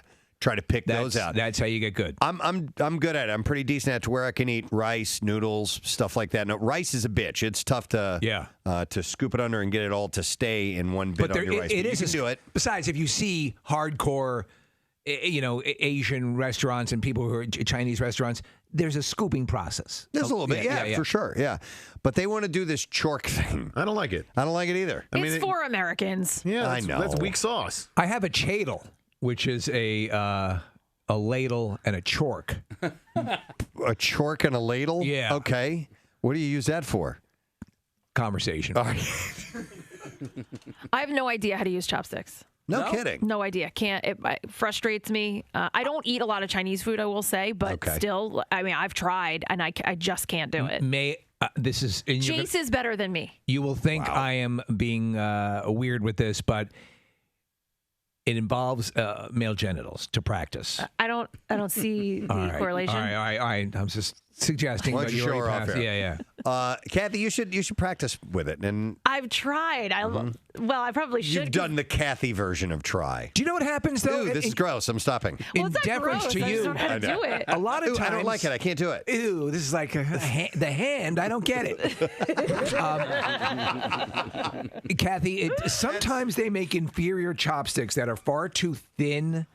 I like a little girth on my chopsticks. Do you agree, Preston? Yeah, they do make some that are heavier. Right. As well. Got a little weight to them, yeah. The ones that are not just the real, yeah. Yeah, Kathy? Yeah. I'll show you how to do it. What's happening? I know, no, but you're not doing it right. But you're not doing it. I'm using a fork. And there she goes. She's done. And Use there the it channel. is. It'll get you from England to France very quickly. All right, so anyhow, they might be doing this thing. Basically, what it looks like is a fork on one end. Instead of one piece, one handle that comes out the other end of the fork, it splits out into two pieces, and it's plastic, so I assume you can just kind of squeeze it and use it that way. So, yeah, everybody's got their own little technique of chopsticks. You do it like that? I do mine a little bit differently. What do you do? Here, can I see those pencils, Carter? Yeah, so I use the index finger and the thumb, and I use the clamping motion is done by lowering the index finger. I do it like this. You're a little different than me, Steve, but similar approach. I anchor it on my ring finger, the bottom one. Yeah, right. Ring finger like that. Yeah. That's kind of what, Casey, I think you and I are pretty similar. Kathy, you nailed it. Oh, my God, you're more. Do you? Jesus Christ. You'd starve to death. We'd be visiting you in a Chinese hospital. I can't eat. I can't eat anything. God, how'd you lose so much weight? I start eating with a chopstick. This might be a great idea. I think if I start eating everything with chopsticks. It's a total body workout. Chopsticks. So anyhow, it's called a chork. There's something else that's going on today, and we touched on it a little bit at the end of the show yesterday because I didn't realize it's the big day for Marissa. Yeah. Dîner on Blanc is taking place. Yeah. Do you follow Marissa on Instagram? Yes, I do. She's been posting all sorts of Dîner on Blanc shots. I want to know, how do you get invited to this? Oh, God, Somebody will come up to you. Just stand out there. You are coming to a dinner on Blanc. There's your envelope. There will be a DNA reader outside the subway station. A DNA. You. What is your name? You're a little girl. Marissa? I like you. You amuse me. We'll see you tonight at dinner on Blanc. Bring one chair, one table with a tablecloth. Of course, all Blanc. You do know what Blanc means, don't you?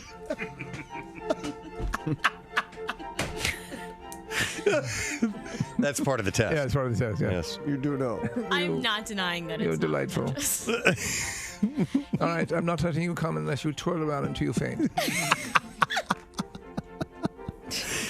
How do you get invited? So you join the group. Since I've done it since the beginning, I'm in there's layers that you join in. I get to sign up in the first group. There's 3 groups, so there's a long waiting list. And they send you an email that says it's open. It's going to be a wonderful time. But listen, no. At 10 o'clock at night, we're going to poke a fat woman with a stick. Oh, God. Listen, it's all part of it. They do that to make it so that it's, it's special that you get invited, but you're not going to not get invited if you want to go. Are you sure? Well, there is a waiting list. See? But they say there's a waiting list, but I'm they want to make this as big as Mr. possible. Lauer, Yes. did you say? We're booked up. Why don't you take your string and silly putty? Did you say Juniata Park? Is that a place? Is that an amusement facility? Can you bring Gary Lauer with you tonight, please? Should bring Gary Lauer. Bring Gary Lauer in plaid. This would be the last dinner on Blanc ever. Fidelio. with a kilt and no underwear on. Look at my balls. Jesus. Look at my balls. Those are white. Yeah. Hey, Marissa, my balls are Blanc. Kathy found this video of a group of people. They look like, dancers or something along those lines. Yeah. Doing They're clearly dancing. this perpetual motion exercise of sorts. And you keep doing this loop over and over and over. All right. There's no way we're going to be able to do this. Well, also because everyone, save for height, is about the same weight. But not only that, I just think the mechanics of it. It's hard. You got to coordinate. We're skippers. Yeah, man. The only thing that I'm a little worried about is how will we start? That's the only thing you're worried about? Let's do it. I'm worried about the number of ankles that are broken. And It's like what? It's like Beastmaster. Oh, it is? It's Yes. Beastmaster. All right, I got to scratch my Yes. Hang on. What did you do? Knocked him in the face. They just smashed their faces just by scratching your nose. Oh, my God. You made me punch myself in the face. Wait a second. Dick. Just to appreciate this, we haven't even. All he did was scratch his nose, and 2 people are injured. We haven't even done the move yet.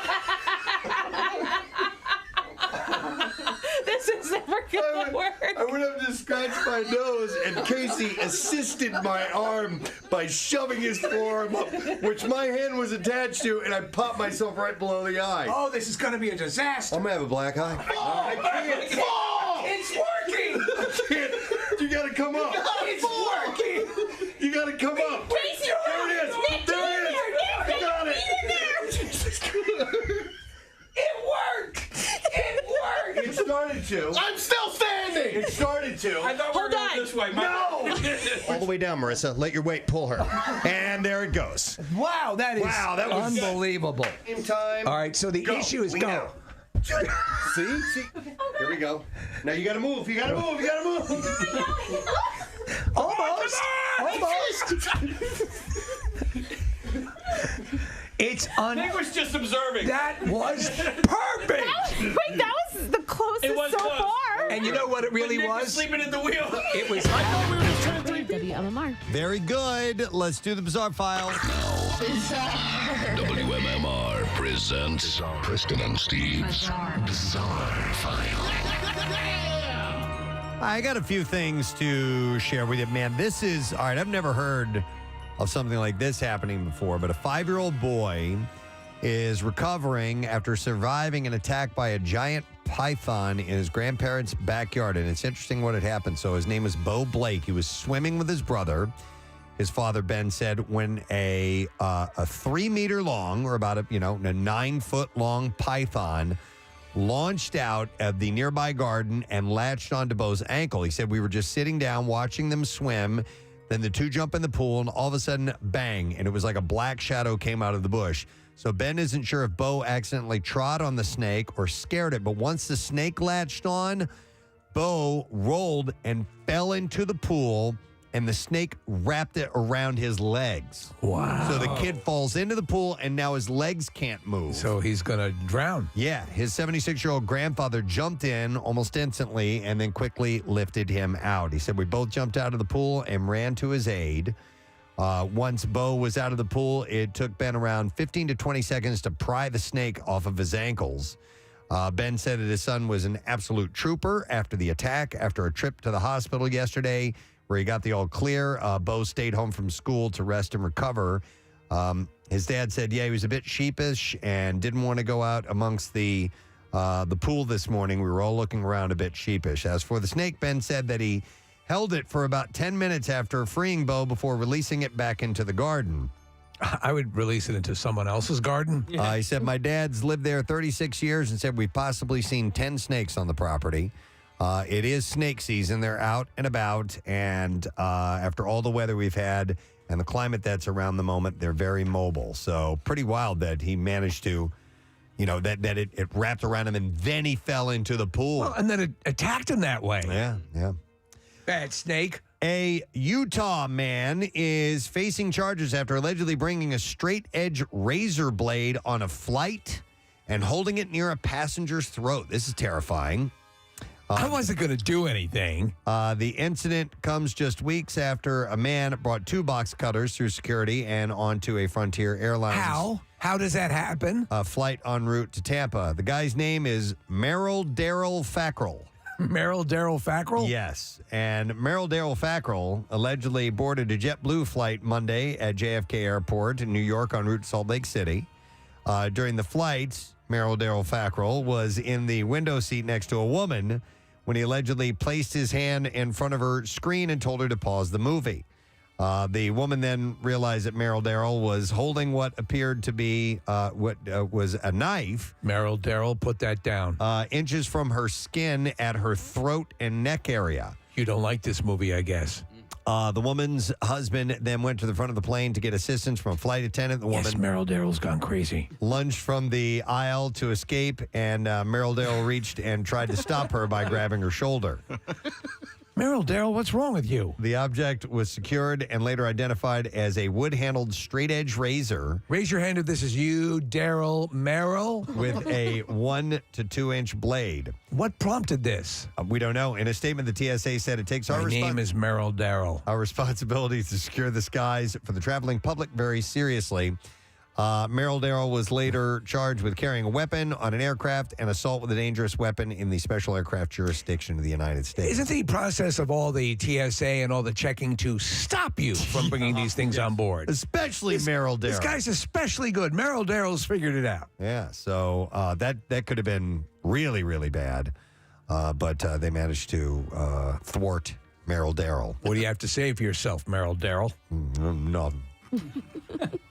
My name's rhyme, and I hate it. Yeah. A gas station clerk is behind bars after opening fire on a customer during a verbal altercation. Is this Bonnie Lonnie? Yeah, no. Actually, it's close. It's Brianna Miranda. Brianna Miranda. I kid you not. No. I did not even intend for that to happen. So Brianna Miranda. I have someone I'd like you to meet. Daryl Merrill? Brianna Miranda. Oh, my God, you're beautiful. Brianna Miranda? This is Daryl Merrill. That looks like a brand new box cutter. So Brianna Miranda was identified as the suspect in the shooting. The 22-year-old woman told a man that he wasn't allowed in the store, which resulted in a verbal altercation. The man walked outside, but not before breaking a jar of salsa inside the store. Uh-oh. That stuff's like gold. So Brianna Miranda reportedly followed him outside. And once you go outside and talk to Sergeant Dargent. Is he in charge? Miranda reportedly followed him outside, grabbed a gun from her car, and then went back inside the store. Oh, boy. Yeah, she went back outside and confronted the man before shooting at him twice. It's unclear if the man suffered any injuries or not. Dance, Lance. Make a new plan, Sam. You don't need to be coy, Roy. Brianna Miranda was arrested and booked on charges of aggravated assault with a deadly weapon. Wow. Oh, and I've been given the wrap up. Is that it? Oh. Do you have time for? Oh, sorry about that, guys. Sorry, Laurie. The quickie.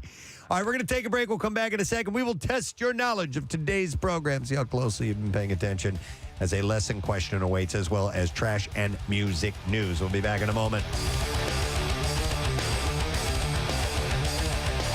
Preston and Steve on 93.3 WMMR. We're going. Hold me. Dude, it's working. It's working. It's working. I give up. We got it. That was. Are you kidding? And in motion, a flowing human river. It's sort of working. Go. Keep going. It's It's just a sea of bodies writhing. It basically looks like a bad orgy. This looks like an inept orgy. This looks like, you know what it looks like?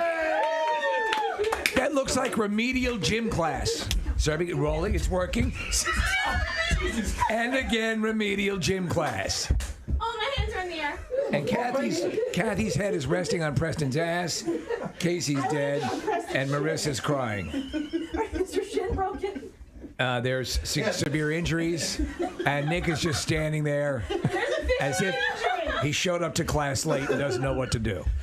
I don't encounter people with headphones in, other than around here. Do you know, at work? I don't encounter them that often. When I'm out, when I go on my hike or when I'm taking the long walks, and there are people who are clearly walking along or jogging or whatever with the headphones in, I don't talk to them. I do the one thing that I do all the time though, Preston, that drives me crazy. When I'm walking and someone is I will nod and smile and I'll say hi, how are you? And even without headphones, people just don't respond to that. Yeah. And I know that I'm a scary looking dude, but I'm being pleasant. I'm trying to be cordial and just, hey, how are you? Yeah. You know, but I rarely get a response. Whenever I see somebody wearing headphones, you know, if it's on a plane or you know, wherever, I like to go, what are you listening to? What are you listening to? Yeah?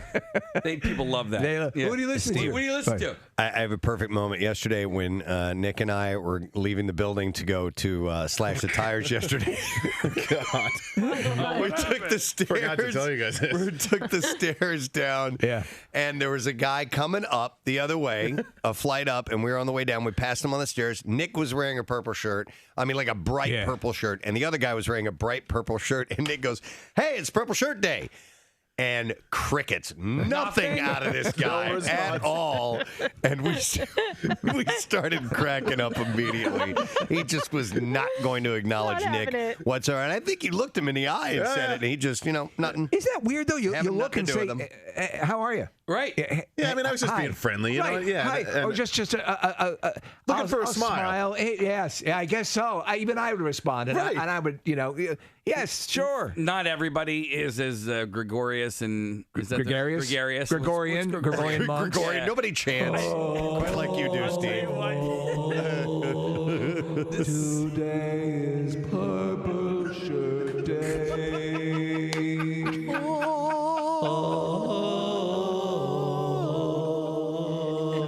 His head is in his hand. Gregorian. Nobody's quite as gregarious as you. Today is Purple Shirt Day. Oh, God.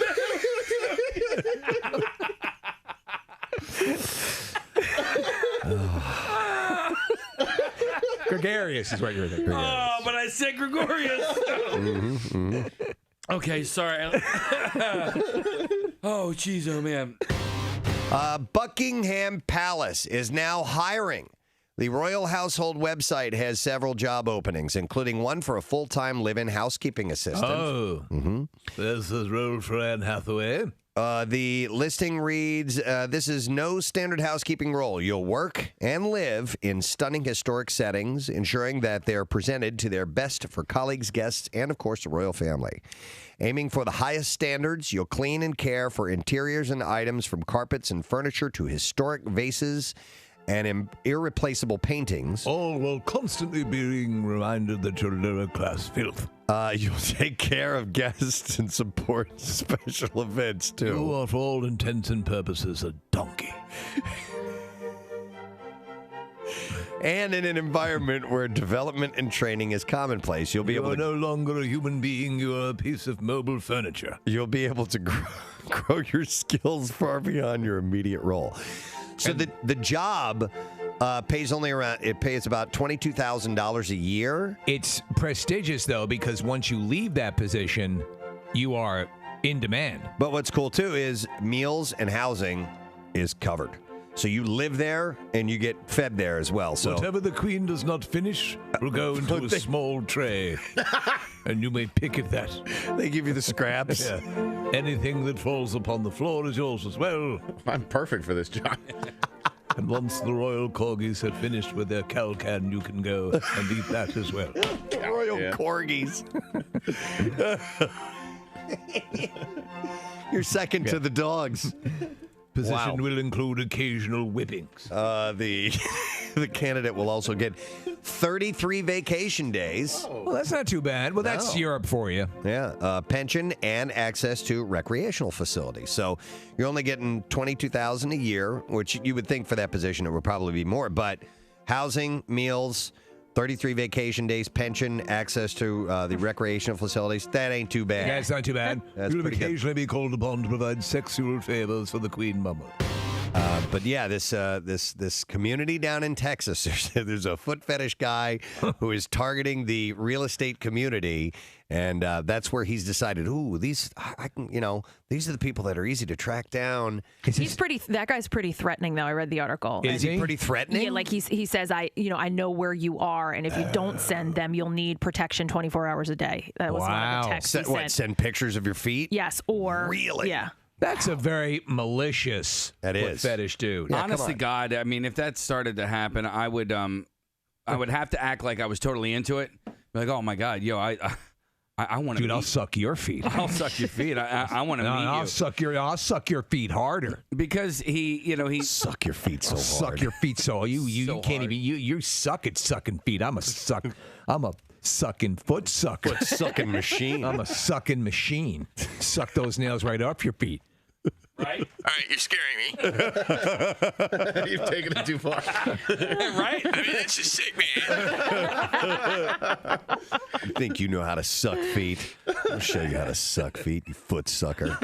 Suck those toenails right off. I'll suck every corn off your foot. Oh, yeah, Stephen, suck that toe. Suck on that that toe. Suck it hard. Suck that toe. That's not how you suck it.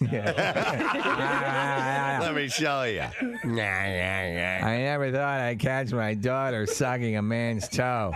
But if you're going to do it right like this. You foot sucker. You foot sucker. You're right, Casey. Turn it right back around on him. Right? Just out creep him. Right. If you possibly could. I wouldn't have the balls to do it though. There's no way. I'll suck your feet. I'll suck up to your. I'll take your whole foot. I'll take it all the way up to your knee. Up to the ankle. No, yeah, I'll catch up with you later about that. All right. Oh, hold up. What? Whoa. What are you doing? There's a Squirtle right there. A what? A Squirtle. A Pokemon? Is a Pokemon? Pokemon. Oh, yeah? Where is he? He's like. Where is he? Like right by your balls. Right here? Yeah. Right here? Well, I got him. A little higher. A little higher? A little higher. A little higher? A little bit. Keep going. I'll get him. Ow! Ow! Ow! Ow! Ow! Ow! Did I get it? You got him? Got All him. right. Yeah. Woo! It was Aaron Paul. Aaron Paul? Right. So he tweeted yesterday that he had done this thing on Siri, which suddenly took off. It became Yes, I want to hear this. Right. So if you ask Siri to divide 0 by 0, it has a very bizarre response. Okay. And we have the audio. All right, here we go.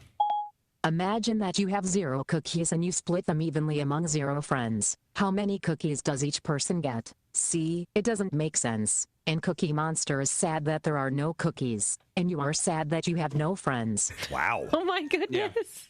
That's awesome. I love it. So I showed that to my kids yesterday. What are they doing? They got a big kick out of it. And then it works. It clearly works. So now my son does this thing where he asks Siri, "Hey, call me. Hi, Grandma." Okay. And then. It's amazing. But you can tell me in Siri settings. Oh, I didn't do it right. That was good enough. Try it again. Try it again. Why don't you paraphrase what Siri will say? It'll say. Here, let me do it. Hey, Grandpa. Maybe try not yelling it so excitedly. Yeah. How about I try this? One that we're familiar with and won't drive you crazy. I have my phone right here. Okay. All right. A common phone. And that so I you might asked find Siri, in anyone's home. I asked Siri to say this. Yeah. All right. Hey, Siri, can you say, "Hey, everybody, it's good to have you on the Baba to ba to Baba Badu Gaga Bapadop"? Who, me?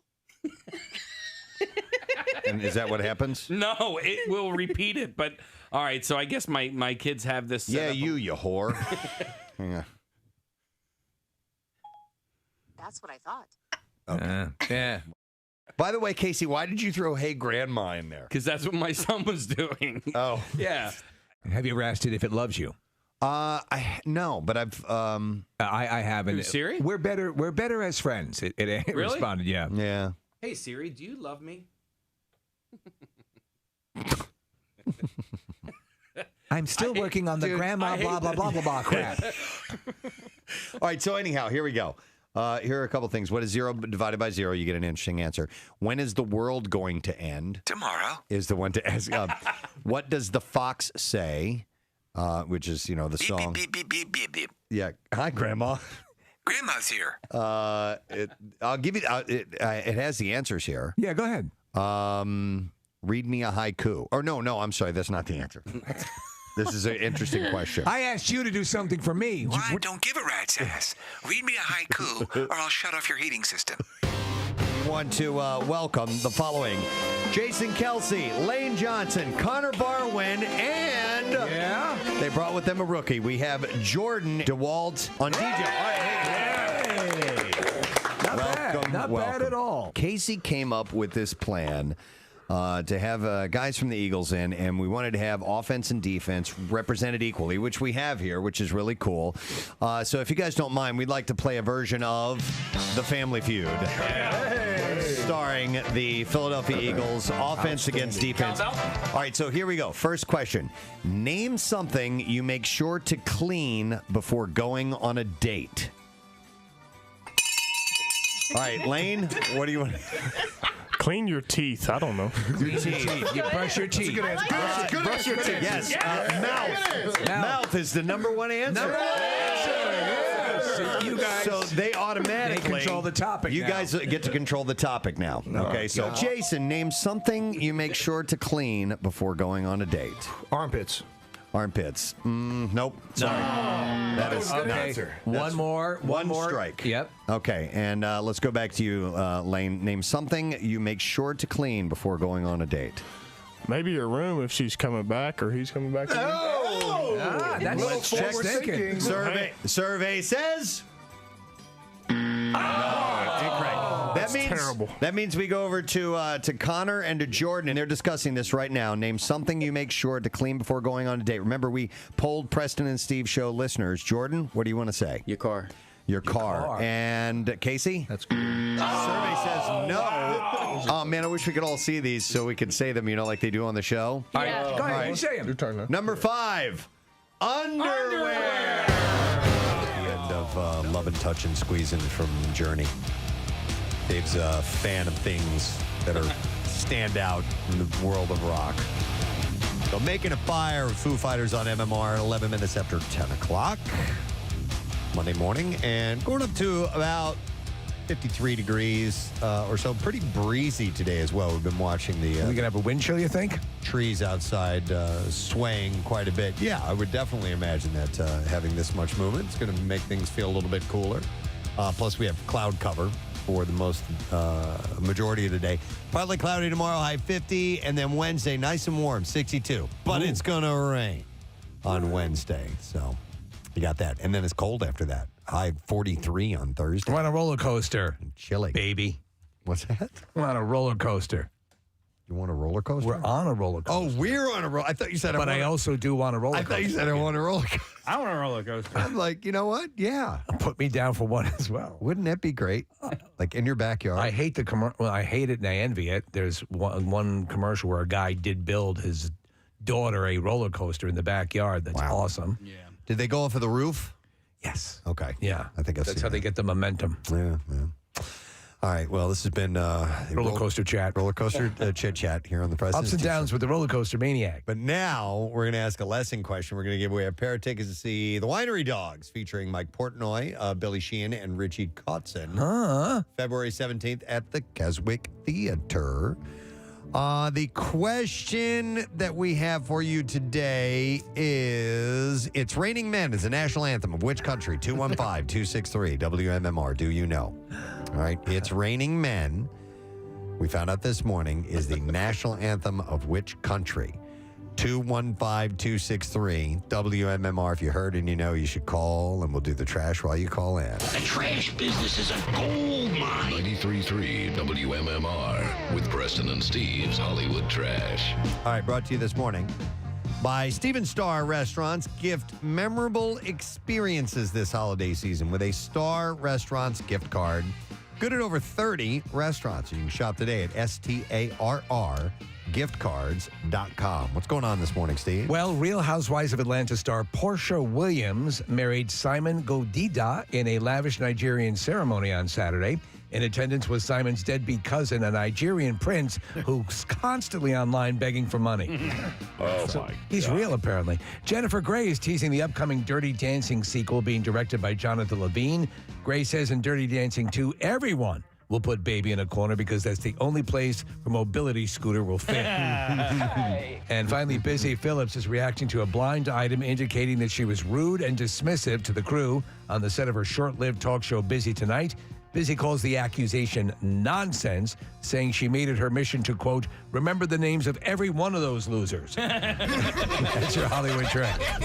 All righty, we will see if someone knows the answer to this question, which is as follows. It's Raining Men is the national anthem of which country? 215-263 WMMR. We'll go to Kristen to see if we get the answer. Hi, Kristen. Good morning. Hello? Yeah. Hi, Kristen. So, the song It's Raining Men is the national anthem for which country? Kristen, are you there? She's calling. We had her, and she has the correct answer here on Like a boa constrictor. Argentina. It must be a delay because she's in Russia. Hang on, Kristen. We'll get your information, and we will give you a pair of tickets to see the Winery Dogs featuring our friend Mike Portnoy, Billy Sheehan, and Richie Kotzen on February 17th at Keswick Theater. That sounds like a show for you. Yeah, they're pretty badass. Tickets go on sale Friday, by the way, at 10 a.m. at KeswickTheater.com. And who knows, maybe they'll play It's Raining Men. Yeah. All right, let's get to music news. Preston and Steve's Music News on 93.3 WMMR. Can you dig it? All right, got a few things for you. We might even have some new music. Is Marissa working? That's the word. Yeah. We can at least play We have it. We're waiting on the story. A quasi-debut. Snippet for you if we get a chance. So, Bob Dylan issued a rare public statement on Friday to admit that he regrets having made an error in judgment in using machine technology to affix duplicate signatures to artwork and books that were advertised and sold as hand-signed over the past 3 years. It's wrong of me to do that. The follow-up story here. He says that the use of auto pen signatures only occurred since 2019 when he was afflicted with a case of vertigo. And on through the pandemic when he was not able to have staff assist him with the hand signing he had previously done. Let the robots do it. What's that? Let the robots do it. Let the robots do it. Dylan says that he was given the assurance that this kind of thing is done all the time in the art and literary worlds. Now that it has come to light and stirred controversy, the singer-songwriter says, I want to rectify it immediately. So his official statement... Go to hell. No, I didn't think he said go to hell. His statement published on his Facebook account says that he did hand sign everything that was advertised as such up until 2019. He said, to all my fans and followers, I've been made aware that there's some controversy about signatures on some of my recent artwork prints and on the limited edition of Philosophy of Modern Song. I have hand signed each and every art print over the years, and there's never been a problem. However, in 2019, I had a bad case of vertigo, and it continued into the pandemic years. It takes a crew of 5 working in close quarters with me to help enable these signing sessions, and we could not find a safe and workable way to complete what I needed to do while the virus was raging. So what does he does he sign these things up on a scaffold, or how does vertigo figure into this? He said during the pandemic, it was impossible to sign anything, and the vertigo didn't help. With contractual deadlines looming, the idea of using AutoPen was suggested to me, along with the assurance that this kind of thing is done all the time in the art and literary worlds. If you've ever had vertigo before, which I have, you can just be looking at something, Steve, and it's like double vision. All right. It's moving. Okay. You know, and so that's what it was and a affecting. sense of dizziness. So I'm assuming that's probably what had initially been the issue. And double vision, yes. A lot of people don't know Bob Dylan wrote that song. Yeah, he wrote that song. Dylan's statement concludes saying using a machine was an error in judgment, and I should have used the protocol droid. I would. Everyone's better. C-3PO, man? Absolutely. You speak Bocce? He said, I'm working with Simon & Schuster and my gallery partners and my protocol droid to do just that. With my deepest regrets, Bob. When I was a kid, I used to shoot womp rats. Bob. Down in Beggar's Canyon? Down in Beggar's Canyon. Yeah, I remember that. They're not much bigger than 2 meters, you know? So. Yeah, it's like the size of the hole in the Death Star.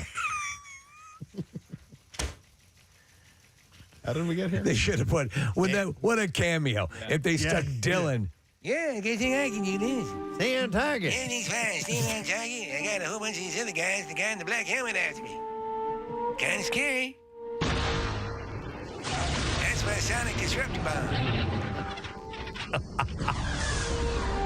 I would watch that. Oh, my God. Okay. Yeah, you are a Dylan fan. You care about Star Wars? I mean, I did growing up. Not as much recently. Sounds like Dylan's upset with you. I got lost. You in half. Jar Jar Binks ruined it for me. Jar Jar Binks ruined it for everyone. Not alone. There's my time, Fanny. Do or do not. There is no try, That's right. said this guy. He lives in the swamp. Yeah. Who's the guy with the double, Mervyn Dervin? Who was the guy earlier in Bizarre Fire? Mervyn Dervin. Oh, wait, Merle Durrell. What was that guy's name? Merle Durrell. Merle Durrell. Ferkel. What? In the Bizarre File. You just read it about 20 minutes ago. Oh, the bizarre file. I didn't hear the bizarre file part. I heard the swamp. What's his name? It was Merrill Darrell. Merrill Darrell. Merrill Darrell. I forgot his last name. Winchester. But anyway. So he apologized. Yeah, apologize. Rage Against No more robots. Rage Against the Machines. Tim Comfort has launched his new band 7070.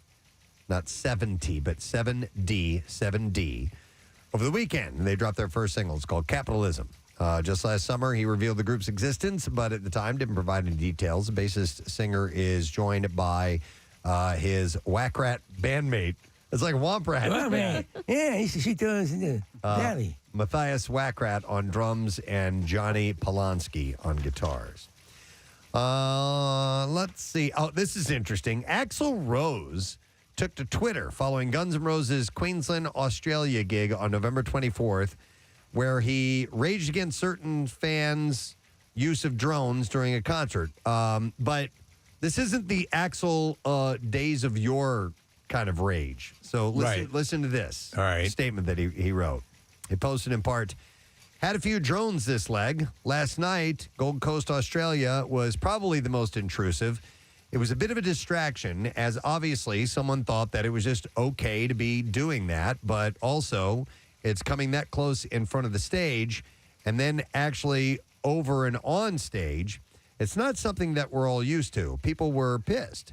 However much fun anyone's having, you're still trying to stay focused and do your job and give the fans the best show you can. Anyway, it can be fun to get your drone bootleg video, but we'd appreciate it if anyone planning to be a drone pirate took the fans and the band into consideration and played with your toys somewhere else. Big thank you in advance. That's a monster. That is not the riot-starting Axl Rose that we once knew. The dive into the audience and pound someone's face in. That's finishing school, Axl Rose. Rip the camera out of your hands. Show up. That is a different. I'm surprised. By the way, they let down in Australia. They'll let them fly. Oh, I don't think so. They'll let them fly drones over an audience. I don't think so. that's. I think they snuck them in, and maybe they have the itty bitty ones that they can sneak in, and do that. So if you do, I thought it was. I thought that was kind of interesting. Coming from Axl Rose. Wow. So it looks like things are getting uglier for Journey co-leaders Neil Schon and Jonathan Cain. What's going on? And it's before the band hits the road early next year with Toto. So there's just been I haven't really been reporting it. Have they been warring? Yeah, I haven't really been reporting it in music news. I've been reading the stories, but it's kind of involved. But anyhow, so now they're supposed to go on tour, and they're having this real public problem. Okay, so.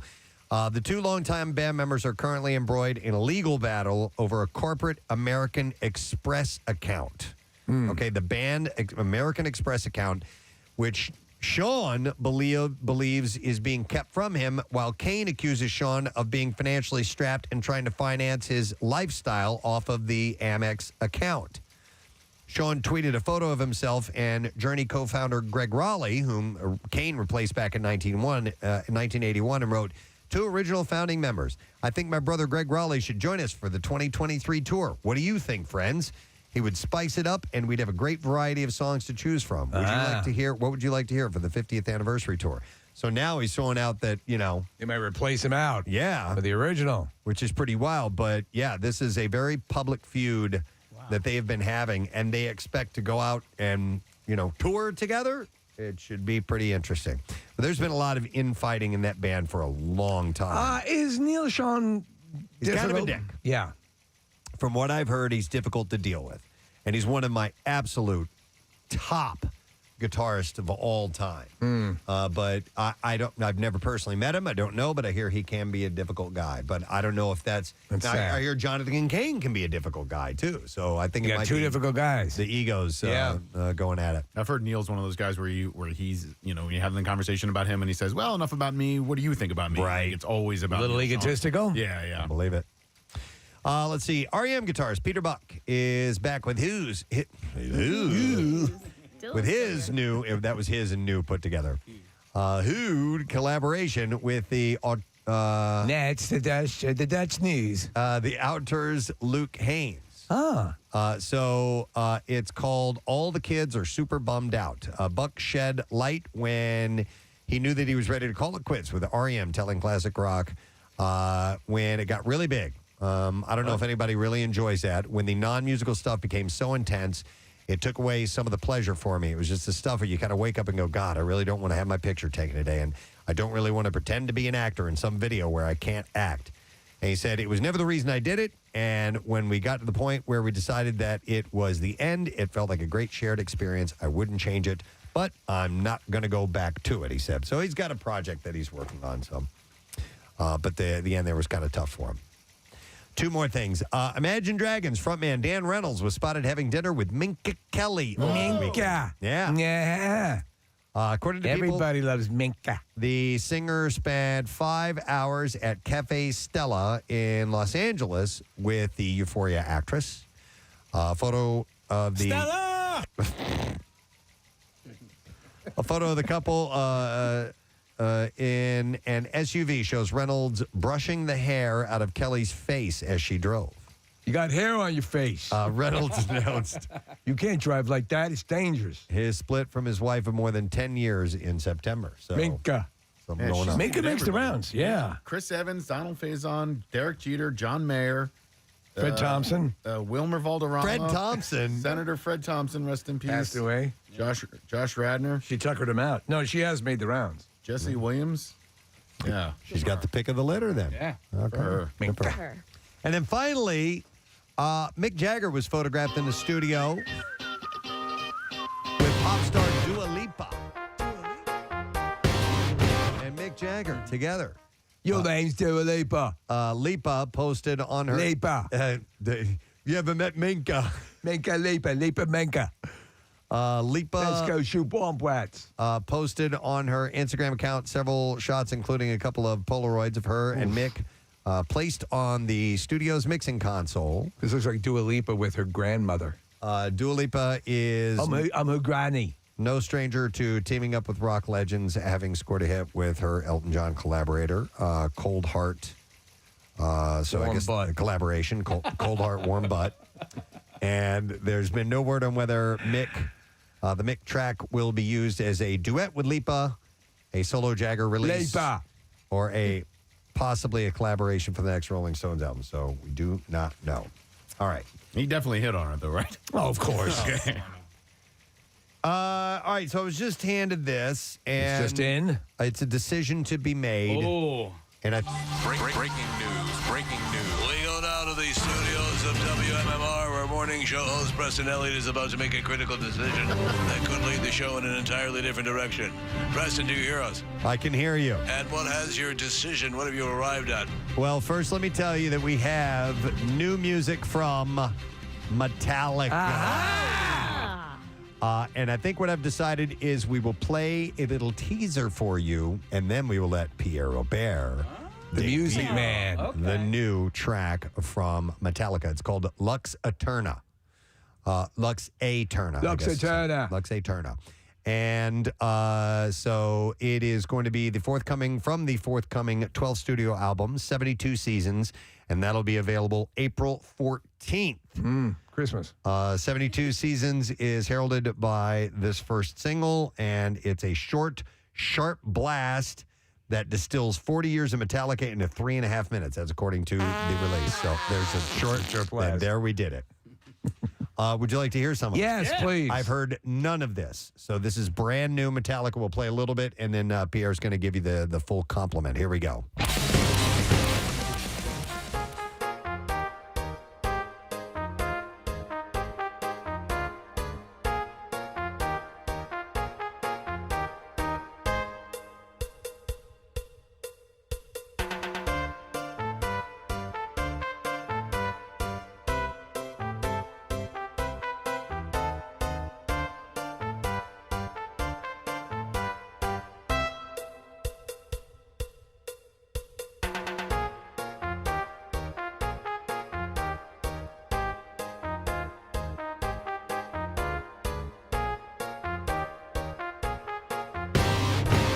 Today, by the way, Mark. You know what made the roof of my mouth tickle? Saying Dua Lipa. That's aggressive. I would say that is an aggressive song. That makes your mouth tickle? When I say Dua Lipa. Okay. Okay. Words are funny to say. Yeah, they are funny, aren't they? Today also marks the announcement of every Metallica show booked through It's also Cyber Monday. 2023 and 2024. Oh. And the closest date that we have of now is East Rutherford, New Jersey at the MetLife Stadium. All right. August 4th and 6th. So there's no... Maybe there'll be some more. What? Go to the concert on the 4th. Go to the go-kart. Go to the go-kart thing on the 5th, and then go back to the concert on the 6th. That's true. And then on the last day, go to the medieval times. Yeah. Okay. We got your weekend. All your northern New Jersey plans set. We have your early August. Summer vacation planned. Could also see them in Warsaw, Poland, Preston. That's on the international. That's on the list as well. Yeah. Okay. So let's see here. This tour goes through 2024. Yeah. I love how East Rutherford, New Jersey is sandwiched in between Sweden and Canada. No, it's not actually. So East Rutherford, and then you have Montreal. Well, yeah, Canada. There you go. And then Arlington, Texas, and then Inglewood, California. That's all over the Glendale, Arizona. Yeah, so they do bop around quite a bit. They can. They're not really riding the bus anymore. They get on the planes. Lear jets. Yeah. So they got a bunch of dates open after East Rutherford and before Montreal. Are you suggesting perhaps they play in this area? That's exactly what I'm saying. I'm thinking so. Yeah. So we'll have to see about that. So the tour will feature a bold new in-the-round stage design that relocates the famed Metallica Snake Pit to center stage. Oh, that's pretty interesting. As well as the I Disappear full tour pass and the debut of discounted tickets for fans under 16 years of age. 2-day tickets will be on sale Friday, December 2nd. I'll be curious to see how this all plays out. They put on a hell of a show, right? Did you? I've never seen them. I saw him at the Vet. How was it? It was great. Yeah. It was a really good show. And the best meet and greet I've ever been a part of. Oh, that's cool. They were so cool with the fans. They took the time to listen to everybody's stories. I love so, that. Yeah, I was so impressed by them. Excellent. All right, there you go. That's the entertainment report. But Pierre will have that song Lux Eterna for you at some point during his program. So get set for that. We're going to take a break. We'll be back in a second. Get ready to wrap things up. So make sure you stay with us.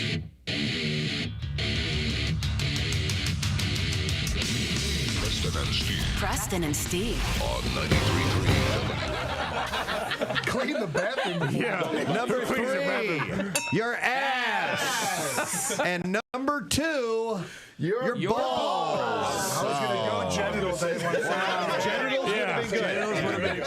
All right, so who's got the sounder? Jordan? Are you up or is it Connor? Connor. All right, Connor's got it, and we have Lane who's got the sounder over here, right? I just went. Yeah. All right, whatever.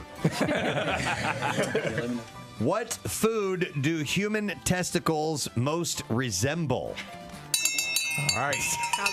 Connor was tapping you, Jordan. He wanted you to buzz in. All right, Jason, what do you think? What food do human testicles most resemble? How about eggs? Eggs. And survey says yes! Right. Number 3, we also would have accepted deviled eggs. That's Someone's got some very smooth balls. Back over to the defense. What food do human testicles most resemble? Well, no. Jordan's thinking about it. Yeah, they get a chance to answer. Yeah. Beets. Beets? What? Whoa. Wait. Dude, how big are your balls? Beets? I mean, you are. And are they red? He might be right. Survey says no. Sorry about that. When I get shy, my balls turn red. All right, let's go back over to the offense and find out what are you guys thinking. Lane, this is your chance to answer. What food do human testicles most resemble? Plums. Plums. That is a good answer. Let's see what the survey says. No. Incorrect. I think plums is a perfect with plum. You know what? Correlation. That's technically. What? No. All right. No. All right. Then let's go back to. It's like that. It's like that. Huh? To Jason. Yeah. Getting hosed. What food do human testicles most resemble? I'm guessing that was a fruit that we were. I'm gonna go grapes. Grapes. And the survey says no. Incorrect. All right, back over to the defense. Guys, what do you think human testicles, or not human, human testicles. Hey, he's using his phone. My phone was, Google was no help. Think about the shape and size and what food might resemble that. What are they? Like a sausage ball? A sausage ball. A meatball. A meatball. He says survey. He said sausage ball. I don't think this is acceptable. Survey says yes! And the defense steals it. Wow. Sausage ball. The other answers were number 5, Rocky Mountain oysters, which are testicles. Yeah, so that's not accurate. But it's a food. It's a food. And number 4, and this is why I almost accepted plums, prunes, which are dried plums, I think right? they are, yeah. Yeah, so that should count. Well, the judges said no. Okay. No, the one judge said no, and he should change his answer right now because he's wrong. You're wrong. You're wrong, son.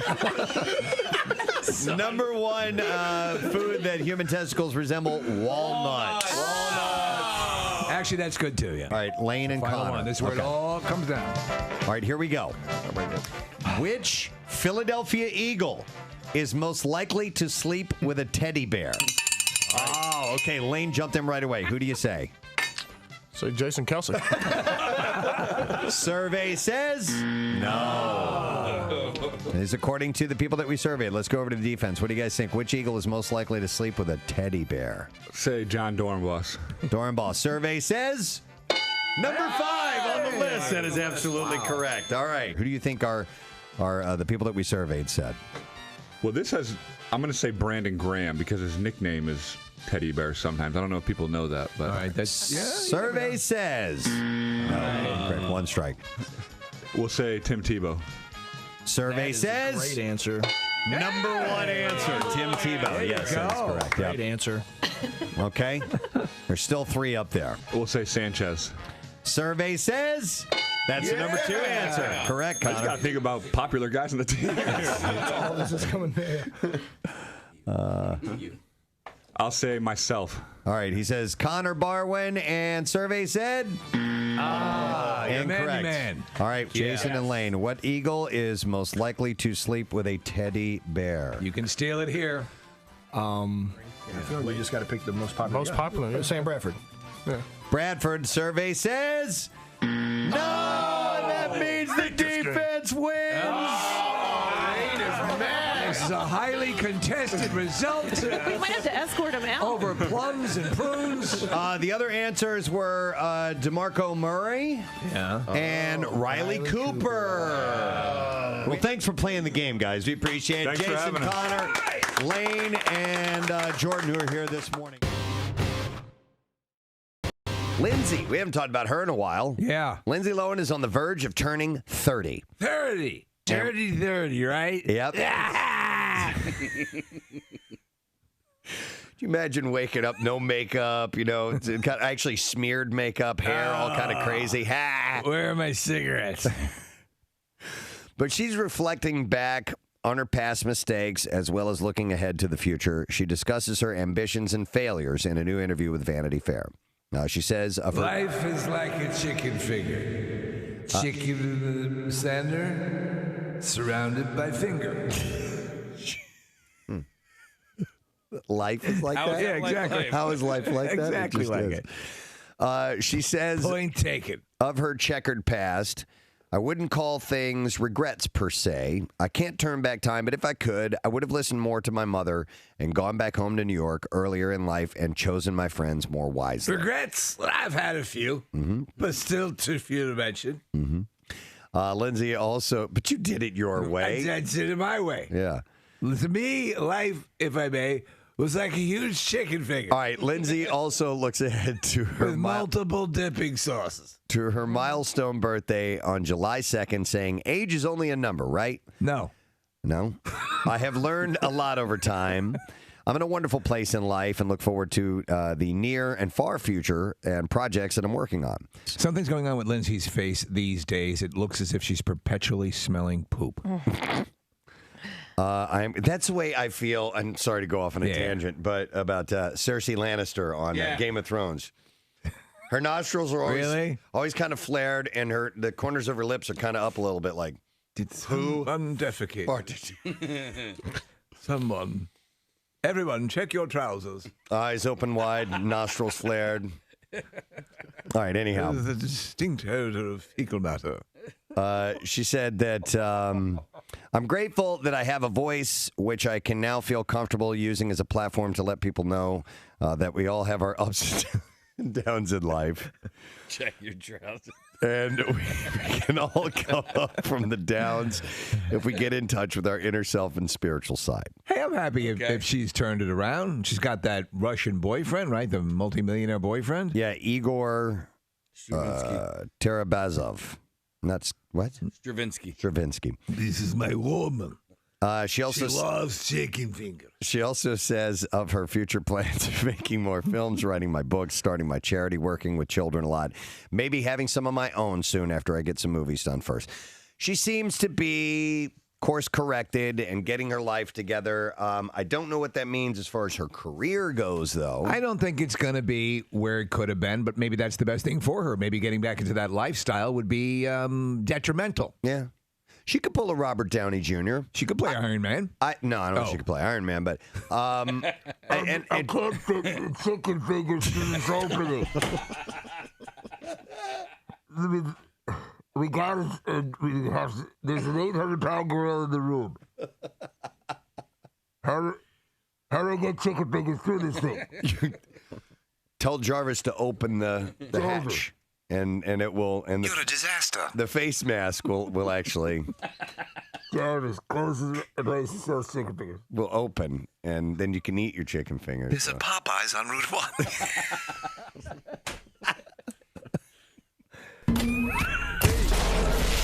A little underdone. Let me kick him up a little bit. Just like I like him. Heating them up. Let me get that for you. They're a little cold. Just like I like them.